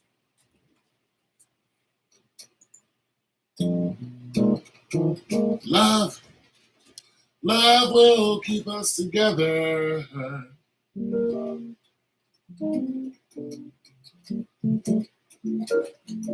Think of me, babe, whenever some sweet talking thing comes around, singing her song. Ba ba ba ba. I heard that song by Captain and Tennille. Stop, cause I really love you. Stop, I've been thinking of you. Look at my eyes and there's love. All will keep us together. Whatever. Captain and Tennille. No Captain and Tennille. Love. Boom, boom. Love.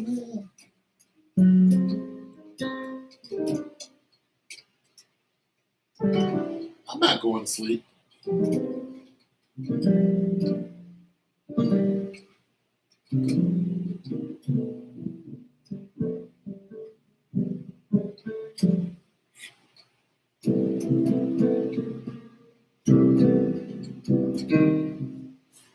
not going to sleep. I'm up. I'm up chilling. I took a good nap. I'm here. What do you think about gay rights in Africa? Isn't that a little crazy?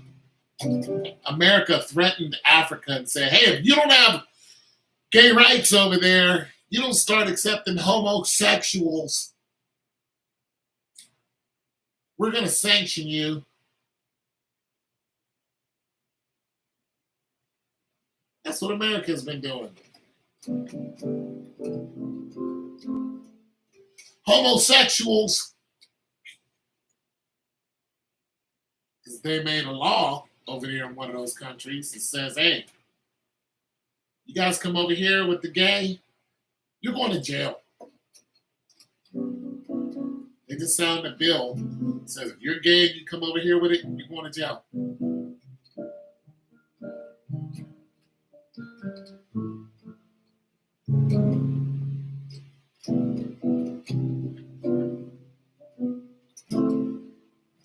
Hey, homosexuals, if you're over here homosexual, there's no homosexuals in Africa. There are, but if they get caught and they're in some of those countries, they're going to jail. Yeah, they're not playing that. They're not playing that at all. Why does America want people to be homosexual so bad?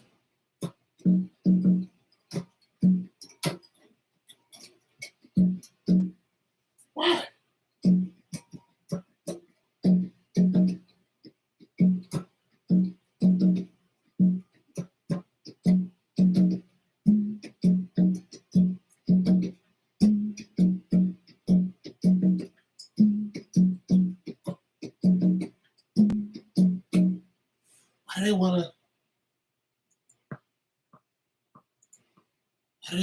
Why do they want homosexuals to be? Why? Why is it that important?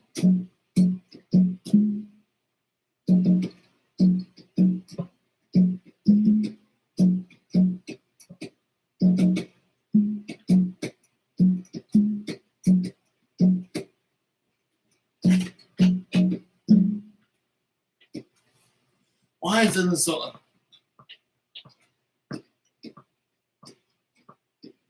Why?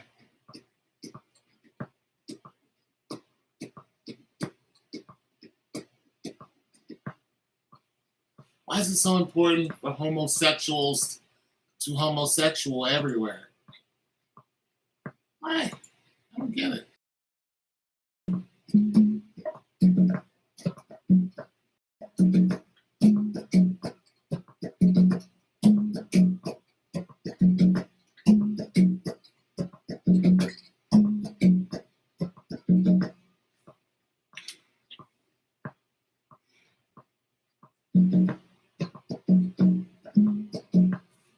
Jack that up. Why? Why is it so important? Why do we need homosexual?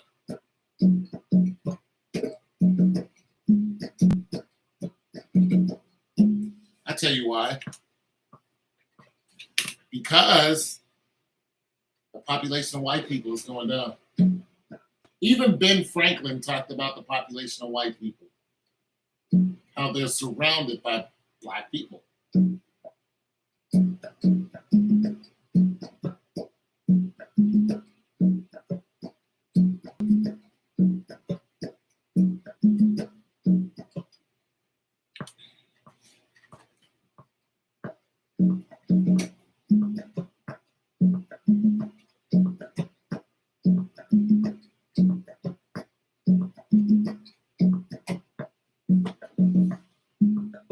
Ben Franklin.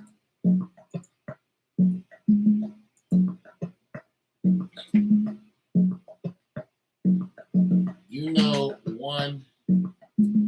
yet no one cares about the sanitation and food insecurity. What Well, the thing about Africa, the African nations are saying homosexuality is just not important to us. So we don't care, you know. They even said we're going to bolster our police force to make sure people don't come over here acting gay.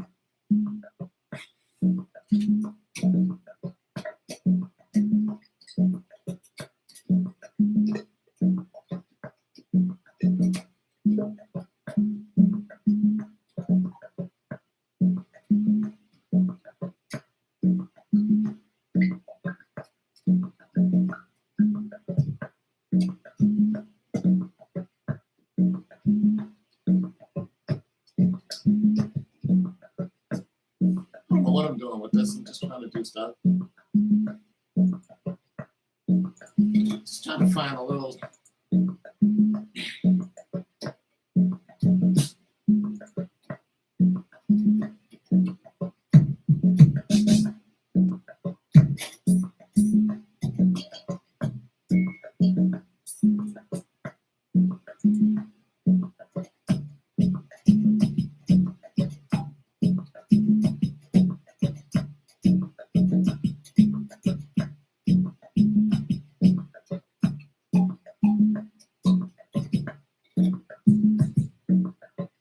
Almost like this.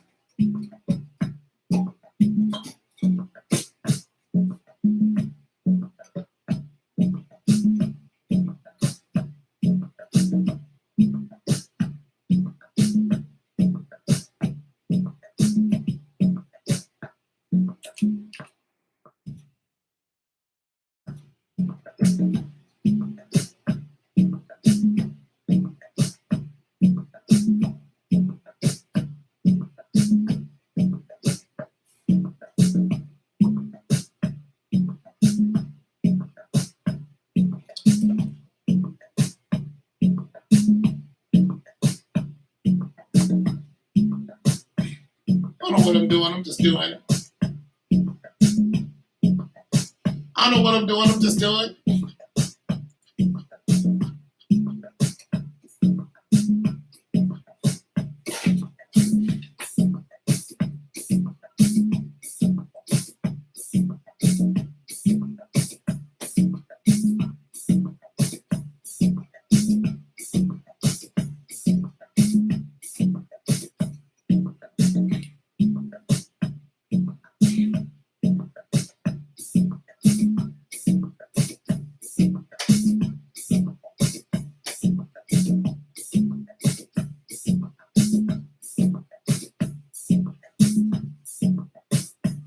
I don't know what I'm doing. I'm just doing.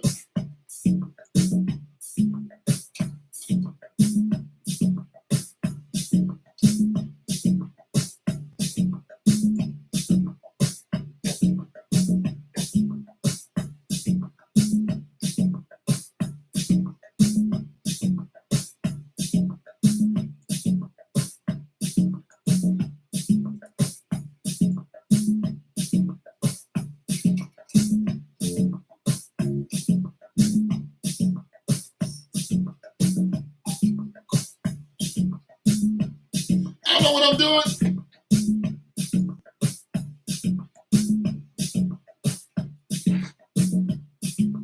Did I make a healthy meal? Chicken and rice. I've been eating on it for 2 days. Can't really hear it like that.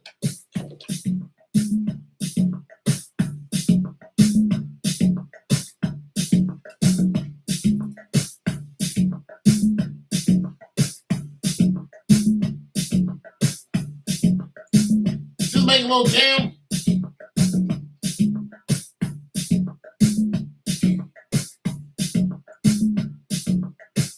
Don't mind me now.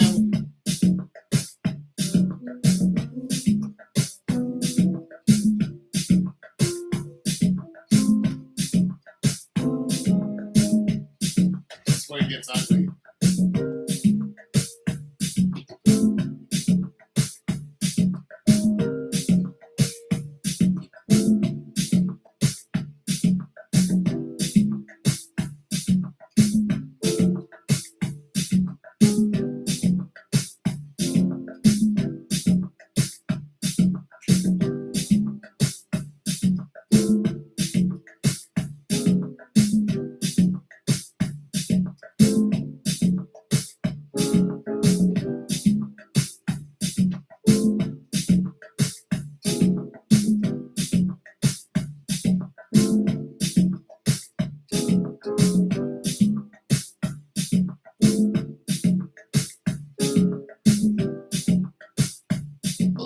like that?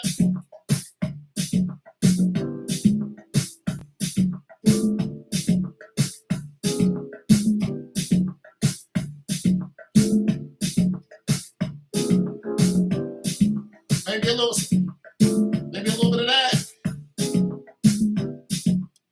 I don't know what I'm doing.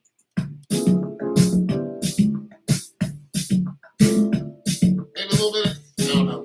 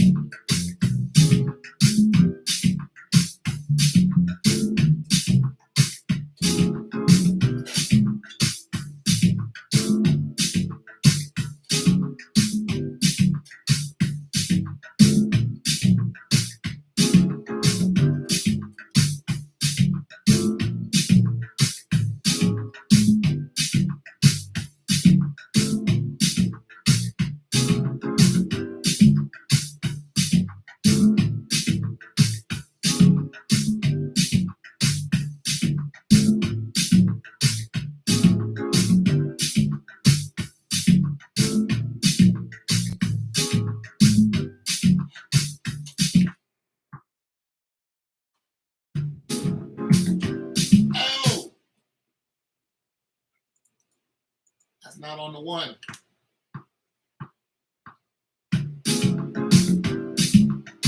Gotcha. That's my own self up.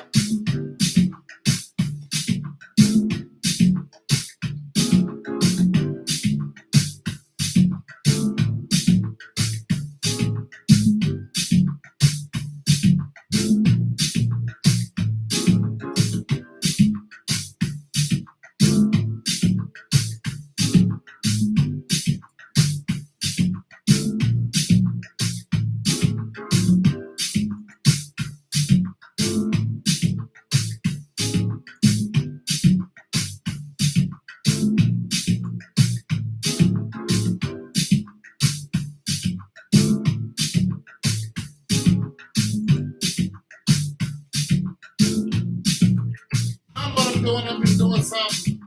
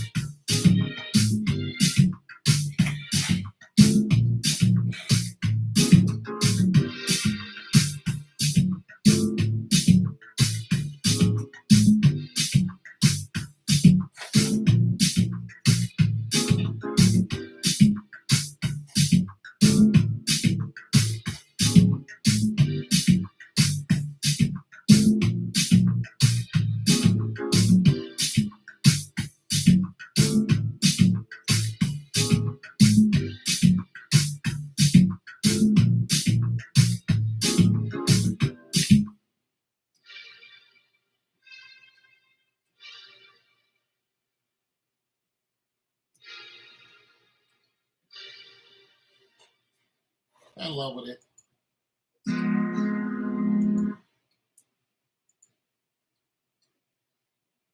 What did you eat today? Why you all up in my? What did you eat today?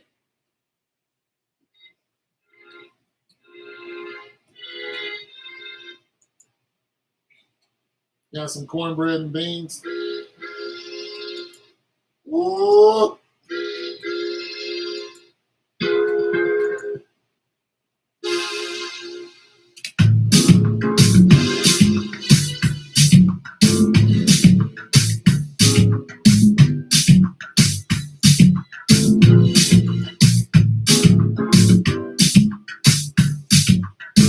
How these are working. What you have today?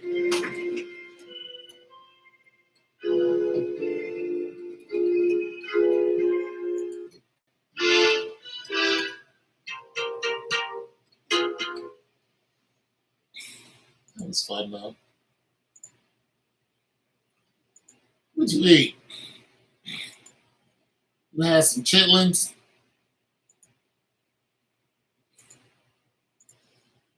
some fat back and hog maws. What you have today? You had some grits.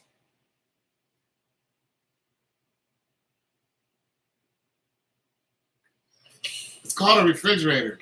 You do know I sell appliances. I have 1, 2, 3, 4, 5 refrigerators, and 3 of them are downstairs. 6 refrigerators, excuse me.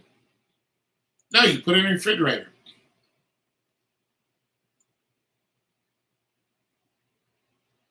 Oh, bad. Why would it go bad? I made it last night.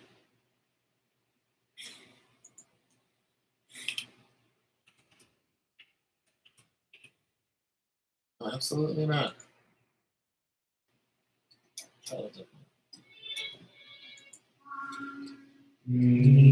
Are you going to answer me? What did you eat last night? What did you eat tonight? What did you have?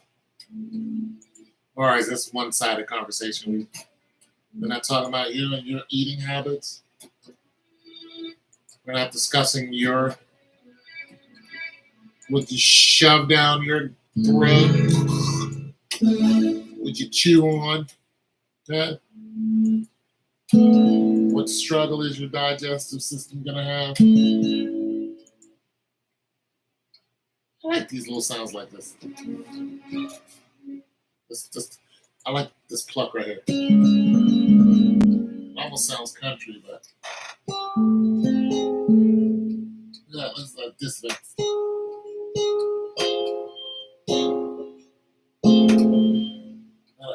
Still.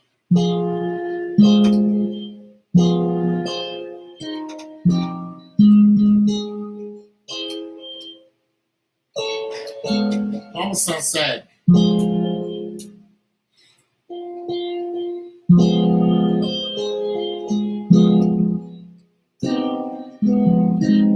Just this.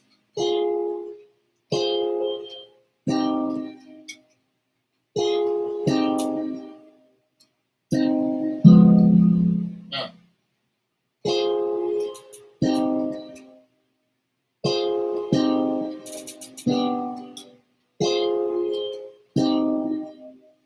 Listen to that.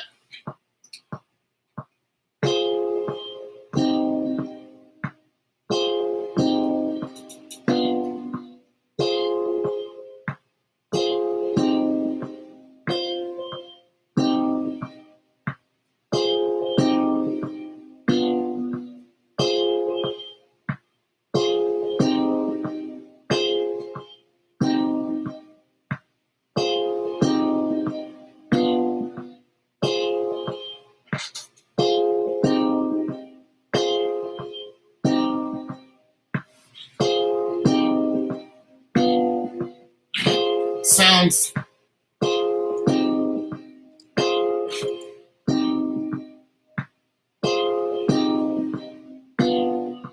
somebody lost something important.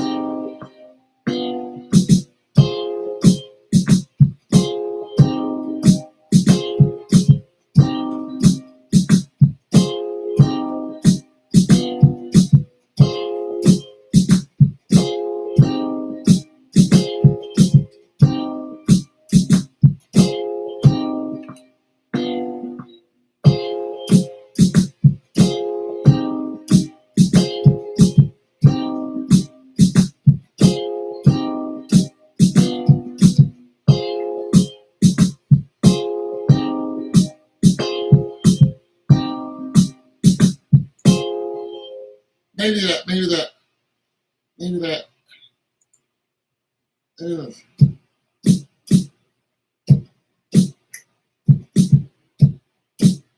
Oh, I think that's it right there. Yeah.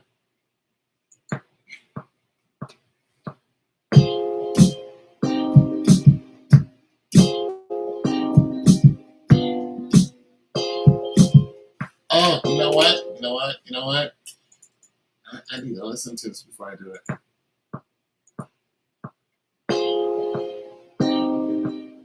It sounds like youth. Sounds sad. It does sound sad.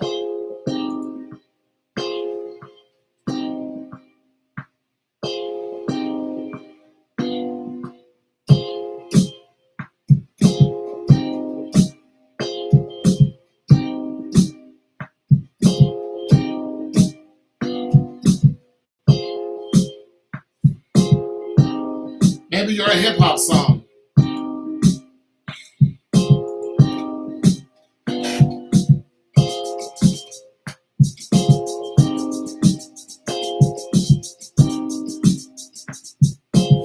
I didn't do this right.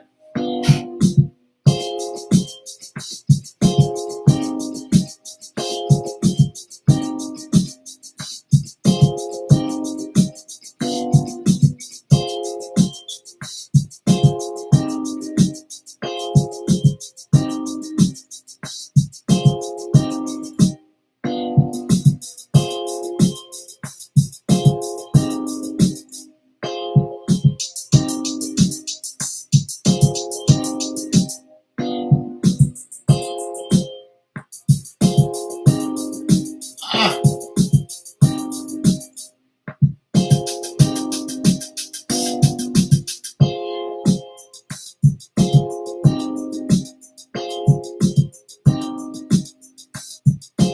almost. Oh, let me put a little love on it.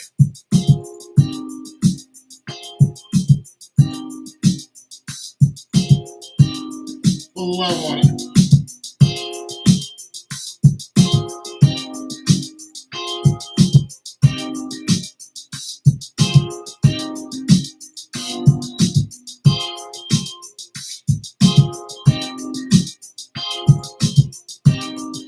Sounds a little sad, don't it?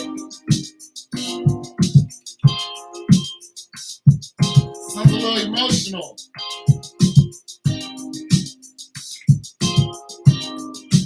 Sound a little emotional.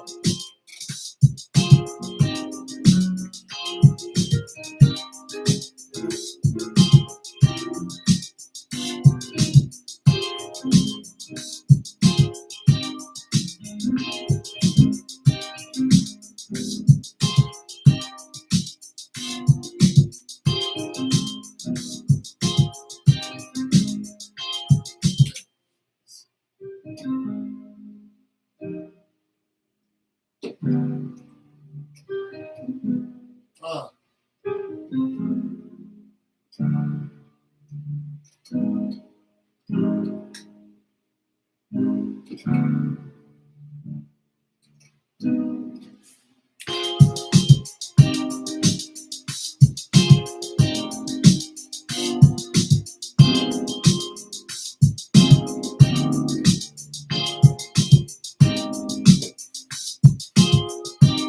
I messed it up. I was trying to get a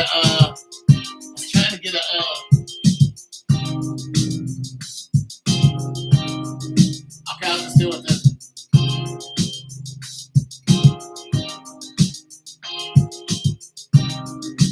Okay.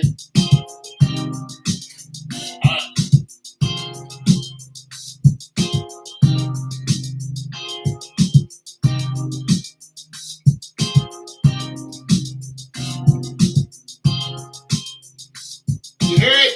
You hear the sadness in it? That F5/7 C major. You just hear that?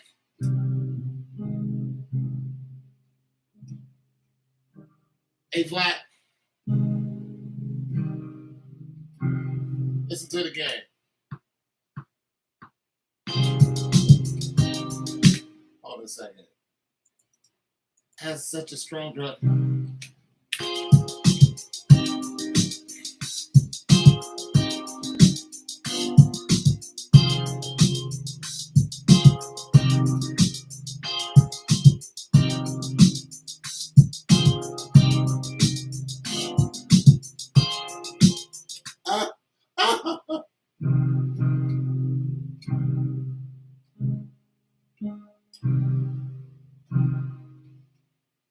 I'm messing up the pattern there.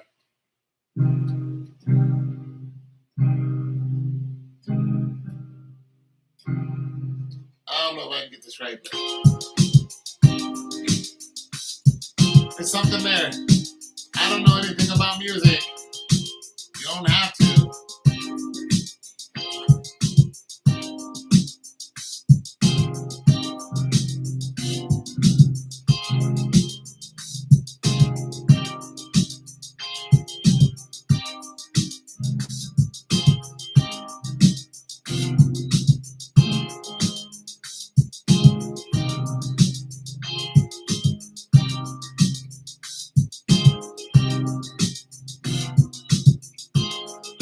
Here it is.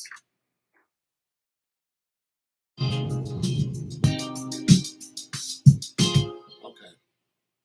Don't have to know anything about music to hear it.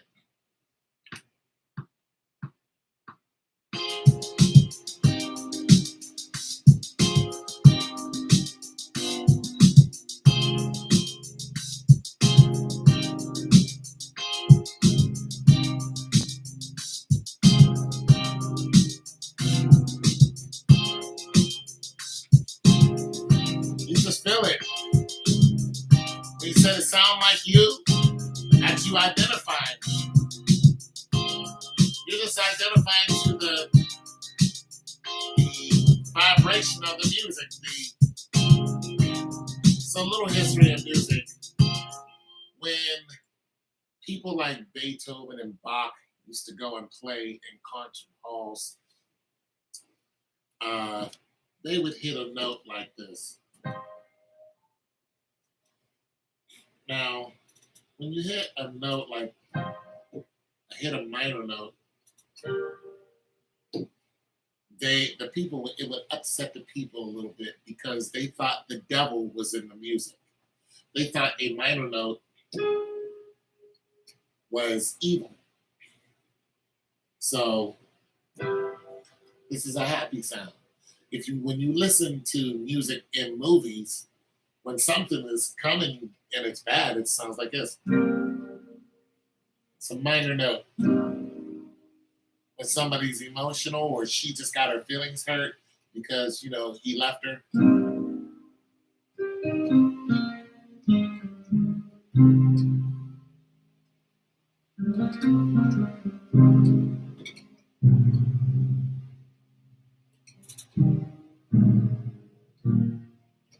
When she just got some nookie and she's happy.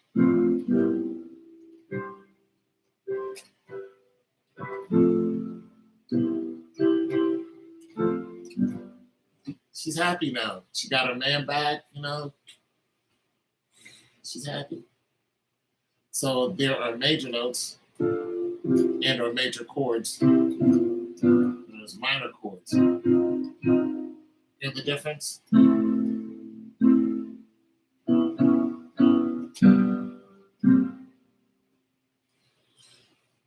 So people thought evil was in the music.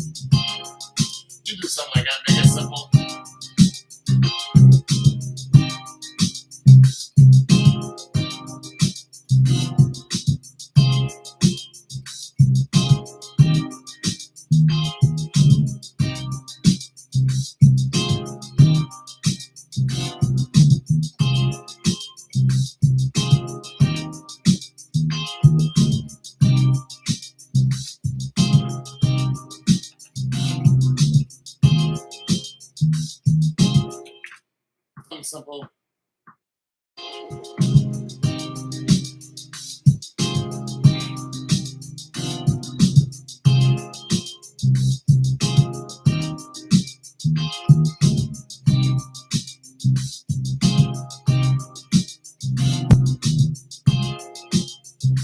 Simple bass line.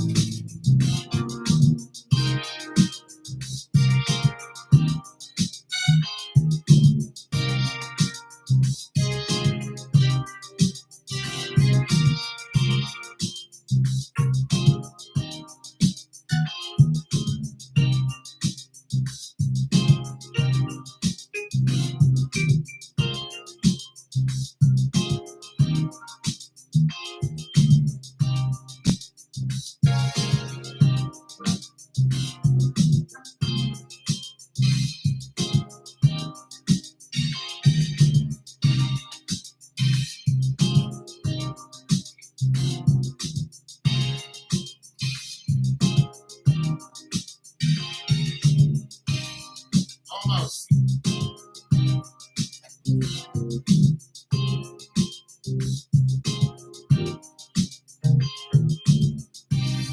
None of these are gonna work. I was trying something.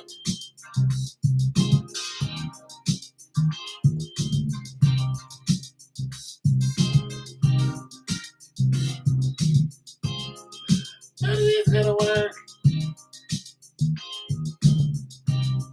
Go to a bell.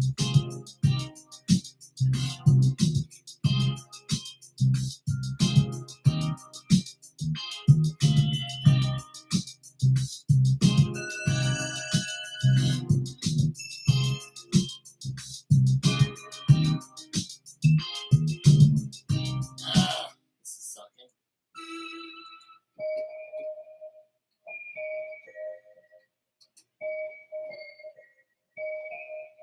I tried.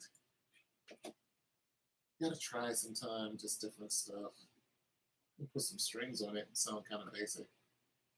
Get a regular lead. They don't sound dark enough.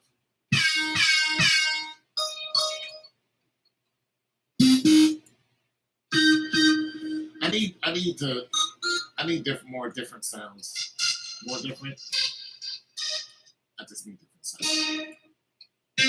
And sometimes I want to make like a hip hop dark track, but this is all kind of EDM stuff. That's where my music is starting. It's starting to bore me because it's all. I'm not messing with any new. Like I don't have any new stuff.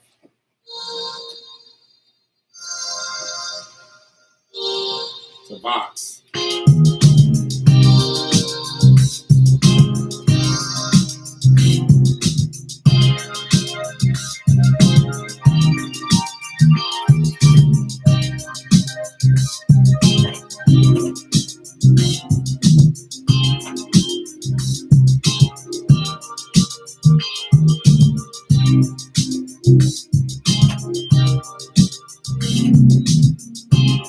I like this.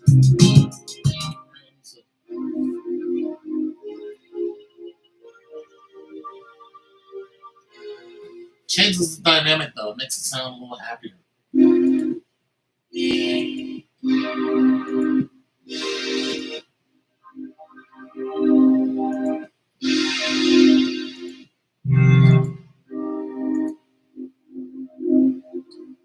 It's not that terrible.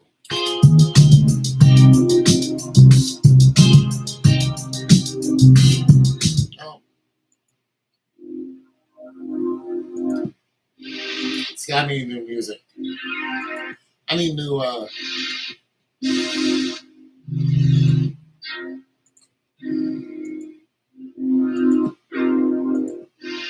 yeah. makes you kind of give up on it because, I don't have what I want. My beats all start to sound the same.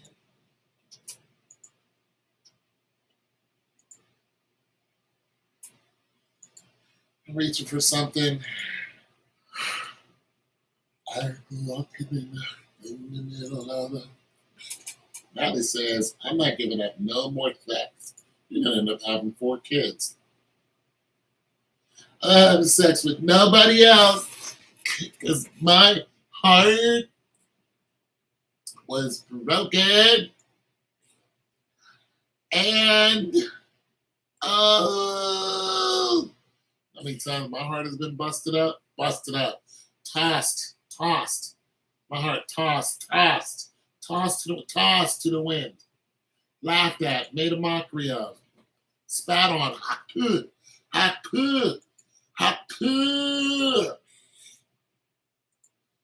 Without a care in the world. I could. Times I went through that. You're gonna go through it. People ain't got no love. People ain't got no love. My heart was broken, so no more love. It's probably not your purpose. Your purpose, you've been sent here to multiply. You need to have little Natalies.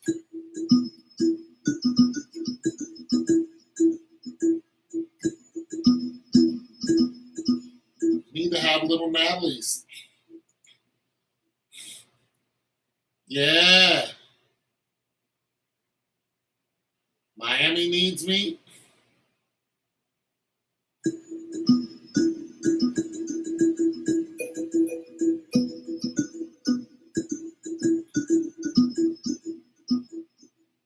Miami.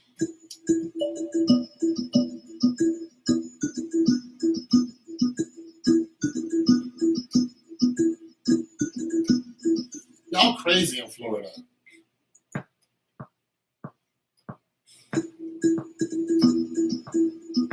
Y'all are nuts in Florida. And y'all have large snakes.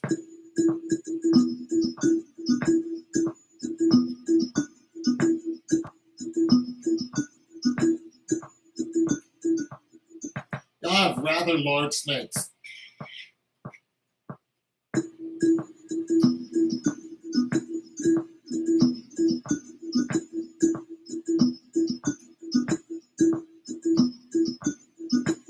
Rather large snakes.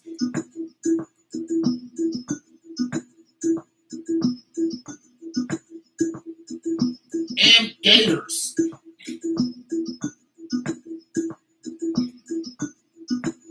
Y'all have gators.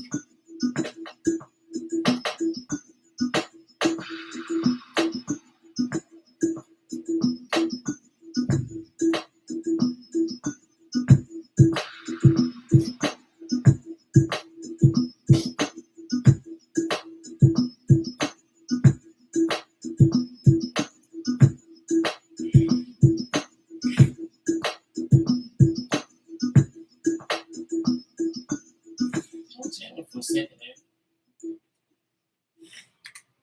Y'all have gators.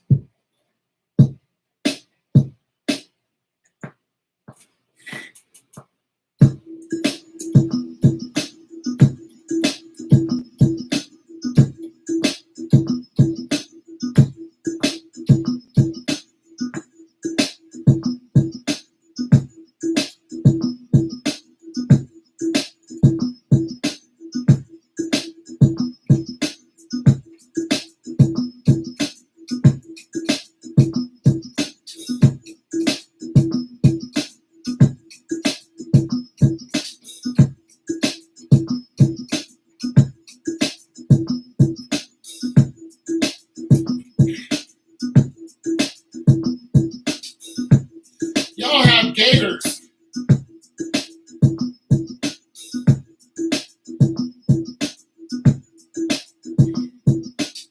If I did have kids, Yeah, you're 30. You're 31. Yeah, right now. You need to have one. You needed to have one yesterday. Yeah, let's go. Quit playing around. Oh, my heart is broken. No, get out there. Get out there, Natalie. Get out there. Let's go. Let's go. Let's go. Go, go, go, go, go, go, go, go, go. Better get out there and find yourself a beau. Tell them to get with it.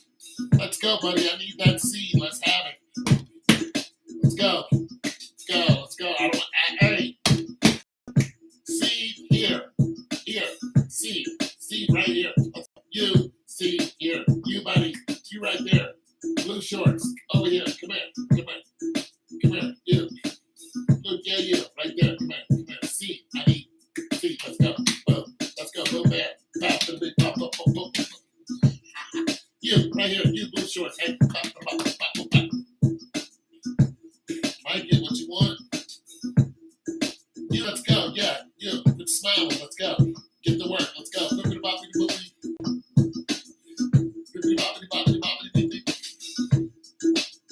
Yeah, you Chuck right here. Yeah, with the smile. Yeah, with the teeth over here. Yeah, boppity boppity. Let's go. Like you talking to me? Yes, I'm talking to you. Let's go with the smile. Yeah, yeah. You with the hairdo. Come on, let's go. Boopity boppity boppity boppity boppity. I ain't be having no baby. Yes, you are. Right now, let's go. Yeah, you need to go. You need to go, man. You need to go. You just want peace and travel. You want a whole husband. You want somebody you can go home and complain to.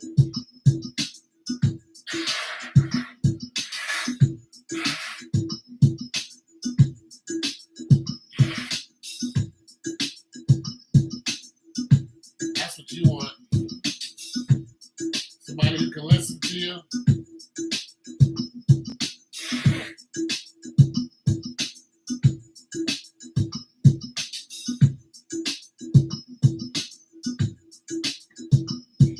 Listen to me.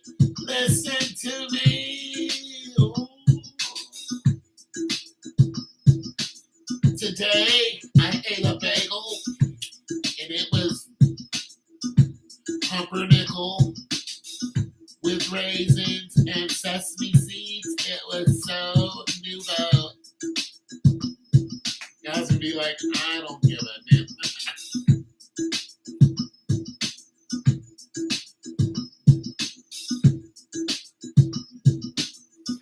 You know how to dance, Nat? You know how to dance?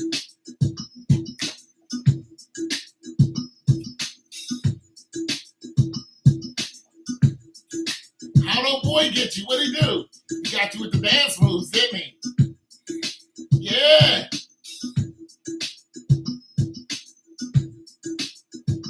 You never been talkative? You don't complain? Oh, shoot. I might put a ring on you myself. You don't complain? That's why you like me so much. I talk all the time. You just be sitting right here listening to me just running off at the mouth.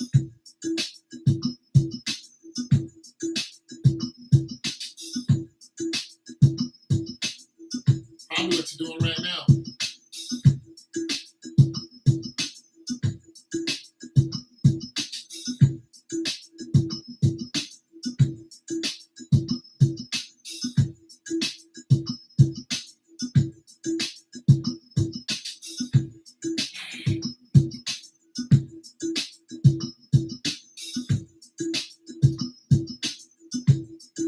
Shoot.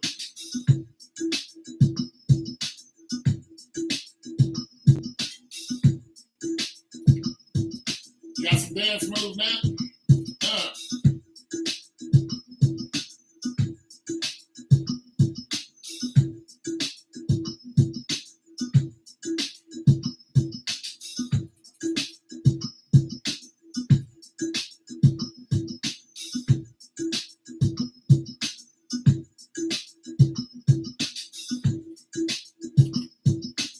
Yes, man.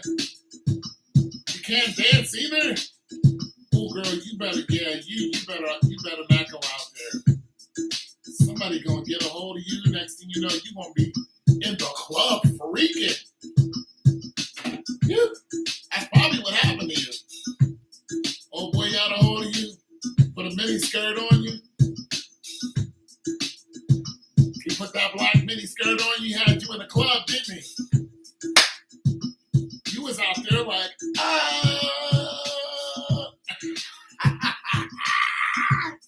had a little skin tight outfit on. You was in the club, wasn't you, Mac? You was up there like, party over here, ain't nothing over there. Party over here, girl. Yeah, you was. You was in the club. Ass sticking way out. Grinding on some no name. Yeah, you out there. Yeah, you with the cakes out. Yeah, you with the cakes out. No, not the Natalie cakes. No. Oh.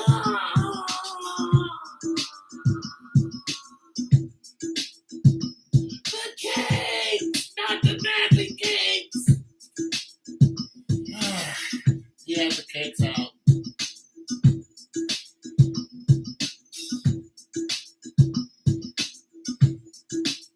You sound like a whole wife. I might have to put a ring on you myself if you have decent looking.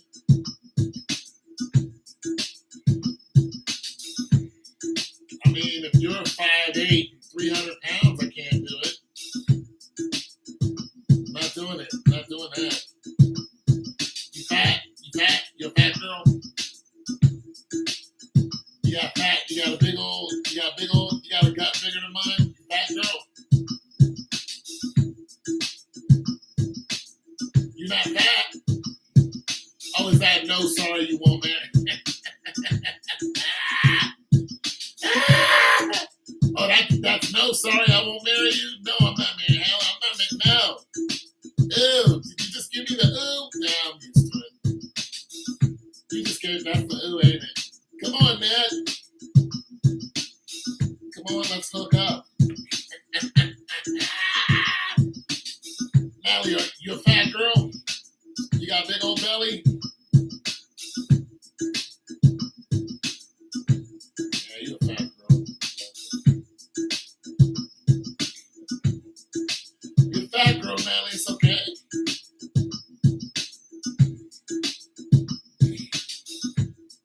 I'm fat. Look at me. I'm fat. I'm fat. I'm a fat dude.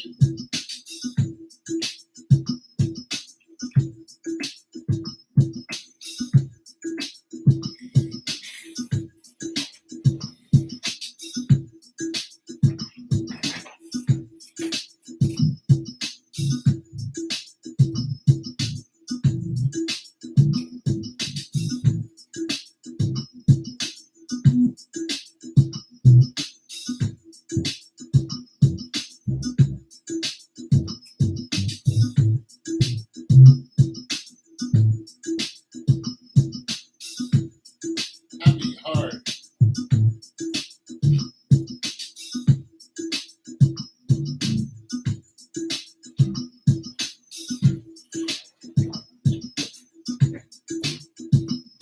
Come on now, you like older men, right? I'm an older man. Come on over here. You got long hair? You got long hair, don't you?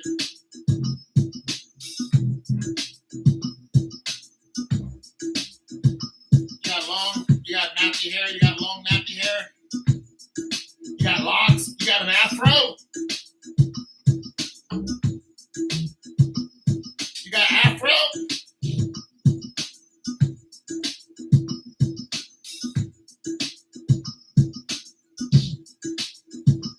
You got afro nap? You got locks? You got like what? Are they down? Do they come down to the? They come like this.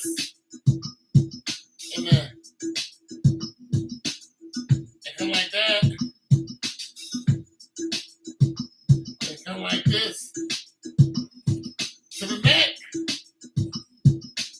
You might be half decent looking. 5'8". Okay. A little bad up there. Yeah. You might have it going on over there. That's why you don't want to come outside. Them boys chasing you up and down the street. Talking about some, hey, Miss Natalie. How you doing?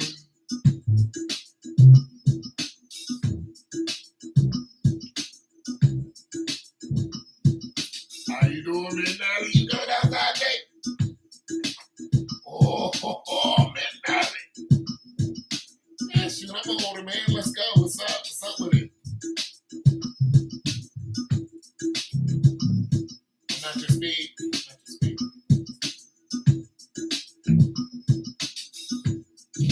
I'm not your speed. No. You don't like dark skinned guys? That's okay.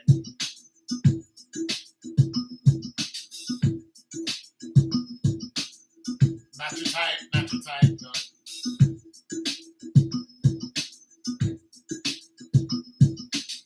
I don't do it for you. Nah.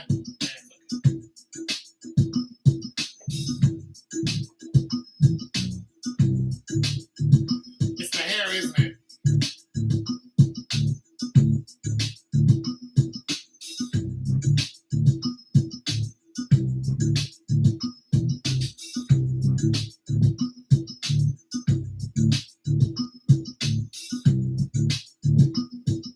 It's the hair, ain't it?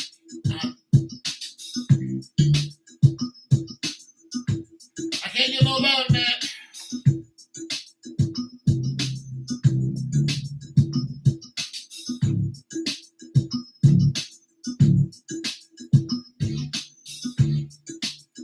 Can't get no love.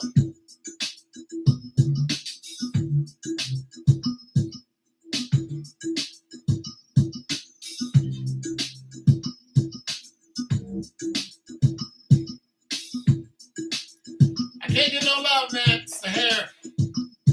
I got bad hair. No man is your type, boy. That's not true. If that was the case, you'd still be, you wouldn't be all pissed off like you are. You want a solitary life? Okay. Yeah.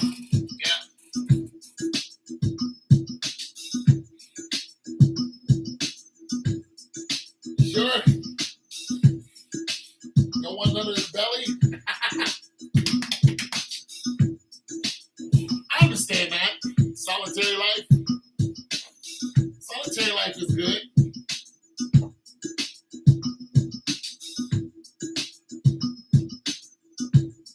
Solitary life is good.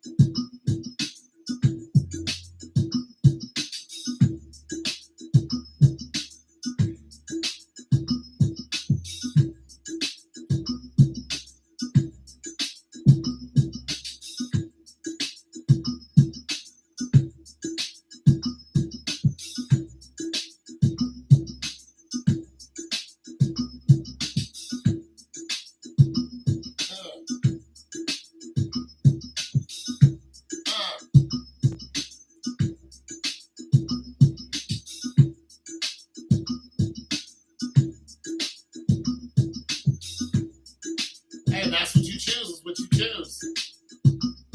Nothing wrong with it. Go for it.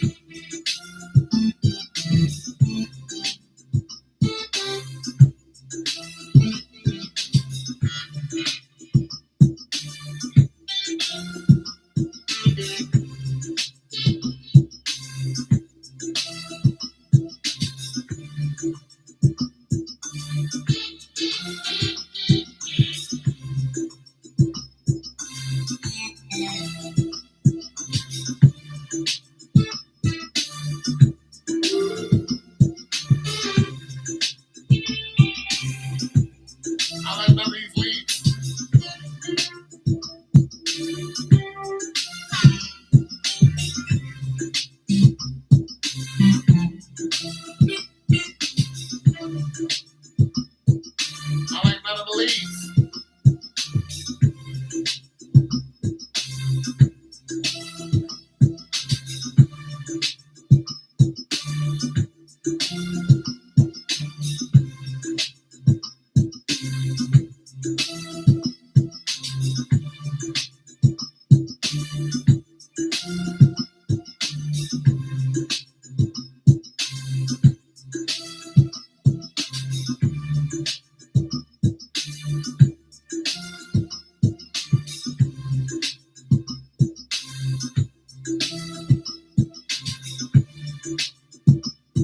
I like this though.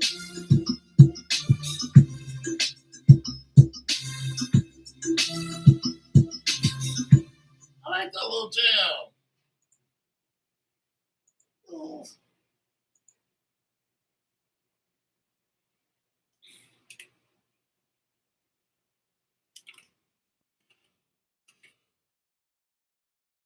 I like the little jam. I like to take a random sound and make a little something out of it. Little something. It's random.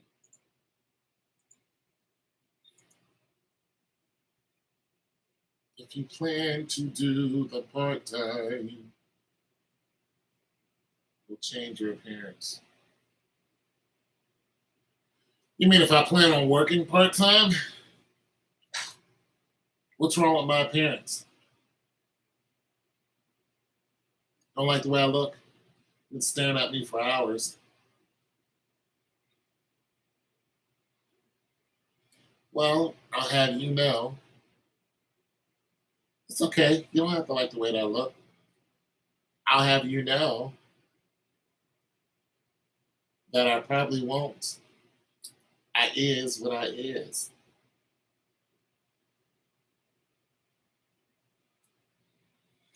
So what are you talking about? Cut my hair. I will not. I will not cut my hair, Natalie. No, Natalie. No, I will not cut my hair. Not today, not tomorrow. I will not cut my hair.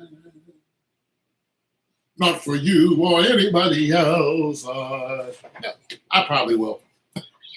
I won't. Yeah, I will. Yeah, most likely. I'm not doing it. I will.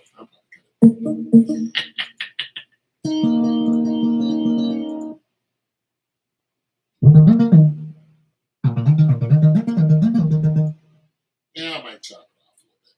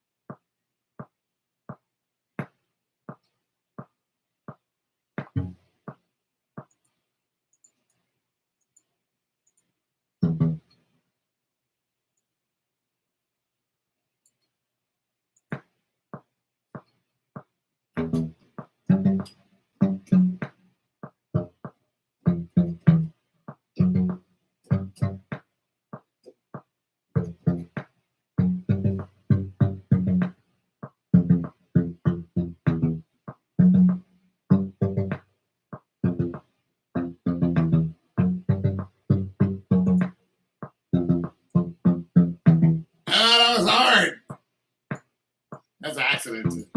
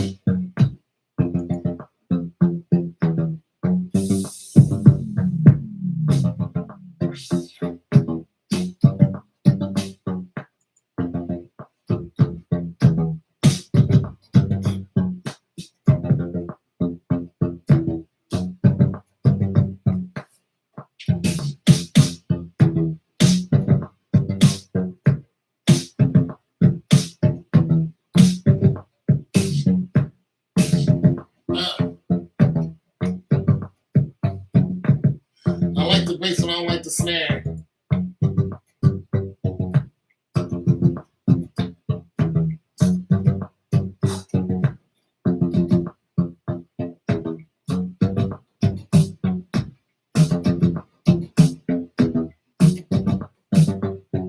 I'll try this.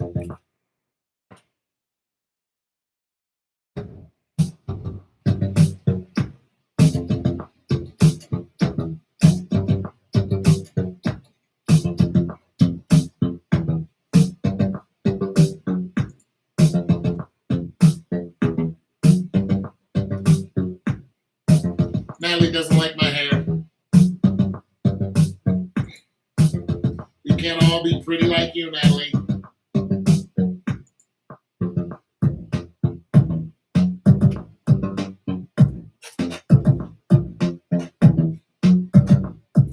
We can't all be sexy like you, Natalie. Sorry. Some of us are just ordinary folk. Some of us ordinary, man.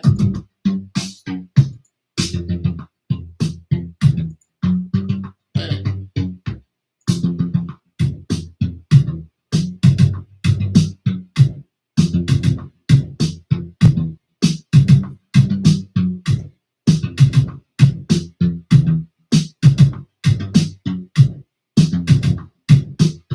Oh.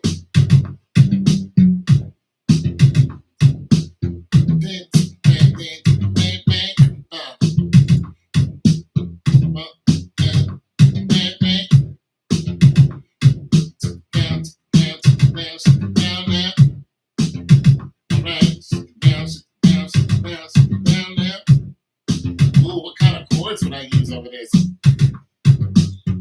if I can find a pad.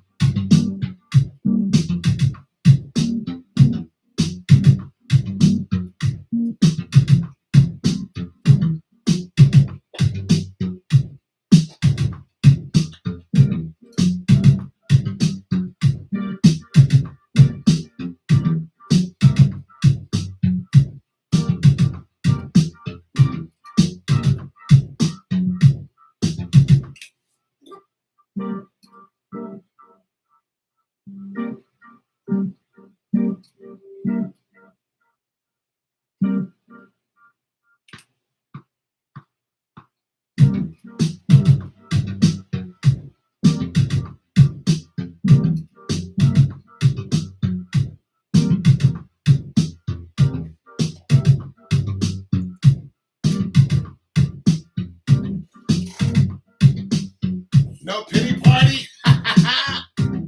You can't all be beautiful, man. I was beautiful once. Once. I was the better of them all. I was beautiful when I was young. And now I'm old. Such is life, Natalie. Such is life. And Natalie. Natalie. She's like, this dude is crazy. Dude, you are crazy, dude.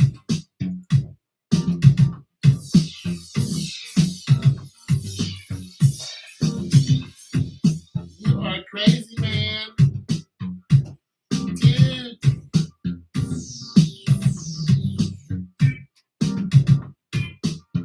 You are nuts, man.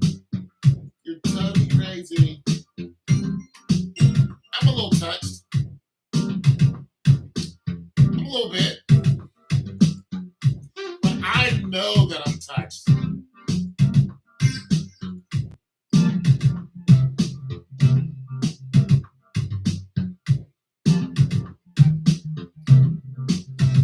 There's people out there who don't know that they're touched.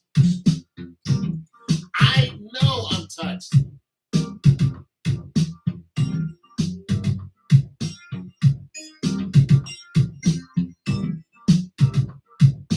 I know I'm a little off. I still am what? See, I listen. I know I've been I'm a little eccentric. But you know what I don't do? I don't blame somebody else for my idiosyncrasies.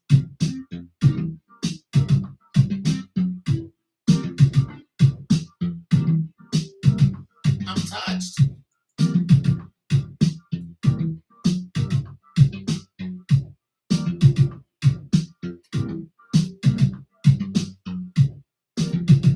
But I don't care. 'Cause I got a baseline, baby. It goes.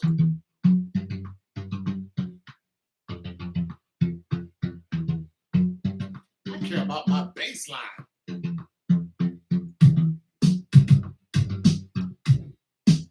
That's what's wrong with the world today. Folk ain't got no baseline.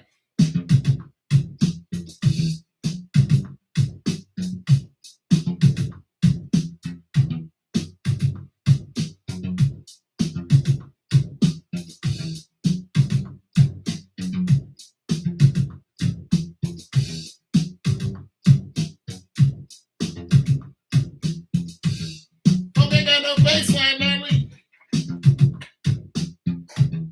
That's what's wrong with the world today.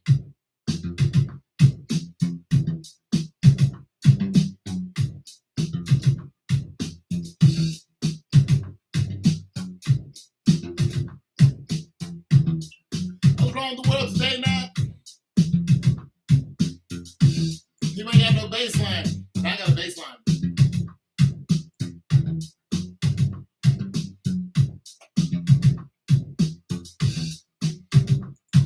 You understand that, Natalie? Let me break it down to you like this, man. If you ain't got no groove in your life,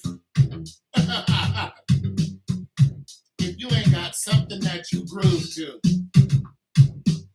if you don't have a rhythm, you can't bring it all in, man. That's your problem. You don't have no groove. You need a groove, man. Come on, I'm gonna help you out. You like this. Come on, Nat. Come on. Come on, Nat. Come on, Nat. You can do it. Just a little bit.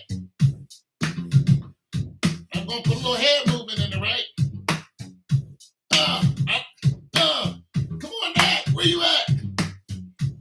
You got swinging arms now. you gotta mean it. You gotta. All right, now we're gonna go to the shoulders, man. What? We're going. We're gonna go to the shoulders, Matt. Where you at? Where you at, Matt? Are you with me? You ain't with me. That's what's wrong with the world today. You was doing it? That's my girl!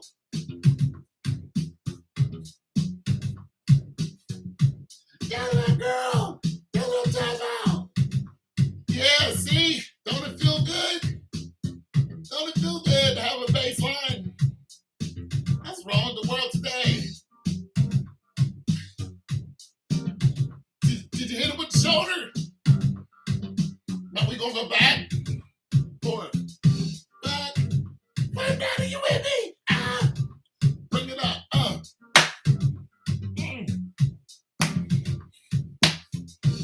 You hearing that?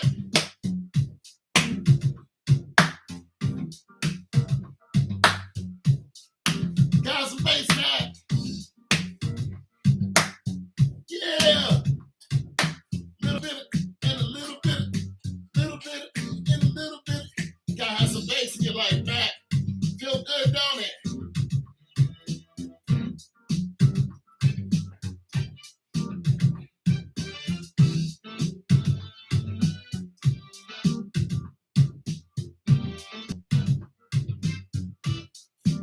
No horns. Gotta have some bass, man. Let me get some bass. This is for you, Matt, right here.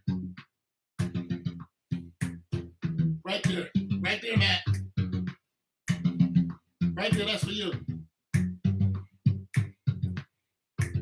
Matt, nobody can take this away from you.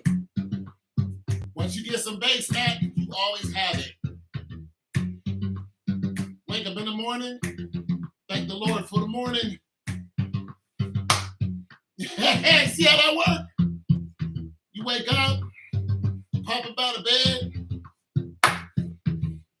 You see that? Head to the bathroom, make sure you hit them teeth. Pop out of the bathroom. Getting dressed. Eating some breakfast. Can't nobody take that from you, Nat. Don't you let nobody steal that, right? That's that right there. Get low with it, Nat. That's baseline for you. That's for you, Nat. Don't let nobody take your baseline, baby.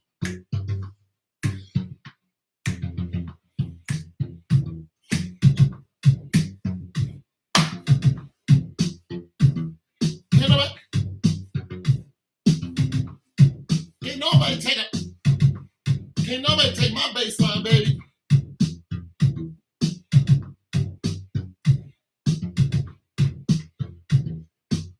What's wrong with the world today? Folk ain't got no baseline.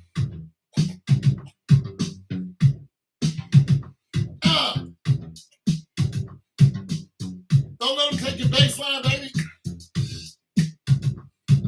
Don't let them have it. Keep it with you. All day, every day. Right beside you. Let people know. Hold up, Mr. Sir.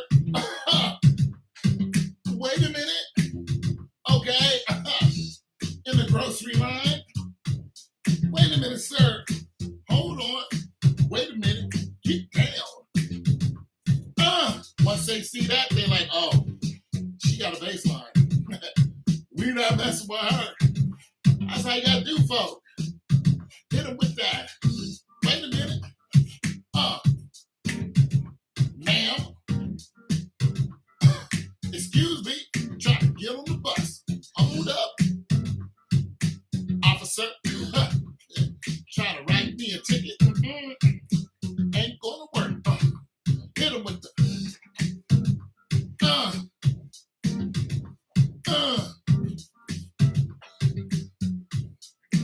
Give it to the mailman.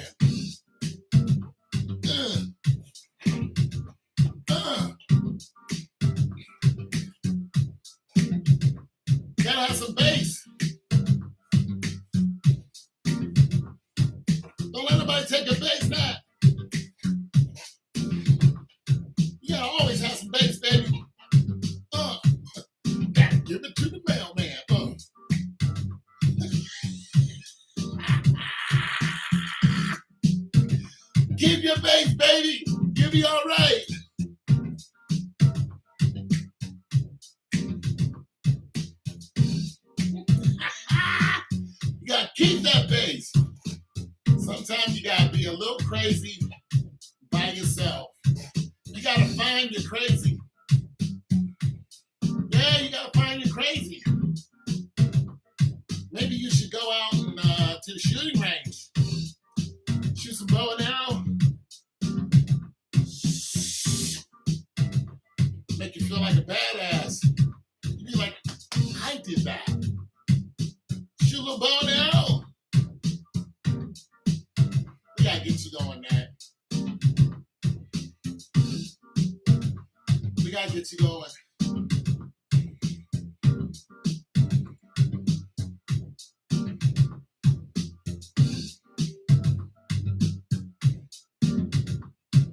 We gotta get you going, man. Get you going, you'll be all right. Shoot. I get you out here. You know what I'm saying? You gotta get your feet moving. That's what's wrong with the world today. Folks' feet ain't moving. Give it to the mailman. Ah!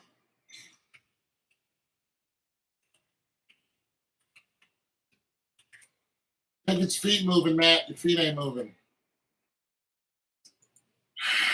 You're not waking up with your feet moving. Do you know I get out of bed sometimes? Although my back hurts, I know I'm a little off my rocker. But do you know sometimes I get out of bed and I actually clap? Sometimes I wake up, I roll out of bed, get up. I ain't got no job. I got some food stamps.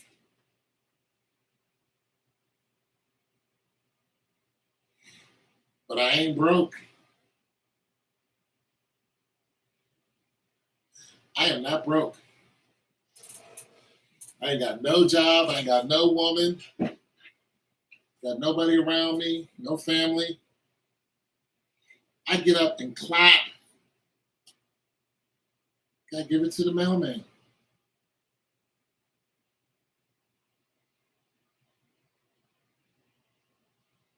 Get up like, make it downstairs to my kitchen. Look at my 2 washers sitting in my kitchen. They're not supposed to be there. But I know that they're ready to go. They're ready to be sold. I look at my 2 washers. I'm like, bing, bang, bing, bang, bing.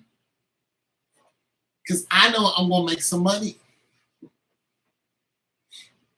Somebody hit me up today and said, listen, I'm coming to look at one of your refrigerators. They're coming to look at one of my refrigerators this Saturday. They're driving 2.5 hours to come look at a refrigerator. Try that on for size. Yeah. So tomorrow, I got to go down to my storage unit and I got to run that refrigerator again. I got to run it because it did something that I didn't like. And then I might have to bring it to my house, which means I have to take the other one that's sitting downstairs and take it out of the house. I don't have to. I can bring the other one in the house, but I don't want it to be too cluttered. So I might have to take the one that's in the house out, and that's the biggest one I have. And I have to do that by myself. I have to take it, get it out the door. That's the hard part. Get it down the stairs, 2 stairs, load it up on my trailer, take it down, to my spot, and then get the other one and bring it up here and plug it in so I can test it for a couple days. Run all kind of tests on it. I gotta sit in front of the computer and then look at how to run tests on it. I got to do all these diagnostics just to see if I can get rid of any error codes that's on there. Because when a customer comes and I plug that thing in, as soon as an error code pops up, they're going to be like, nope,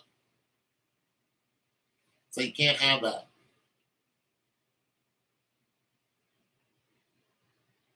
I'll be $400 down the drain, just like that. As soon as I see it, nope. So you gotta run tests on it. This is the life of a, small town.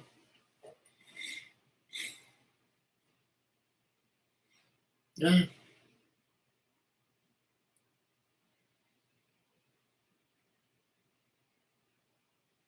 that's what I'm saying. See, that's my baseline.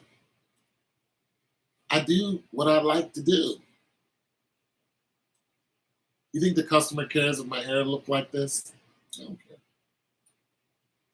I do what I like to do. I'm up at 2 o'clock talking to you, a woman who I never met. I spend copious time talking to you.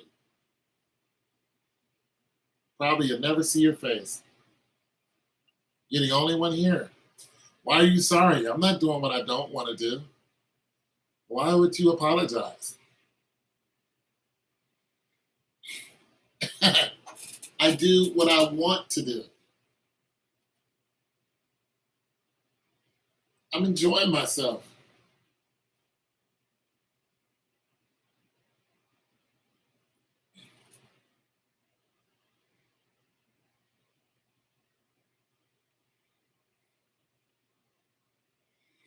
Wake up.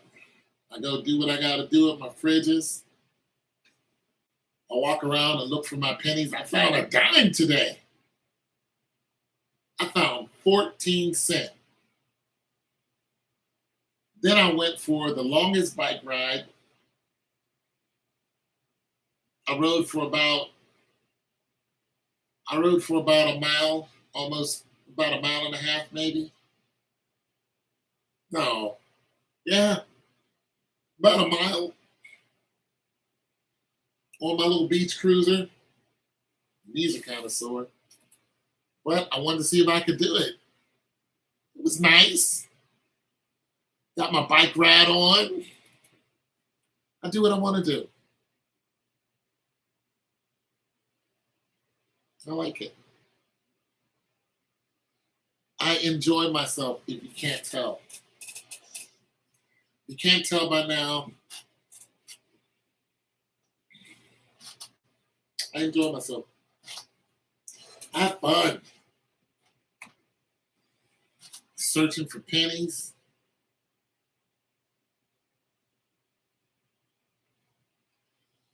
I got knee stuff right here. Go around your knees. Were you an athlete in high school? Did you run track? Play volleyball? You're tall. You're tall for a girl. You didn't do nothing. You just walked around mean as hell.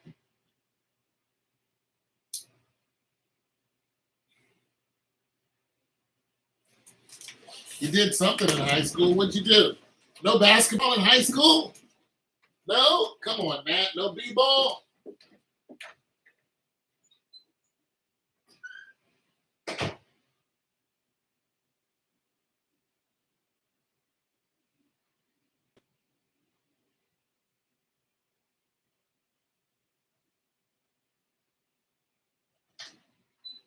No basketball?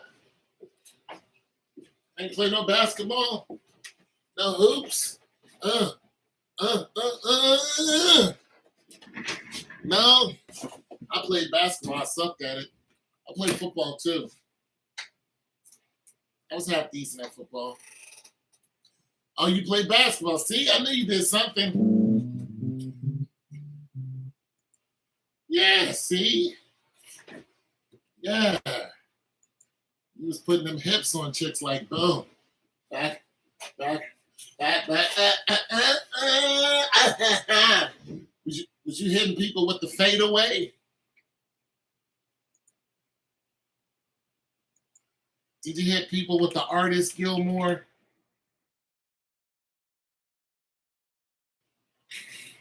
Did you hit people with the fadeaway, Matt?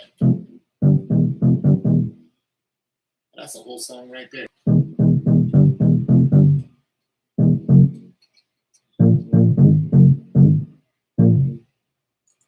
Hit him with the artist Gilmore. No basketball.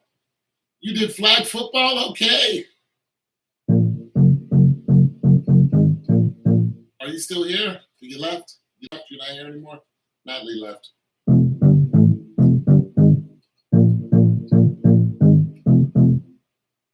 Oh, it says 0.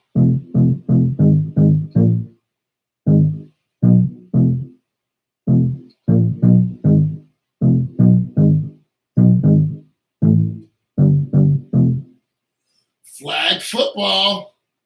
So you got some speed on you, huh? You as a receiver? Okay. Natalie got some wheels. You're fast. Yeah, there it is. Did you run track?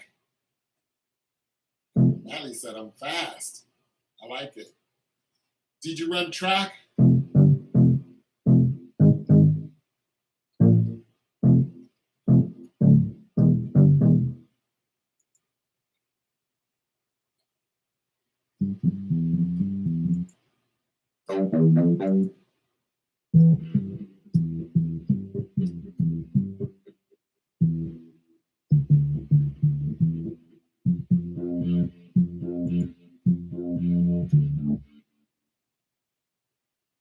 You're naturally strong. I believe it. So am I.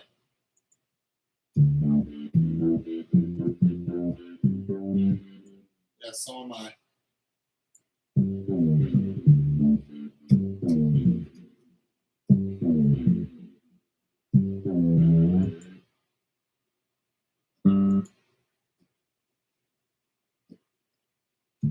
Yeah, I'm naturally strong.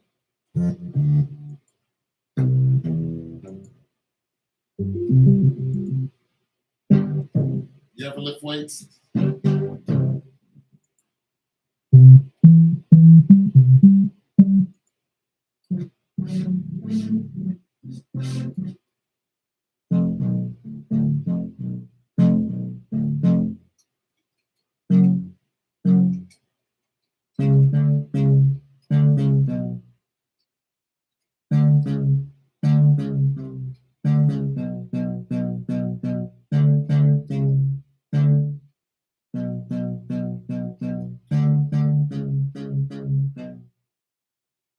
She said I'm fast and I'm naturally strong.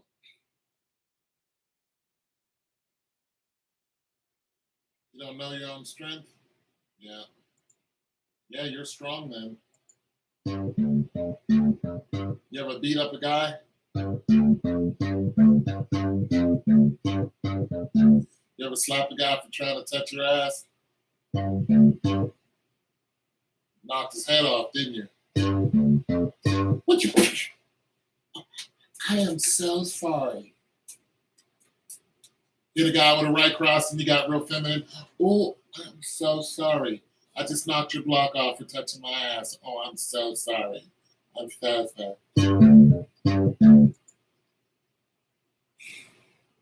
you did.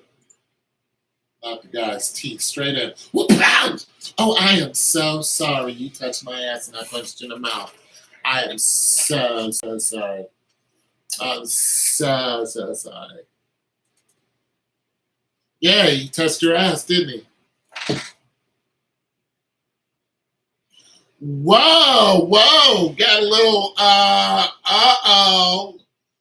little psycho here. You stabbed her with a pencil? Where? Where'd you stab her at? In the hand? In the face? You stabbed her in the face. You went for the face. You went right for the face, didn't you? Her hand? What? What did she call you a bad name or something? She stole your graham crackers, didn't she?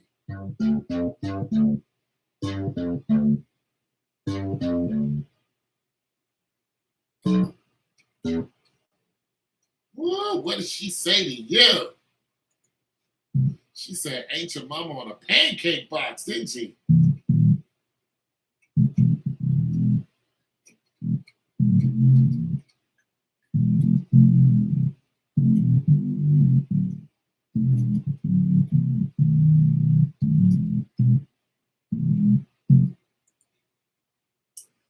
said, ain't your mama on a pancake bus?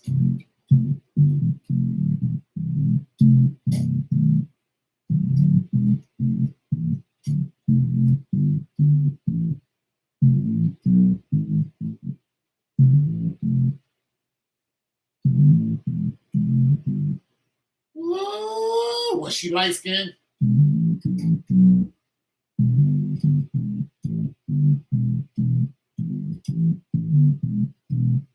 So did it go through her hand? I mean, how bad did she cry? I mean, what happened? Did her dad have to come in and beat your dad up? Like, what happened?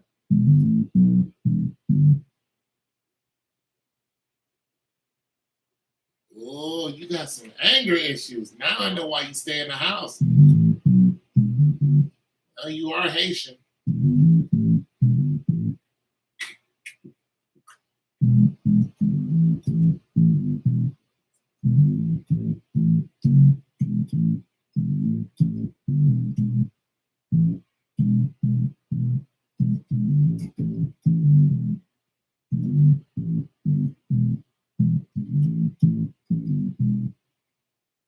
Now you are from Haiti.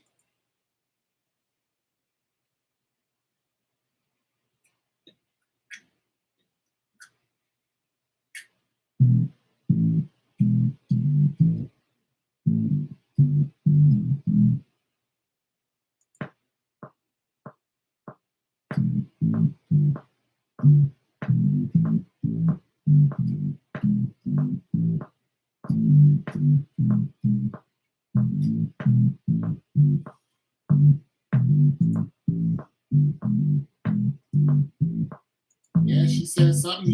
She was light skinned, wasn't she? Mm-hmm. You don't like light skinned people, do you? Yeah, you don't like light skinned people.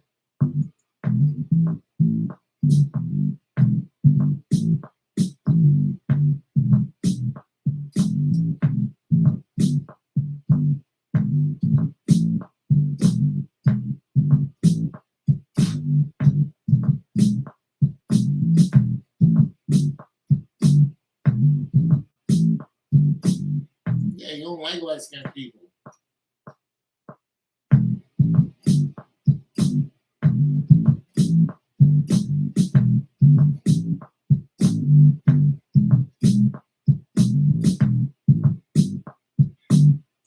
He was like, oh, light skinned.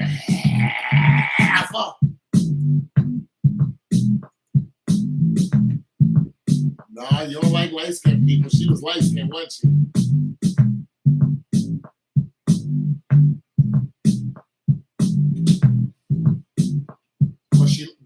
But was she light skinned? Oh, light skinned.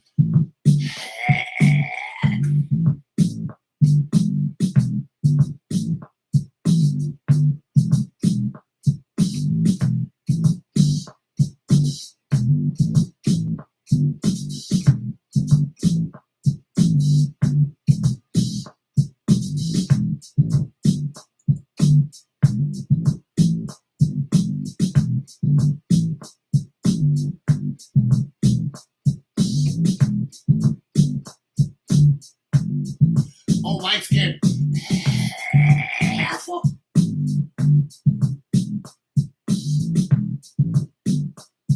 Oh, I told you, leave me alone, Judith. It was Judith, wasn't it? Yeah, she was light skinned. I know she was. Oh, light skinned.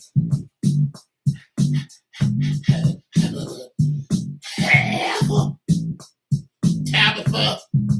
Yeah, Tabitha's ass. Tabitha's light skinned ass. Yeah, yeah. You showed her she still got that mark in her hand, don't you? Don't she? Yeah, you saw her yesterday. You looked at her hand. You was like, hey, Tabitha. She was like, hey.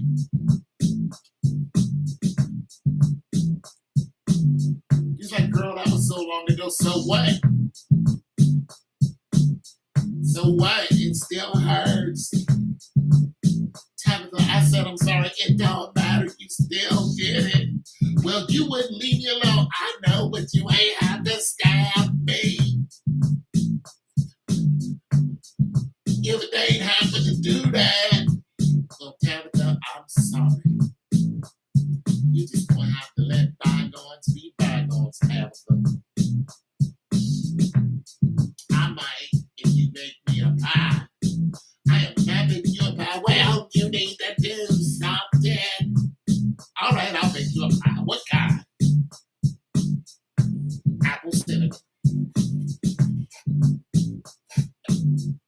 All right, I'll make you an apple cinnamon pie, Tabitha, but you gotta let it go. I will. You bake me a pie. And you have to bake her a pie. You better bake Tabitha a pie. You got to bake Tabitha a pie. You ain't right. Stab that man right in the heart. Give him a tramp for a brand new start. Can't walk in the park, that's crazy after dark. Hand on my gun, cause he got me on the run. Feel like an outlaw. My last job. You say you want some more, living most people don't. Because I'm close to the edge. I'm trying not to lose my head. Like a ghost town. Make me wanna hide. Going up.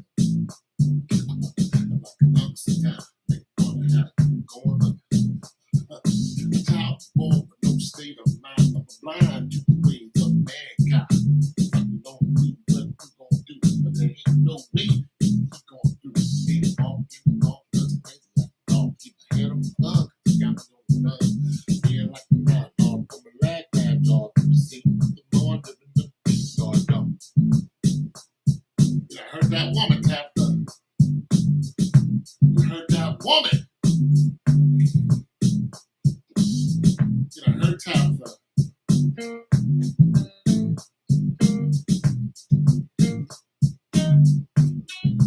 You heard tap up.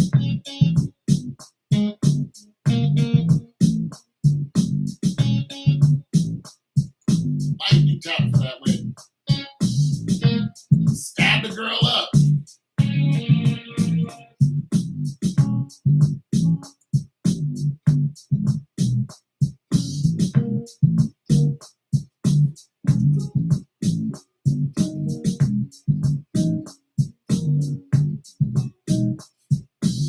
Totally leave you alone. She ain't want to listen.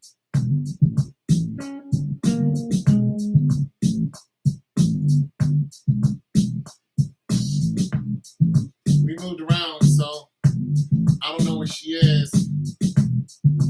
I was in Hollywood at the time before we moved. Yeah, but you can look her up online. Be like, hey girl, I just want to know if you still got that mark on your hand. She's gonna be like, yes. And why? Well,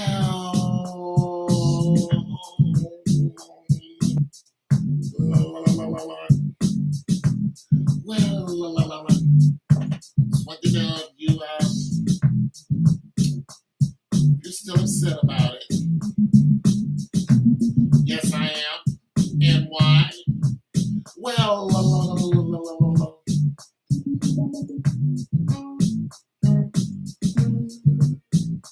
I'm just sorry. I just can't control my anger. And you took my last brownie, and when you took my brownie, girl, that was just it. You took my brownie the day before that, and the day before that, and that was my last brownie, girl, and I just had to stab you. I'm sorry. Oh, girl, I mean, it was so long ago, but it was just like yesterday. I was getting ready to eat that brownie, and you just reached over and got it, and my reaction, girl, it was just, I'm so sorry that I stabbed your stupid ass, but Tabitha, but I just want you to know that I am truly mortified. I am mortified I am completely out them. I was just thinking back to that day, girl. It just happened so quick. I just grabbed it, just in a way. You girl. I was having some flashbacks. That was my last brownie. My grandmama giving a brownie, girl. My grandmama used to remember. No, anyways, girls. Anyways. Hope everything's going great.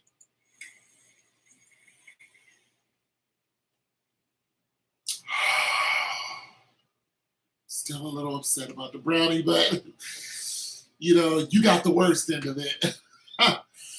Ooh, I really wanted that damn brownie, but don't worry about it. I just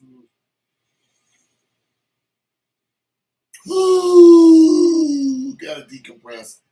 Decompress after all these years. I'm still decompressing. Can my neighbors hear me? Probably. Gotta decompress after all these years, girl. I still gotta.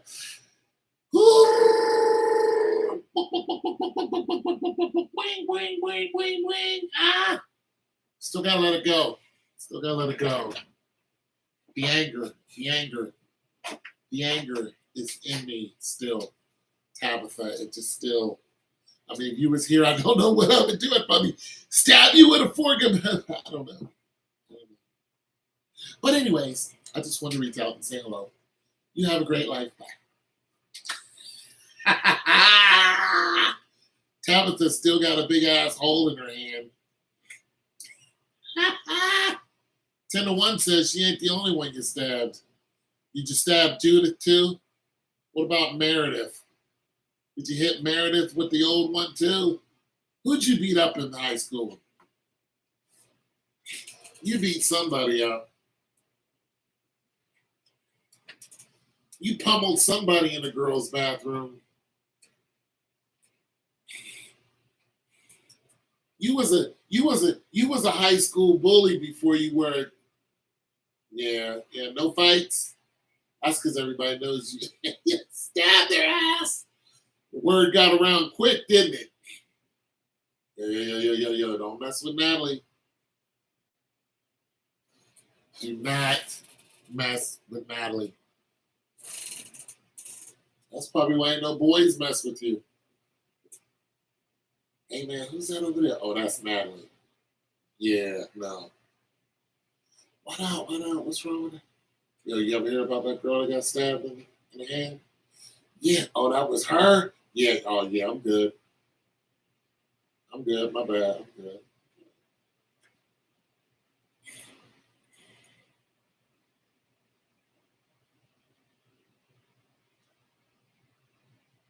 Wait a minute. Elementary and middle school? You stabbed a girl twice? Wait a minute. You said elementary and you stabbed two people? Oh, you a whole type of crazy over there. You a whole type of.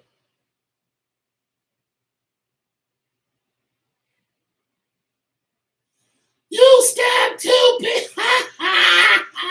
Oh my God. Now we're getting to it. Okay, who was the. Wait a minute. You slapped two people. See, I knew it. You talking about some, I ain't got into no fights. You just said you got into no fights. You slapped two different people. How is that not a fight?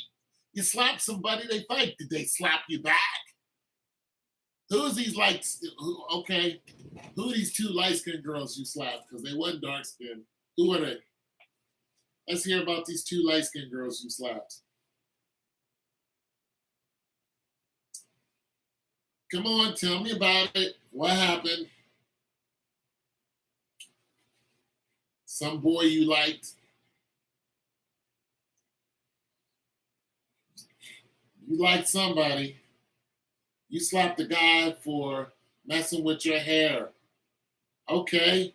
So he came up from behind you, pulled on your locks, you turned around and was like, slapped the taste out of his mouth. Did he hit you back? Ooh, Natalie. You just a mean old lion, ain't you?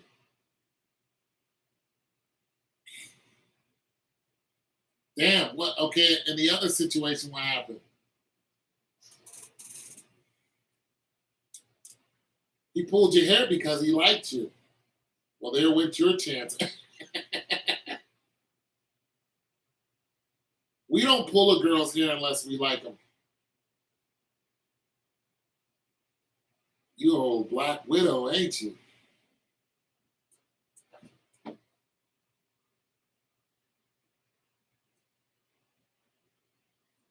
So what happened in the second case?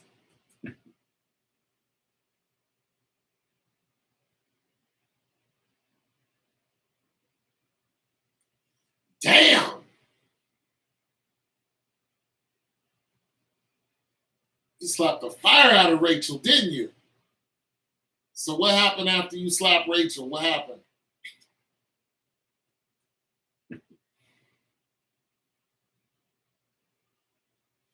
Oh, I know you slapped the what my mother would call the cowboy stew. Oh damn, Rachel was white or Rachel was light skinned?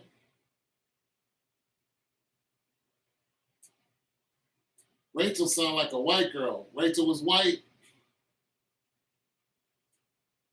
You over there slapping white women? Yeah, I knew it. You don't like light skinned people. I told you this before you even told me the story. I was like, tell me what light skinned person you done hit. And what happened? They all light skinned. All these people you beat up are light skinned. So after you slap Rachel's dumb ass, what did Rachel do?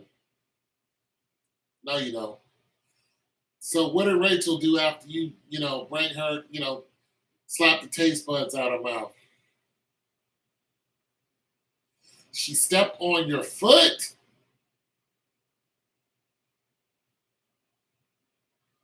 She held her face. Yeah, you should have made her kiss your shoes.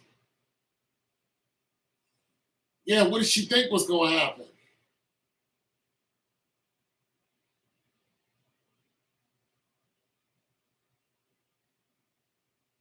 She stepped on your foot and then she pushed you. What did she think was going to happen? She thought she could bully you. Nah, you don't like light skinned people. It's okay. Anyway, Rachel thought she could bully you.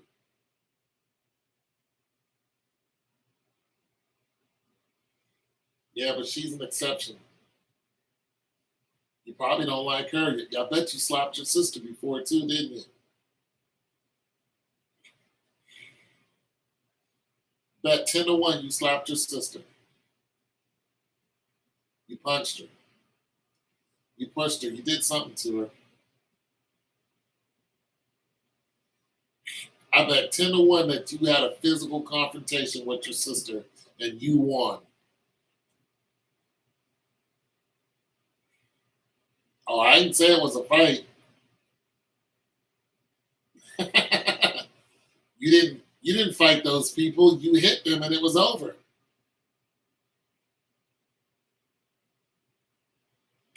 Rachel started crying in front of the whole crew, didn't she?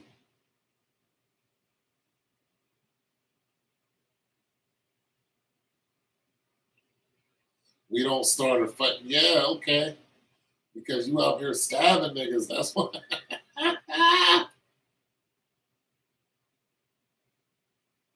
We don't fight.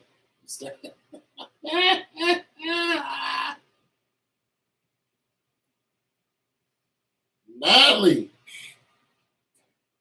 you a whole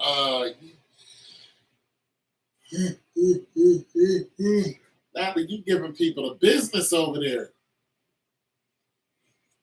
Slap the fire out of Rachel. Her ass. She gonna step on your foot and then push you. So you caught Rachel with a right, didn't you? Now let me ask you something. When you caught Rachel with the right,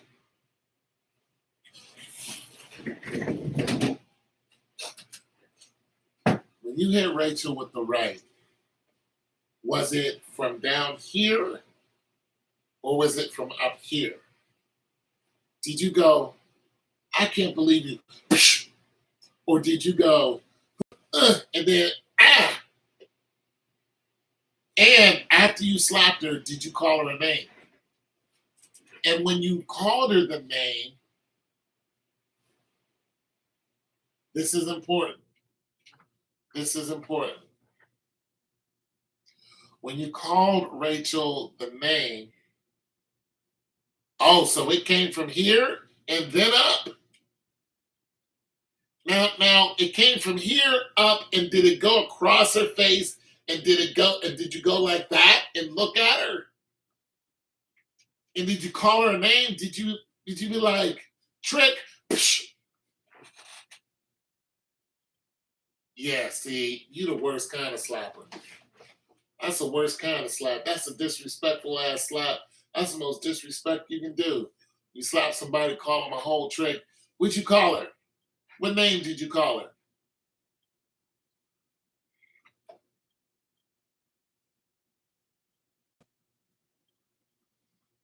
And then walked away. Was you like this? Psh, what name did you call her when you hit her? When you made contact, what name did you call her? Was you like this? Trick? Yeah, and you walked away. Because you knew she wasn't going to do nothing. Was you like this? Psh, don't do it again, Trick. And you walked away like, with your theme music. You walked away like this. Boom, boom, boom, boom, boom, boom. Boom, boom. I knock a nigga out in a second with the joint in the record. Bam, bam, boom, boom.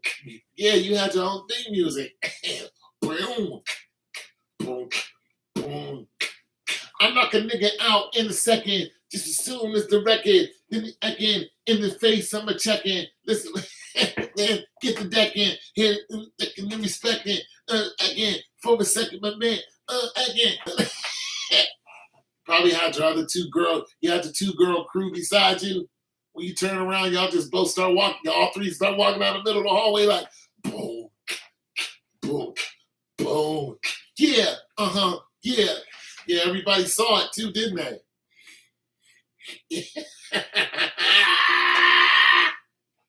You like, ooh. Did you walk away in slow mo? Like, psh.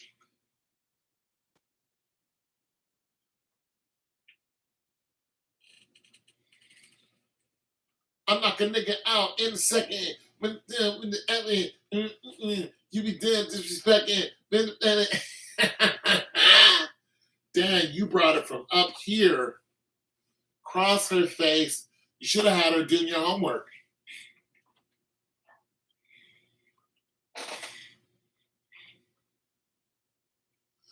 Of course you did, because you had enough of her BS.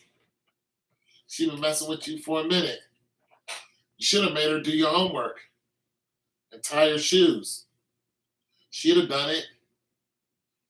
But like, psh, you gonna do my homework.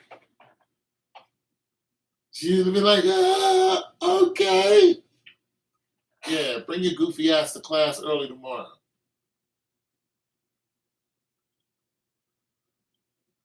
You felt bad after that?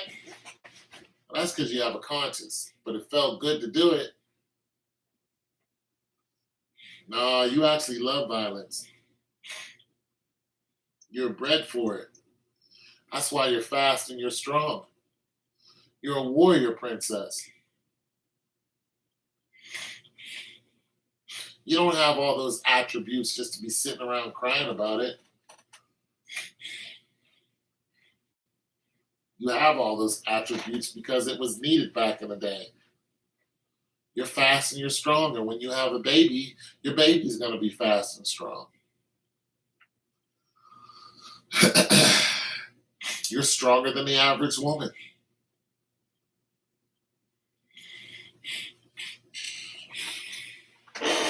You're supposed to be. Don't apologize for that. That's your superpower. You're Joanna Cargill. I know you have no idea who that is, but that's who you are. Joanna Cargill, let me look her up, is a fictitious person who is she is a mutant, an X-Men. She's not an X-Men though. Let me see if they have her in there.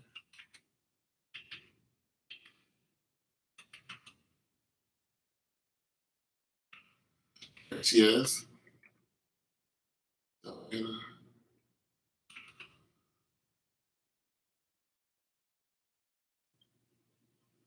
Oh, there's an actual real Joanna Cargill.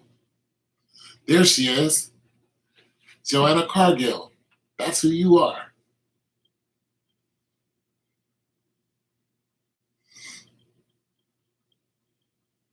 Yeah, I'm going to put the link in the descriptions. This is who you are.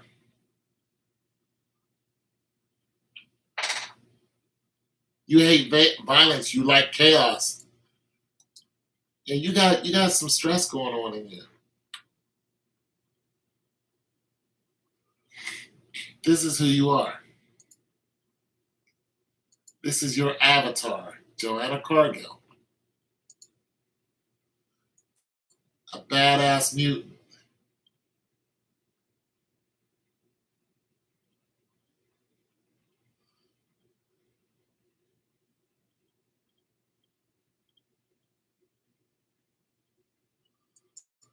Yeah, when they designed her, they thought about you.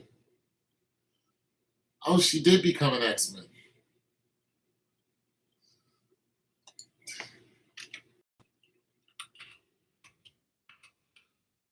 See what her powers are. Her powers are super strength.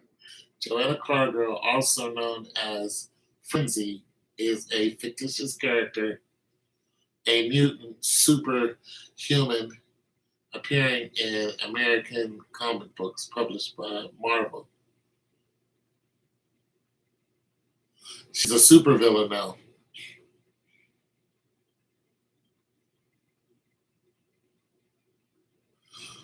She also turned to a superhero.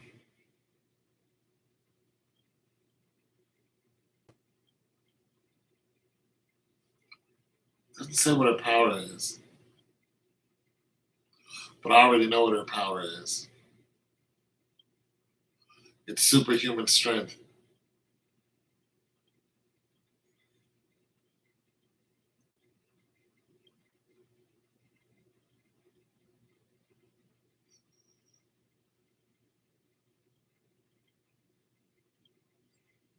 Yeah. When I first read about Joanna Cargill, I read about her in the graphic novel, X-Men graphic novel, where they don't have. The thing about the graphic novels is they don't, you know. Yeah, that's who you are.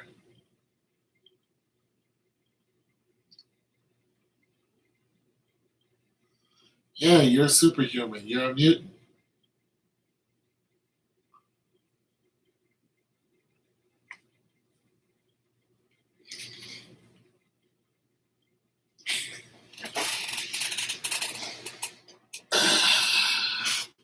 There's a place for people like you.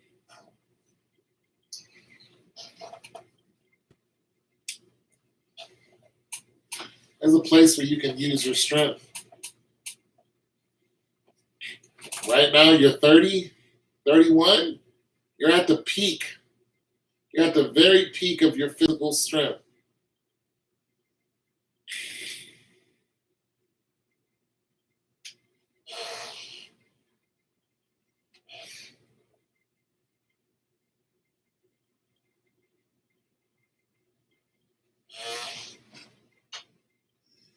Yeah. You probably have you probably have uh dense you probably have well, I already know you do, there's no probably. Your muscles and your skin and your bones are denser than the average person. This is why you're strong. It's your bone density, it's your muscle density. There are people who are really like this. One person in particular is named Yolo Romero. He's a 40-year-old MMA fighter. And he is a talented dude.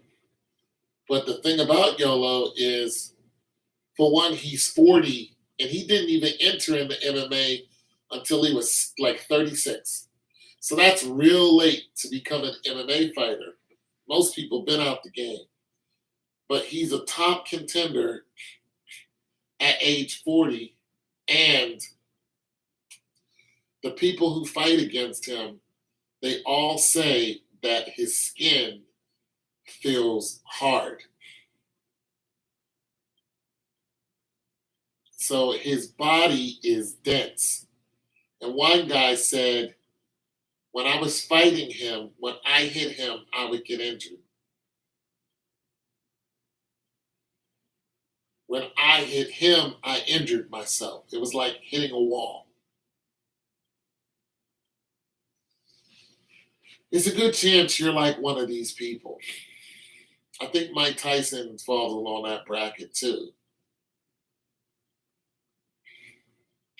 When Mike Tyson was younger, he was actually punching the wall before he would go out and box somebody.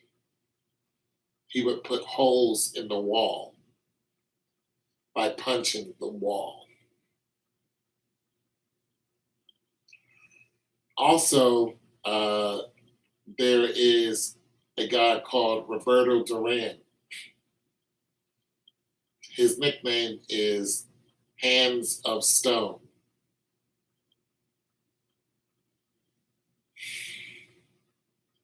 So he probably falls up under what you are as well.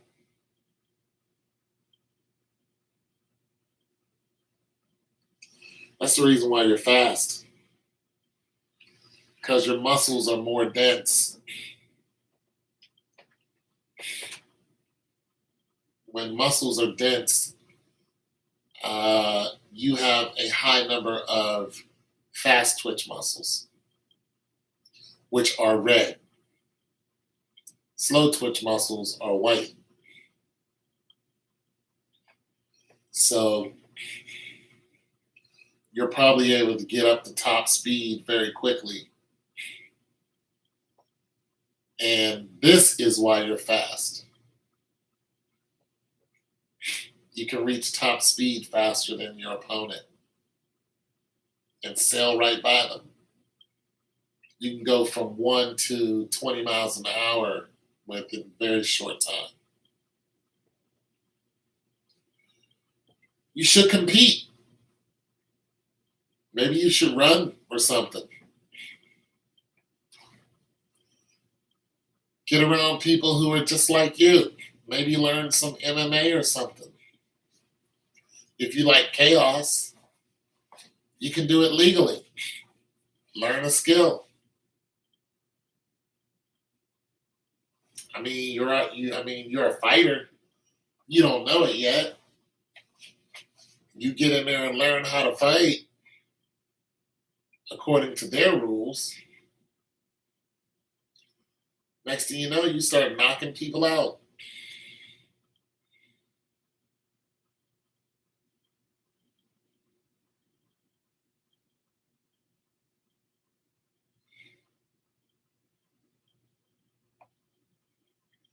Neither am I. But when you get into it, doesn't something happen to you? It's hard to control. It's scary, isn't it? Doesn't your body like want more when it's over? You're like, oh my God, what is that? And it feels so good when you're doing it.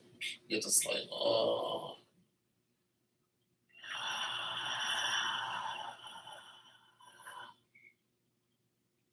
You can just feel it.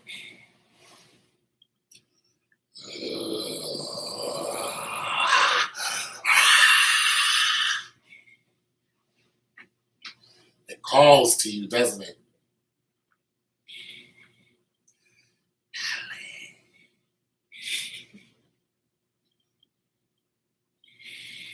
Yeah, it's an out of body experience.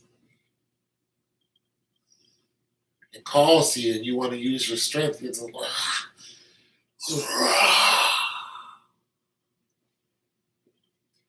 yeah,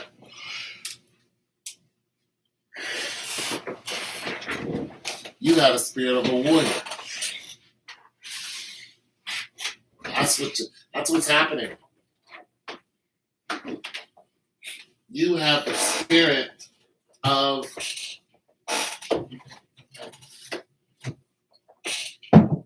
battle.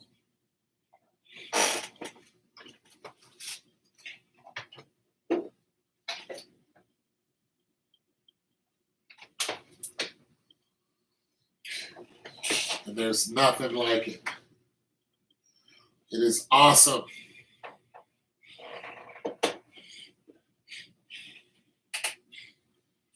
To battle, Natalie. To battle. Where did my thing go? To arms, Natalie. Yeah, you have a spirit of battle.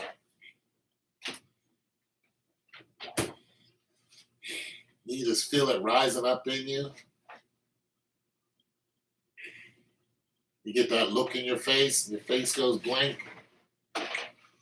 When you realize that somebody has pushed you to the limit, you go, then your body gets warm, and that spirit hits you. And you're like, oh, snap. I'm about to beat somebody's ass because they're stupid. I warned them once, I warned them twice, and they're still messing with me. I'm about to have a good time. I'm about to have a good time. And you warn them one more time. I'm telling you, leave me alone. You try walking away and that's it. And that one last thing, they either push you or do something that,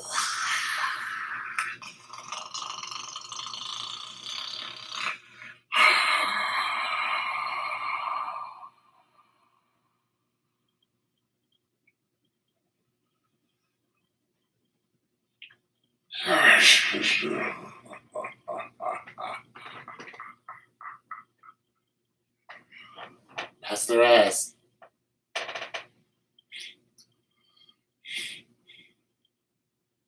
Yeah, that's their ass. Now you're all speed and adrenaline and fight or flight.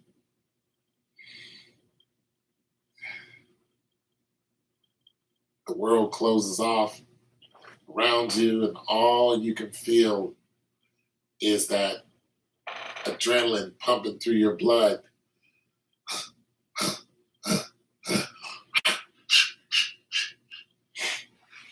Oh yeah, yeah. You have the spirit of a warrior.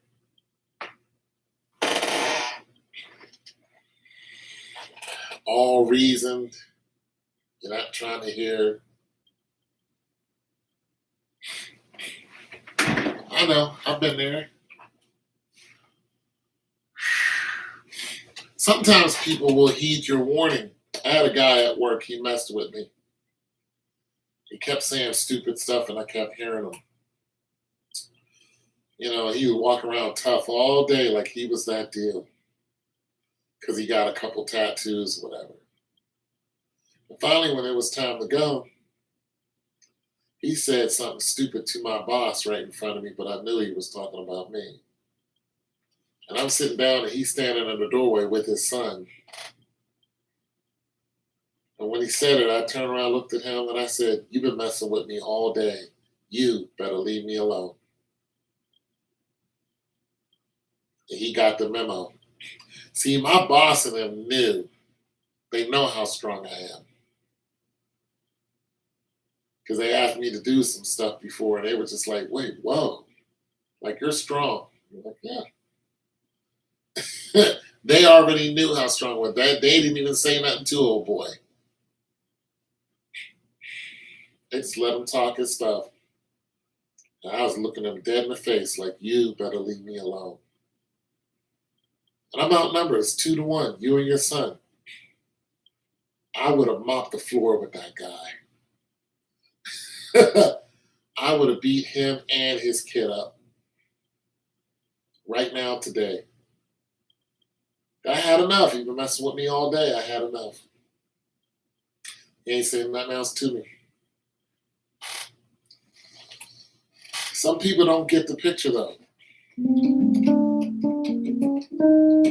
Yeah, you're a warrior princess.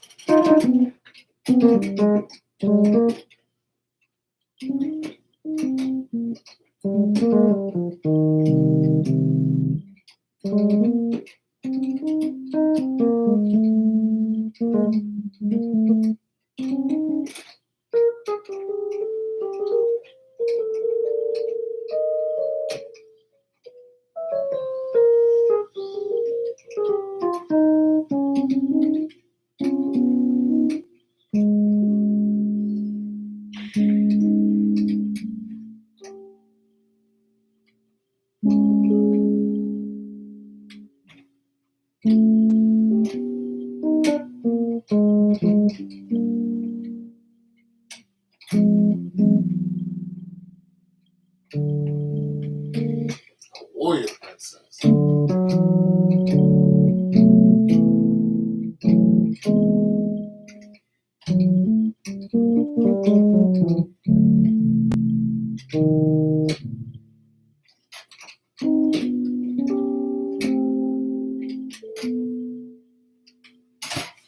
going to bed, Natalie. Sleep well. Don't forget to say your grace. Good night.